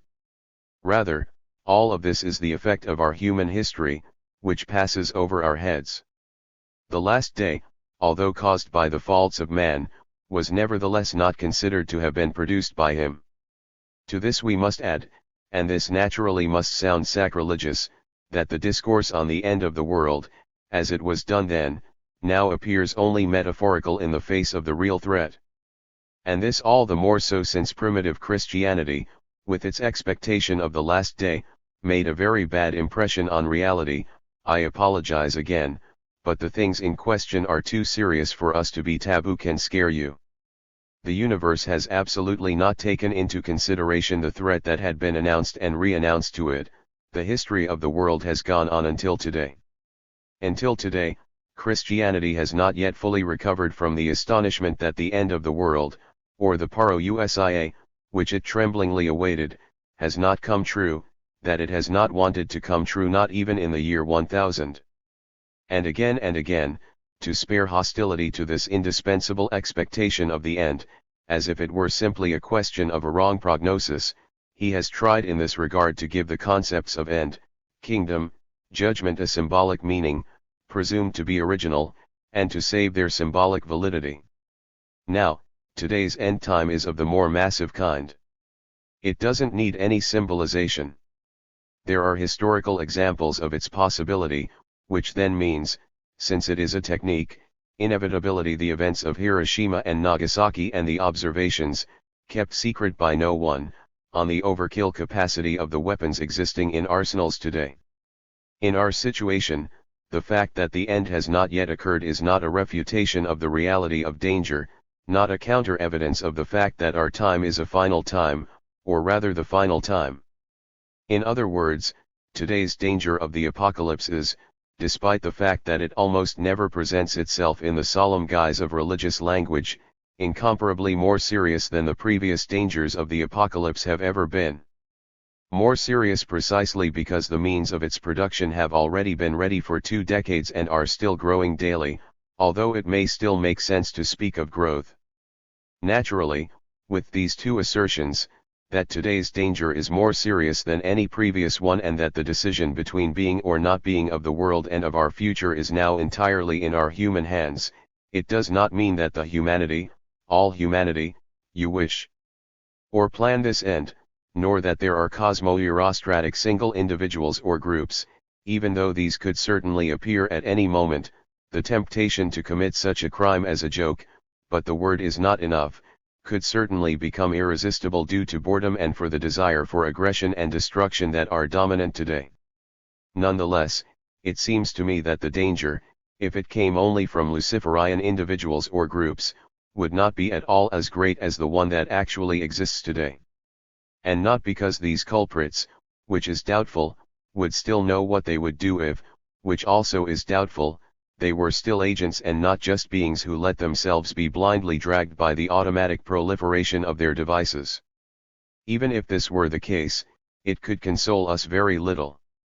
However, it would perhaps still be possible to identify and arrest single people or single groups, while the reality of megatechniques, which underlies the current danger, is not identifiable and can be neither combated nor arrested. Those were the good times, when evil still manifested itself in the wicked or evil one and when one could hope to be able to fight evil by fighting against evil. Also from this, from the fact that we can no longer hope for such a thing, our new religious state is defined, and this comes full circle. Today we do not threaten the survival of the world because we would have become sinners by nature or by a fall, but because we are sorcerers' apprentices, that is, because, even with the best conscience, we do not know what we do when we produce our products. Because it is not clear to us what these products want when they have slipped out of our hands. Because we can't imagine that these products, as soon as they start working, and they already do with their mere existence, want to keep working, indeed they must keep working, and they automatically group together to reach a maximum power even above of us who are their producers, and that, like any other product, like any other commodity, they are eager to be used and consumed so as not to block the production of new products. I rêve that they will soon take action on their own. I am not impot ln if we rhyme or the other of us expressly desires this action or propaganda as a political end. Being a sorcerer's apprentice means not knowing what you are doing, not knowing that producing means acting, and not imagining or fearing, or not knowing how to repent at a later time, for what could be caused by what is produced or has been produced. With these formulas, they also define our religious status. A fracture is marked within our existence, and only today's, a difference in level that far exceeds, indeed makes us appear not very serious, that between flesh and spirit, or between duty and pleasure, or any other difference that could previously be considered decisive. What is our capacity to steal, or to commit adultery, or to blaspheme God, or to murder compared to our capacity to commit genocide, or worse, this term must be introduced, to commit globocide? Or what is our inability to fight those temptations compared to our inability to resist this temptation, indeed this coercion? In fact, it is probable that temptation only very rarely plays an important role. The devil has moved into a new abode. And even if we are unable to drive him out during the night, by smoking him, if we want to, at least we must know where he is hiding, where we can find him. To avoid chasing him into a corner where he hasn't squatted for a long time and thus being teased by the next room. Concluding methodological reflections. 1979. 1 on systematics. It is entirely coincidental that this second volume closes with an essay on the antiquity of evil.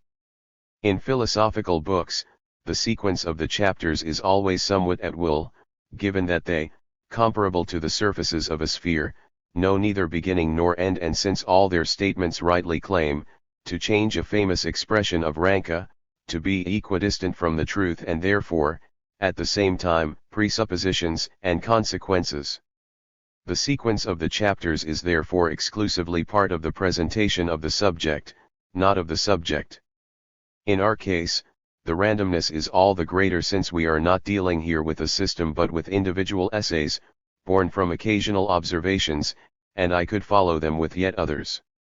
On the other hand, this coincidence does not exclude that the individual chapters, I ascertain it in retrospect, not without satisfaction, reveal that they come from one and the same laboratory.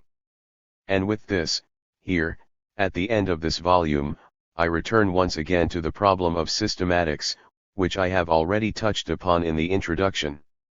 If I emphasize the fact that I do not propose any philosophical system, I know I'm in good company.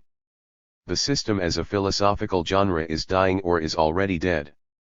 In fact, the great philosophers after Hegel's death, Feuerbach, Nietzsche, or Kierkegaard, were not systematic. Since then real systems have been attempted exclusively by second-rate thinkers such as Kant, Rickert, Driesch.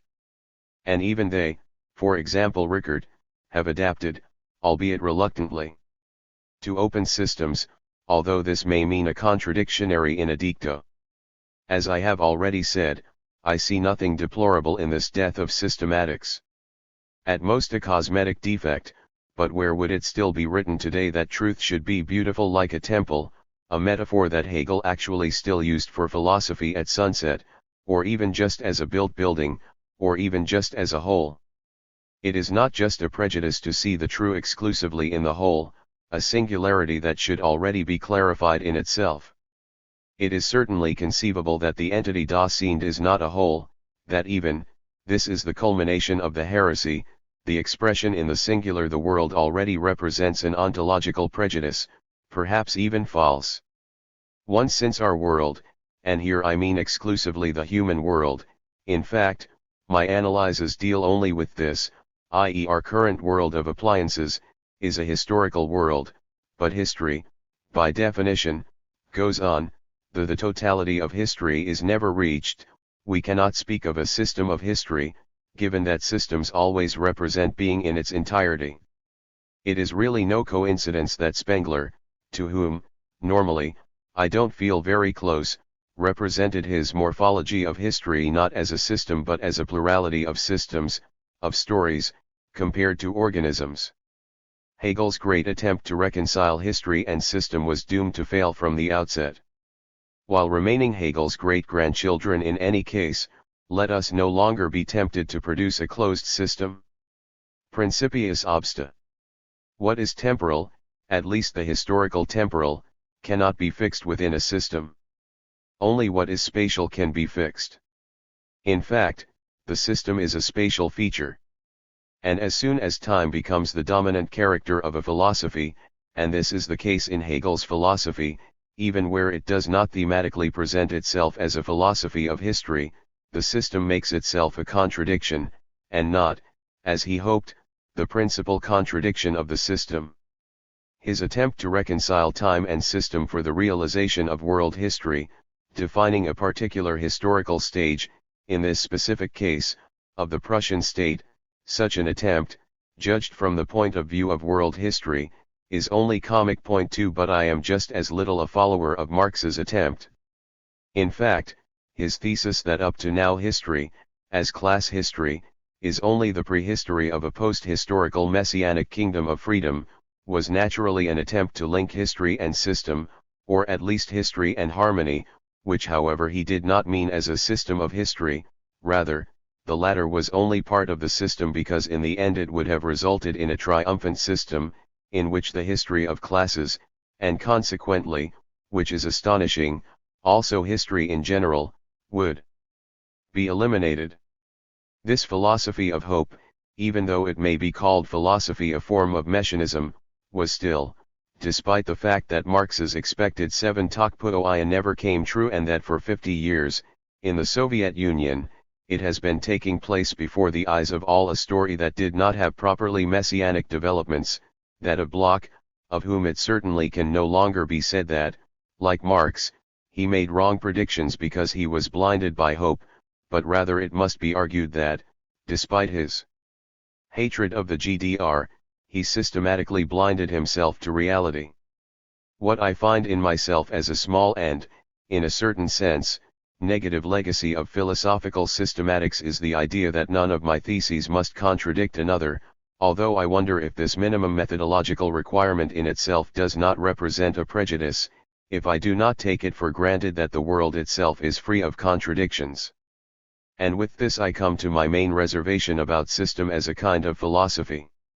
This reservation goes as follows: systematics is not a simple form of literary representation but above all an a priori metaphysical affirmation, the affirmation precisely that the same object world that the system claims to represent is in turn a system, though that the truth should first be demonstrated, since in general one could think that the world as a whole is in a state of disintegration, which, as regards our human world, is highly probable, with which one would say that the degree of being sens grad of the context is less than that of the particular entities and that, against Aristotle, the whole is less than the sum of its parts. The system as a model of thought, which we hardly find in non-European cultures, which are not for this reason not philosophical, therefore, it seems to me, does not represent an a priori of philosophical thought. Point 3. Therefore it is certain, the system type of philosophy has always implied a prejudice about the content, a statement about the world.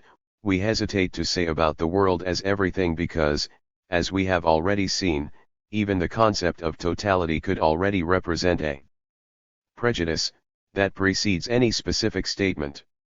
Even Heidegger was still the victim of this prejudice. He always spoke of being as everything or of being as everything.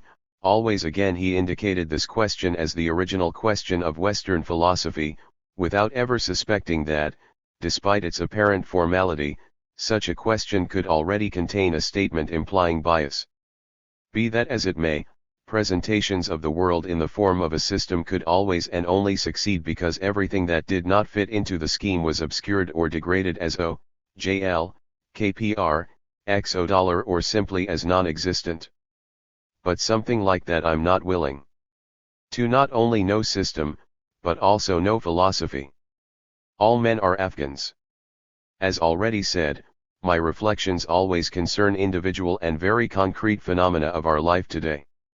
Since I cannot assume that these objects occasionally addressed can form a system, put together, I also do not pretend that my research on these objects is systematic. However, I also give up much more. In fact, it doesn't even occur to me that my analyses can be classified as philosophical or something like that. After all, philosophy is a historical phenomenon that has not always existed, and probably, the philosophical discourse on the end of philosophy already began in the first half of the last century, will not always exist. Perhaps even here we can speak of the end of an illusion. In any case, it would be absurd to classify man as animaphilophans, since such a definition, unlike that of Cyanovicoiovicov or Homo faber, would only concern a minority on the verge of extinction, and because, even if it suited everyone, he would only say something about men but not about the legitimacy of philosophy's claim to truth. Assuming that there are statements that on principle differ from others in that they are philosophical, what does on principle mean, and what principles are we talking about, and why would they be mandatory? This too is probably a prejudice and a convention that, for an alleged philosopher, it would not be convenient to assume without proof. Therefore, if I leave open the question whether the reflections I propose are philosophical, it is because of philosophical scrupulosity. Perhaps they are simply reflections of social psychology, or, the term and its object are out of date, of psychology of technology. Point 4. For someone like me, who for half a century has dedicated himself to an activity he called philosophizing, it is a great time to ask what he really did, or how philosophy is still possible. Or, given that the question itself derives from the undoubted fact that philosophy exists, and therefore is still possible, but then astrology must also be possible, an even more radical question: philosophy is, in any case, possible. And in what does the possibility, you ask for? Now, of course, it would be ridiculous to claim to be able to respond exhaustively to this principal question. Not even I can give up this word, here, in the conclusion of a collection of essays on man and technology. However, I'd like to try and make a couple of suggestions.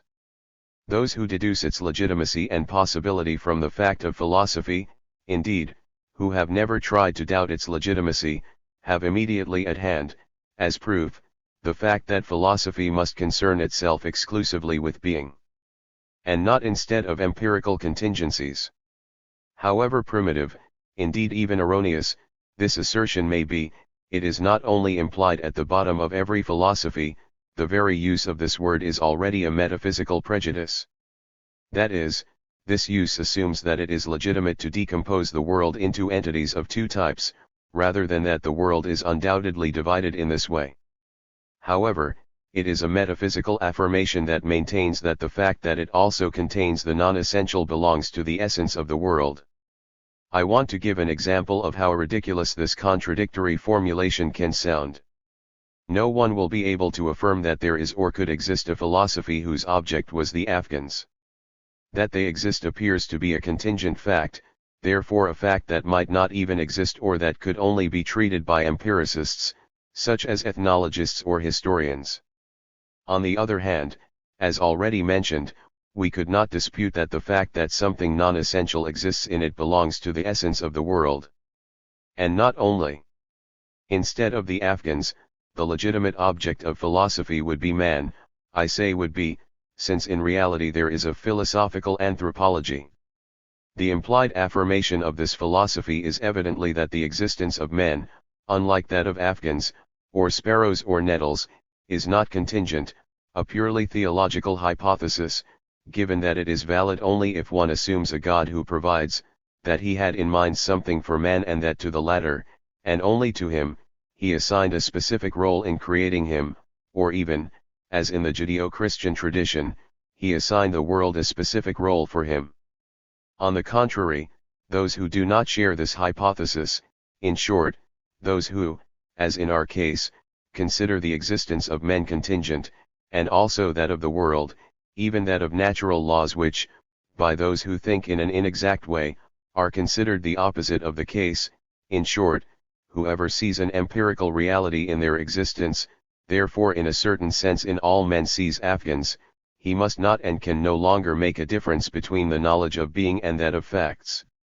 And whoever, contrary to Hegel, who in reality, precisely as real, saw something reasonable, he will see in all knowledge, precisely because each has something contingent as its object, an empirical experience, and with this will renounce the honor of calling himself a philosopher. So do I too. My reflections were non-philosophical, which however does not apply only to mine. 5. I said, indeed there is a philosophical anthropology, but not a philosophical Afghanology. Something like this, however, one will always keep looking for. Thus, for example, all the words that end with the syllable tum, mostly belonging to the nationalistic vocabulary, for example, Afghanantum, show us attempts to procure the dignity of essence in the singular, the a posteriori, the contingent. It is precisely the tie melnden, Brechtians word, who like to behave like philosophers, even, for what this may mean, like profound philosophers. It would be more convenient for us so-called philosophers to strip the so-called essences of their dignity, thus finding the courage to de-essentialize entweason. It therefore seems that one can, that it is licit, to philosophize about nothing. But if this very strange activity, it is difficult to say in what it should still consist, should still be allowed, difficult est non philosopheri, in this case, the philosopher should be able to philosophize about everything, even on the most occasional things. Since a criterion that enables us to distinguish between what is worthy or not worthy of philosophy, between what is or is not tractable philosophically, such a criterion no longer exists if, as in our case, all appent, even his being, is considered contingent. To make such a distinction would be unphilosophical. George Simmel, wrongly forgotten, preceded us with such second-hand philosophy already before the First World War, for example with his philosophical reflections on ruin. What is extremely rare in philosophy has been, if not obvious, at least much less rare in poetry and the figurative arts. For example, what Van Gogh succeeded in transforming a pair of down-at-heel boots into a subject or a starting point for a message, as long as we claim to philosophize, we too could afford it. And I would even like to say that those who remain incapable of starting philosophizing when faced with a pair of down-at-heel boots, on the contrary, whoever, faced with this pair of down-at-heel boots, is capable of not starting philosophizing, cannot qualify as a philosopher. If there were an exam for philosophers held by the highest authorities, those who proved incapable of seeing something contingent in the most obvious presumed fact, therefore in the fact that the entity exists and nothingness is not, and to doubt the philosophy's right to exist vis-a-vis the contingency of the world, and who has never considered the idea of giving up the title of philosopher to settle for the more common one of empiricist. However, if my preceding reflections on the role of man in the world of technology, or rather on the role of technology in the human world, are called philosophical or empirical, this doesn't interest me at all. Already 25 years ago I called my theoretical efforts second-hand philosophy, and I asked whether the label philosophy was suitable for reflections like these and why the sown fields, from which I draw my harvest, have the dignity of philosophical territories. I didn't ask this question out of modesty, no one has ever said anything of the kind about me, but on the contrary out of pride, because for me it doesn't have the slightest value if professional philosophers, who, due to the fact that they belong without any doubt to the faculty of philosophy, they also consider the existence of philosophy undoubted and that, instead of water, which by now has reached our throats, they philosophize about philosophy. It doesn't matter to me at all whether these philosophers count me among them or not, and how they classify what I do. Perhaps they would be willing to recognize me as a socio-psychologist, which the socio-psychologists would in turn protest against, since I do not use the vocabulary used by them as a badge of the corporation. In short, there would be an endless push and pull. I use the conditional because this would only happen if my works entered their scope, as defined by universities. Point 6 If the first volume of this work, of which it would be a negative boast to say that it has remained devoid of echo, it has been criticized in specialized magazines, neither by a philosopher nor by a professional psychologist, in reality this only happened because these academics generally did not encounter the book.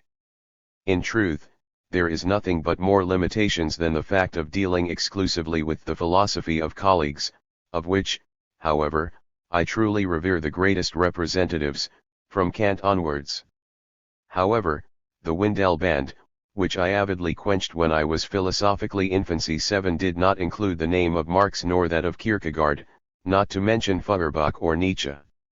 Nothing is farther from me than hoping to have to take such a negative place, which I would naturally consider a place of honor. How a modern Wendell Band would classify my writings if he stumbled upon them by mistake is absolutely not interesting.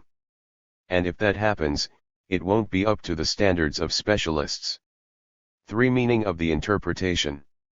And yet, of course I cannot deny that my investigations, though their objects are empirical, differ somewhat from what is generally so called.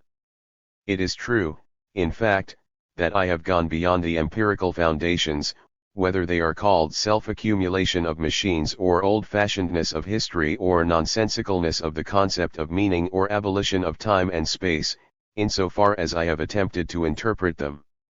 If I consider this word a point of reference, it is not because it is proof that I do philosophy anyway. There are interpretative disciplines such as physiognomy or graphology, whose method consists precisely in interpretation, without which they claim to be called philosophy. On the contrary, the subsequent reflection on this extraordinary activity that we call interpreting and on the interpretability of the world is philosophical.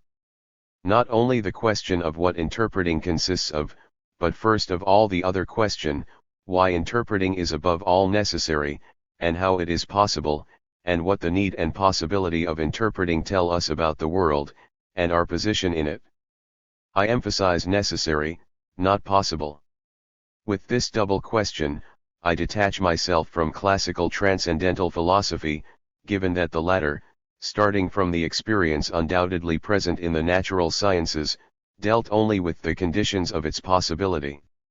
1. The necessity and possibility of interpretation say two things: a lot of something about what is to be interpreted, therefore s/jx/. Object, as something about the interpreter, therefore about the subject. This division requires a further subdivision: interpretation is necessary both for the subject and for the object, and possible means both that the object is interpretable and that we are capable of interpretation. 2. Before moving on to examining the dialectic of interpretation, let us put forward an axiom.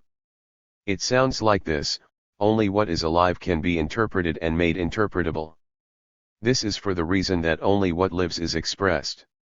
Only expressions can be interpreted. The moon, no. An image of Elsheimer's moonlight does. And many expressions even want to be interpreted, they exist for this purpose. What lives is expressed only because it cannot exist in an autarkic motion, but only in relationship with other living beings. A cannot exist without B, nor B without A. 3. If something requires interpretation, this means that this something is not openly in the light of the sun. If a being was capable of expressing itself without reservations, if it were open without residue, then interpretation would be useless.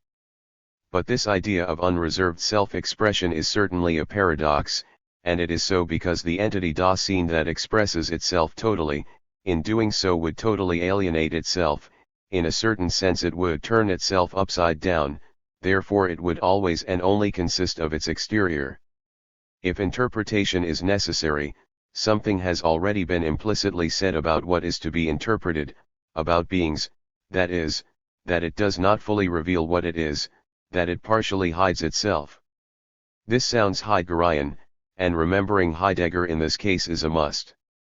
Since the thesis that tent hides eight and that the truth, in this way he translates, certainly rightly, the Greek word axerje ella, means not to be hidden originates from him. But Heidegger strangely did not ask the question of what the fact that it actually remains hidden reveals about beings, even if in truth this question would have been in the line of his ontological philosophizing. However, it must be posed. For it is not enough to discover what is hidden. Philosophically, it is equally necessary to discover the very fact of hiding. This problem certainly had in mind Leibniz when he left his monads essentially without windows. Perhaps a small step forward is taken towards clarifying the complexity taken into consideration here with the reflection, already made above, that every individual entity should hide within itself, because if it didn't, it would alienate itself completely. Being hidden is probably the sine qua non of individual being. The question of the thing in itself is a question of the individual in itself. The truth is hindered by being an individual. If we were able to forcefully penetrate the individuated entity, we would de-individuate it, therefore we would destroy it. At the root of the irrationalistic discourse so in vogue currently, which affirms that knowledge and intellect are destroyers of life, there is therefore an intuition of truth, albeit a vague one. Equally little Heidegger interprets the fact, very strange to an unprejudiced philosophical eye, that we, at least partially, are capable of discovering lenses. This ability is the answer to necessity, with which I affirm that no living life could live even just for a moment in a totally darkened world. Whatever human product you want to understand, you have to go back to its origin. If we understand a product, we understand what whoever produced or forged it originally intended, at least how it had become. If we interpret this, interpreting is every method that leads to understanding, then we derive from the product the meaning that the subject, the artist, the company, the era, originally gave it. These are not syllogisms, neither as regards immediate understanding nor as regards interpretation. Rather, we see in the expressio lex primans, either directly, therefore with understanding, or indirectly, therefore with interpretation.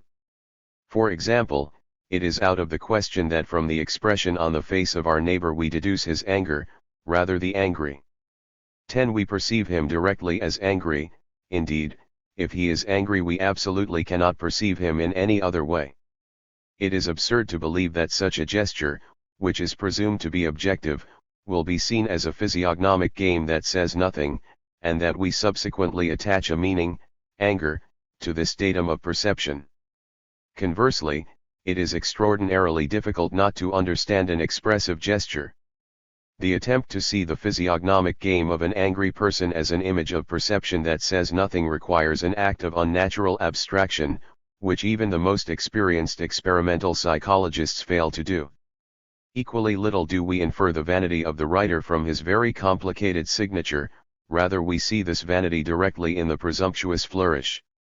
And even the interpretation, which we try when the expressive quality is not directly recognizable, is not a conclusion at all. That we understand retrospectively and interpret retrospectively is also true when we understand, or interpret, forward, that is, when we understand, or interpret, the function of a product. Even then we observe the meaning that the author, of the product, had intended and assigned to the product itself.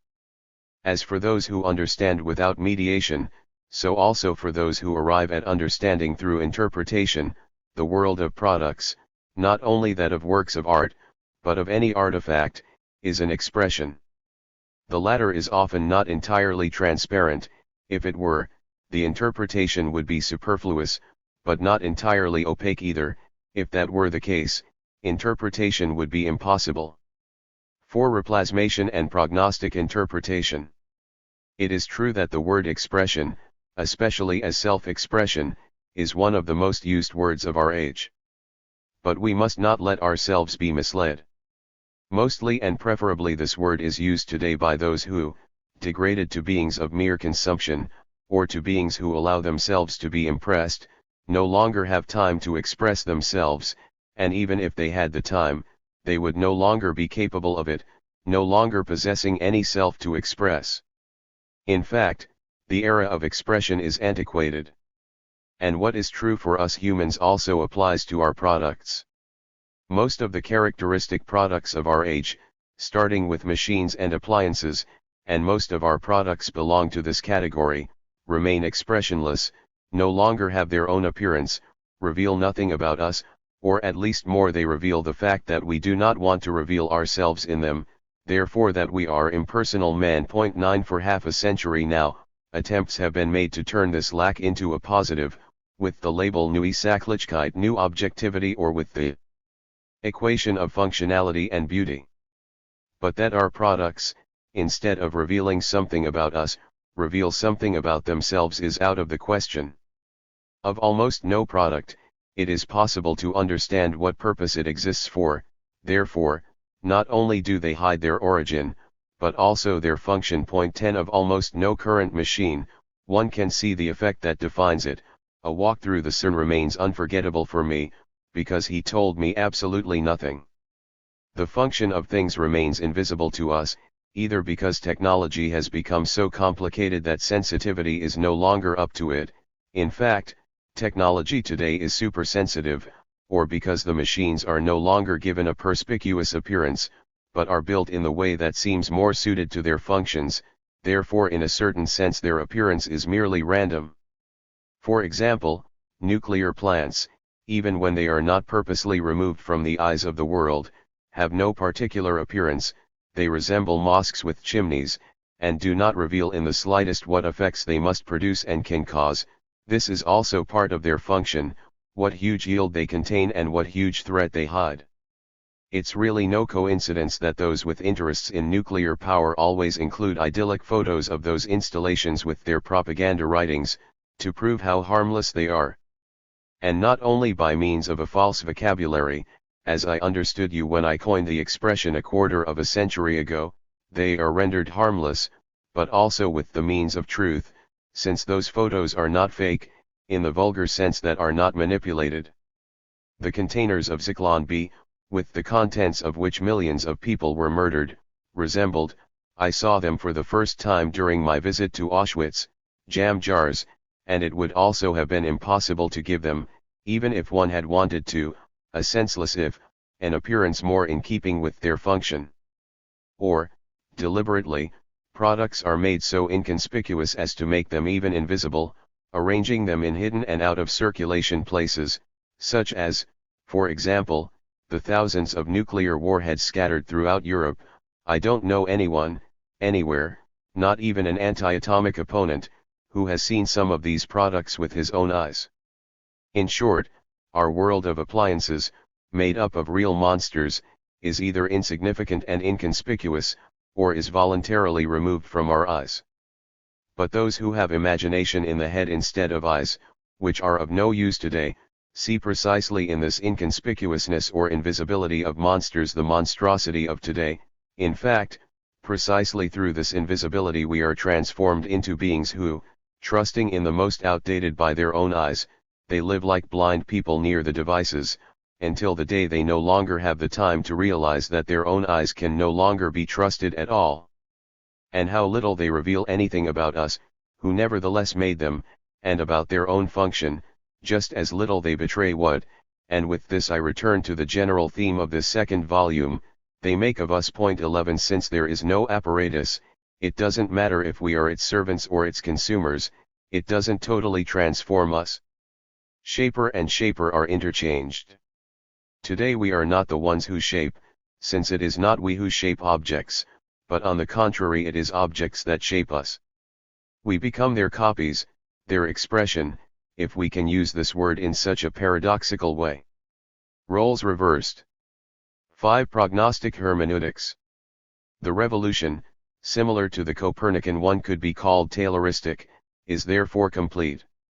Anyone who has once worked on a machine will have observed that for the first time he considered it his of him when his own maneuvers, required by her progress, synchronized and proceeded automatically, in short, when he was hers. Only when we adapt to the devices, but even this formulation still assumes too much spontaneity, only when the devices adapt us to themselves does that adequatio producti et hominis take place, which in a second time allows us to believe that our world is ours, that it is the expression of us, men of today. In a dialectical sense, of course, it is also this.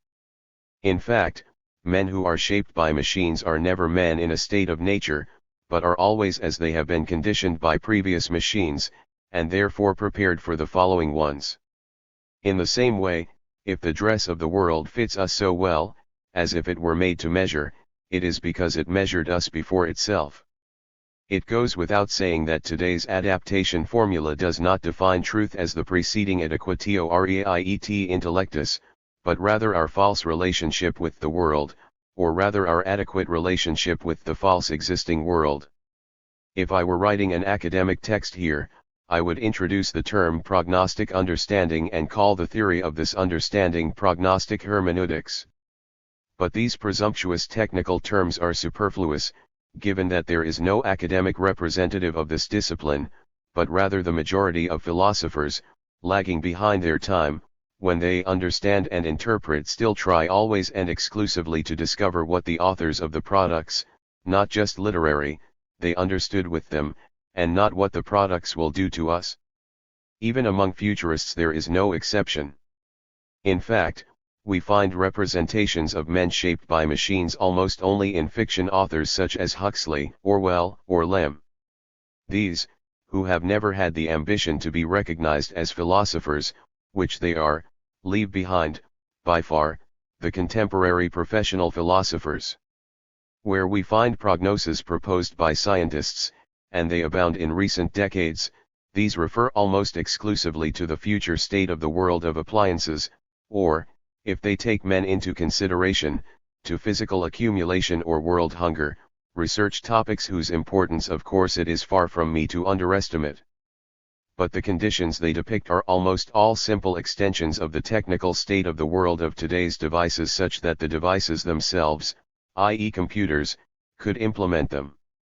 On the contrary, we men, human nature, are attributed in the most naive way, even if not explicitly and programmatically 12 the idea that, since not only our soul, as it was called in the subtitle of the first volume of this work, on the soul in the era of the Second Industrial Revolution, is transformed with the Second Industrial Revolution, but also our spirit, if, for a moment, I may adopt this distinction, unacceptably simplistic, laughs that our categories could change, or that our temporal and spatial being, therefore even the forms of intuition are already in the process of getting old. This idea has never peeped into the predictions of experts, for example those of the Club of Rome, although it may be such as to take your breath away. The scientific prognoses in this sense are hardly superior to the popular space cartoons, reproduced millions of times for the transformation of man, or to cosmic films such as Wars of the Worlds.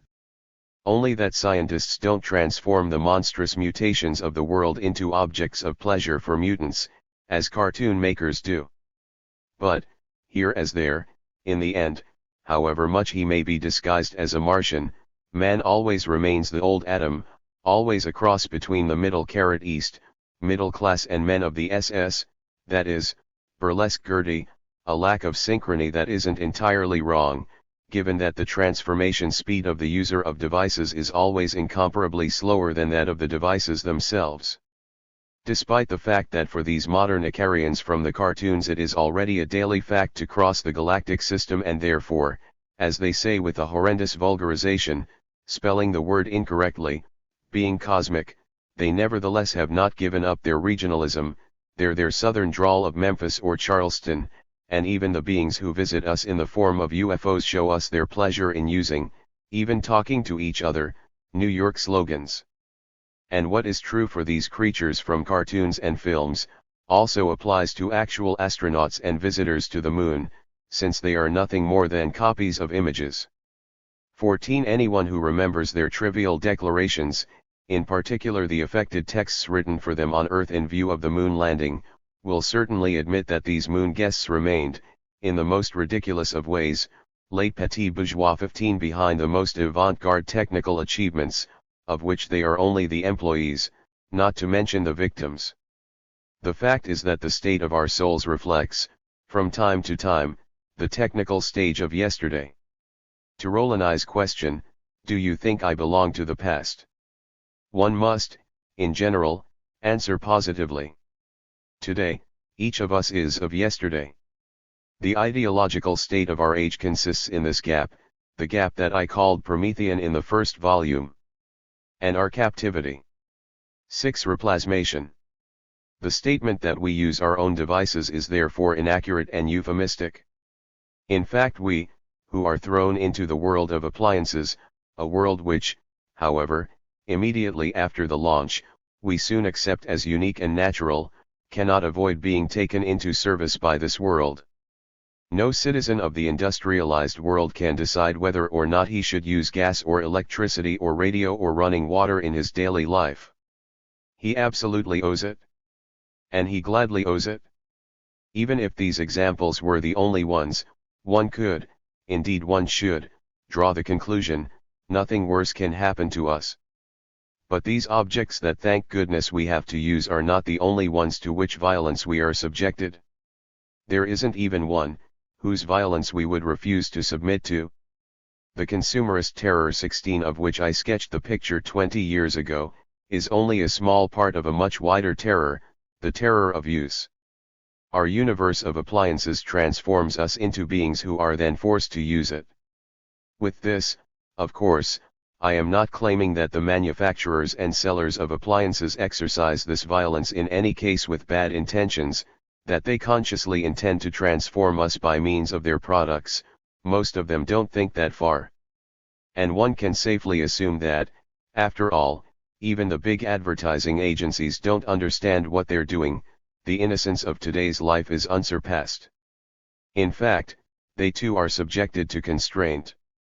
Not only they cannot avoid that their products, from which they are in turn shaped naturally, can in turn shape us, in this or that way, they don't even have the freedom not to advertise for their shaping products. Therefore, I am not thinking of the ends that they consciously determine, but of the effects that the devices inevitably cause on those who are subject to the constraint of use. It goes without saying that it is not enough to note these facts, in particular those of the reversal of roles. Rather, given that our destiny and the future aspect of humanity depend on our ability to recognize the humanity shaped by them in today's devices, we must develop this ability of ours. Interpreting is not the specialty of humanistic scientists today, rather, it has become the moral task of all of us. That such a prognostic interpretation is possible is demonstrated by many extraordinary utopian novelists, who do not infer tomorrow from today, but rather see tomorrow in today. The importance of Jules Verne, who has been reduced to a children's author, is extraordinary. He was the prophet of the technical revolution, as Marx was of the social one. Similarly, we must learn what the Vati of antiquity did or were convinced of doing, predicting the future. The entrails that we must learn to read in a prognostic way are not those of sacrificial animals, but those of appliances. These are the ones that reveal to us the world of tomorrow and what kind of children our children will be, as long as there are still. And if they don't do it themselves, we have to force them to do it. In militia there was a saying that would go like this: torture things until they make their confession. If this fails, we will not be able to stop the ruin that threatens us. In truth, I don't think that the probability of succeeding is high. But until the impossibility is proven, it is morally impossible to give up the attempt. How does such an understanding and interpreting prognosis come about? I can only answer, I would like to know too. And it is only a slight consolation that not only do we not know how prognostic understanding occurs, but also how understanding in general occurs. Although it has never been said about me that I lack pregnancy or precision or method, and although I don't have to reproach myself for having referred, at least up to now, to intuition or evidence, never until now have I written these two painful words, since Husserl has remained too much in my bones. I reply, however they happen, they must succeed. Naturally, scrupulous scientists would never decide to present their discoveries without being able to communicate, if requested, how they got there. I'm not that scrupulous. I can't be. And I can't because there is a scrupulosity that individual scientists have no idea about. The dangers that we futurists predict are immense, too great for we can keep silent about them only because we cannot give any satisfactory information on the method by which we discovered them. The rules of scrupulosity are, indeed, outside the sciences. Taking their seriousness seriously proves a profound lack of seriousness, which we must save ourselves for the least serious day of all, that is, for the day of never. And yet perhaps I can help with a hypothesis, which goes like this: as far as prognostic knowledge is concerned, the same thing that was said about the understanding of expression applies. In fact, also the latter proceeds directly without resorting to indirect ways or syllogisms. It is probable that interpreters, such as the futurist novelists mentioned a moment ago, see directly what we can expect from the devices and what beings they will transform us into if we don't fall into their mechanical arms. Let them see it as directly as we give a raised fist to strike. Let us see what the effect of the blow will be. Here too, one directly experiences what will be in the future. This example is important, because understanding the gesture is at the same time understanding the expression and its effect. Probably the futurist novelists that we have mentioned, who see in the devices the blueprints of tomorrow's humanity, do something similar. In any case, looking into the future, for those with a minimum of imagination, and that this is the perception of today I have already repeated until boredom, is no more difficult than looking into the past, or perhaps even less difficult. 180 years ago, Friedrich F. Schlegel called historians backward-facing prophets. Maybe we wouldn't be right today, if we defined prognostics as forward-looking historians.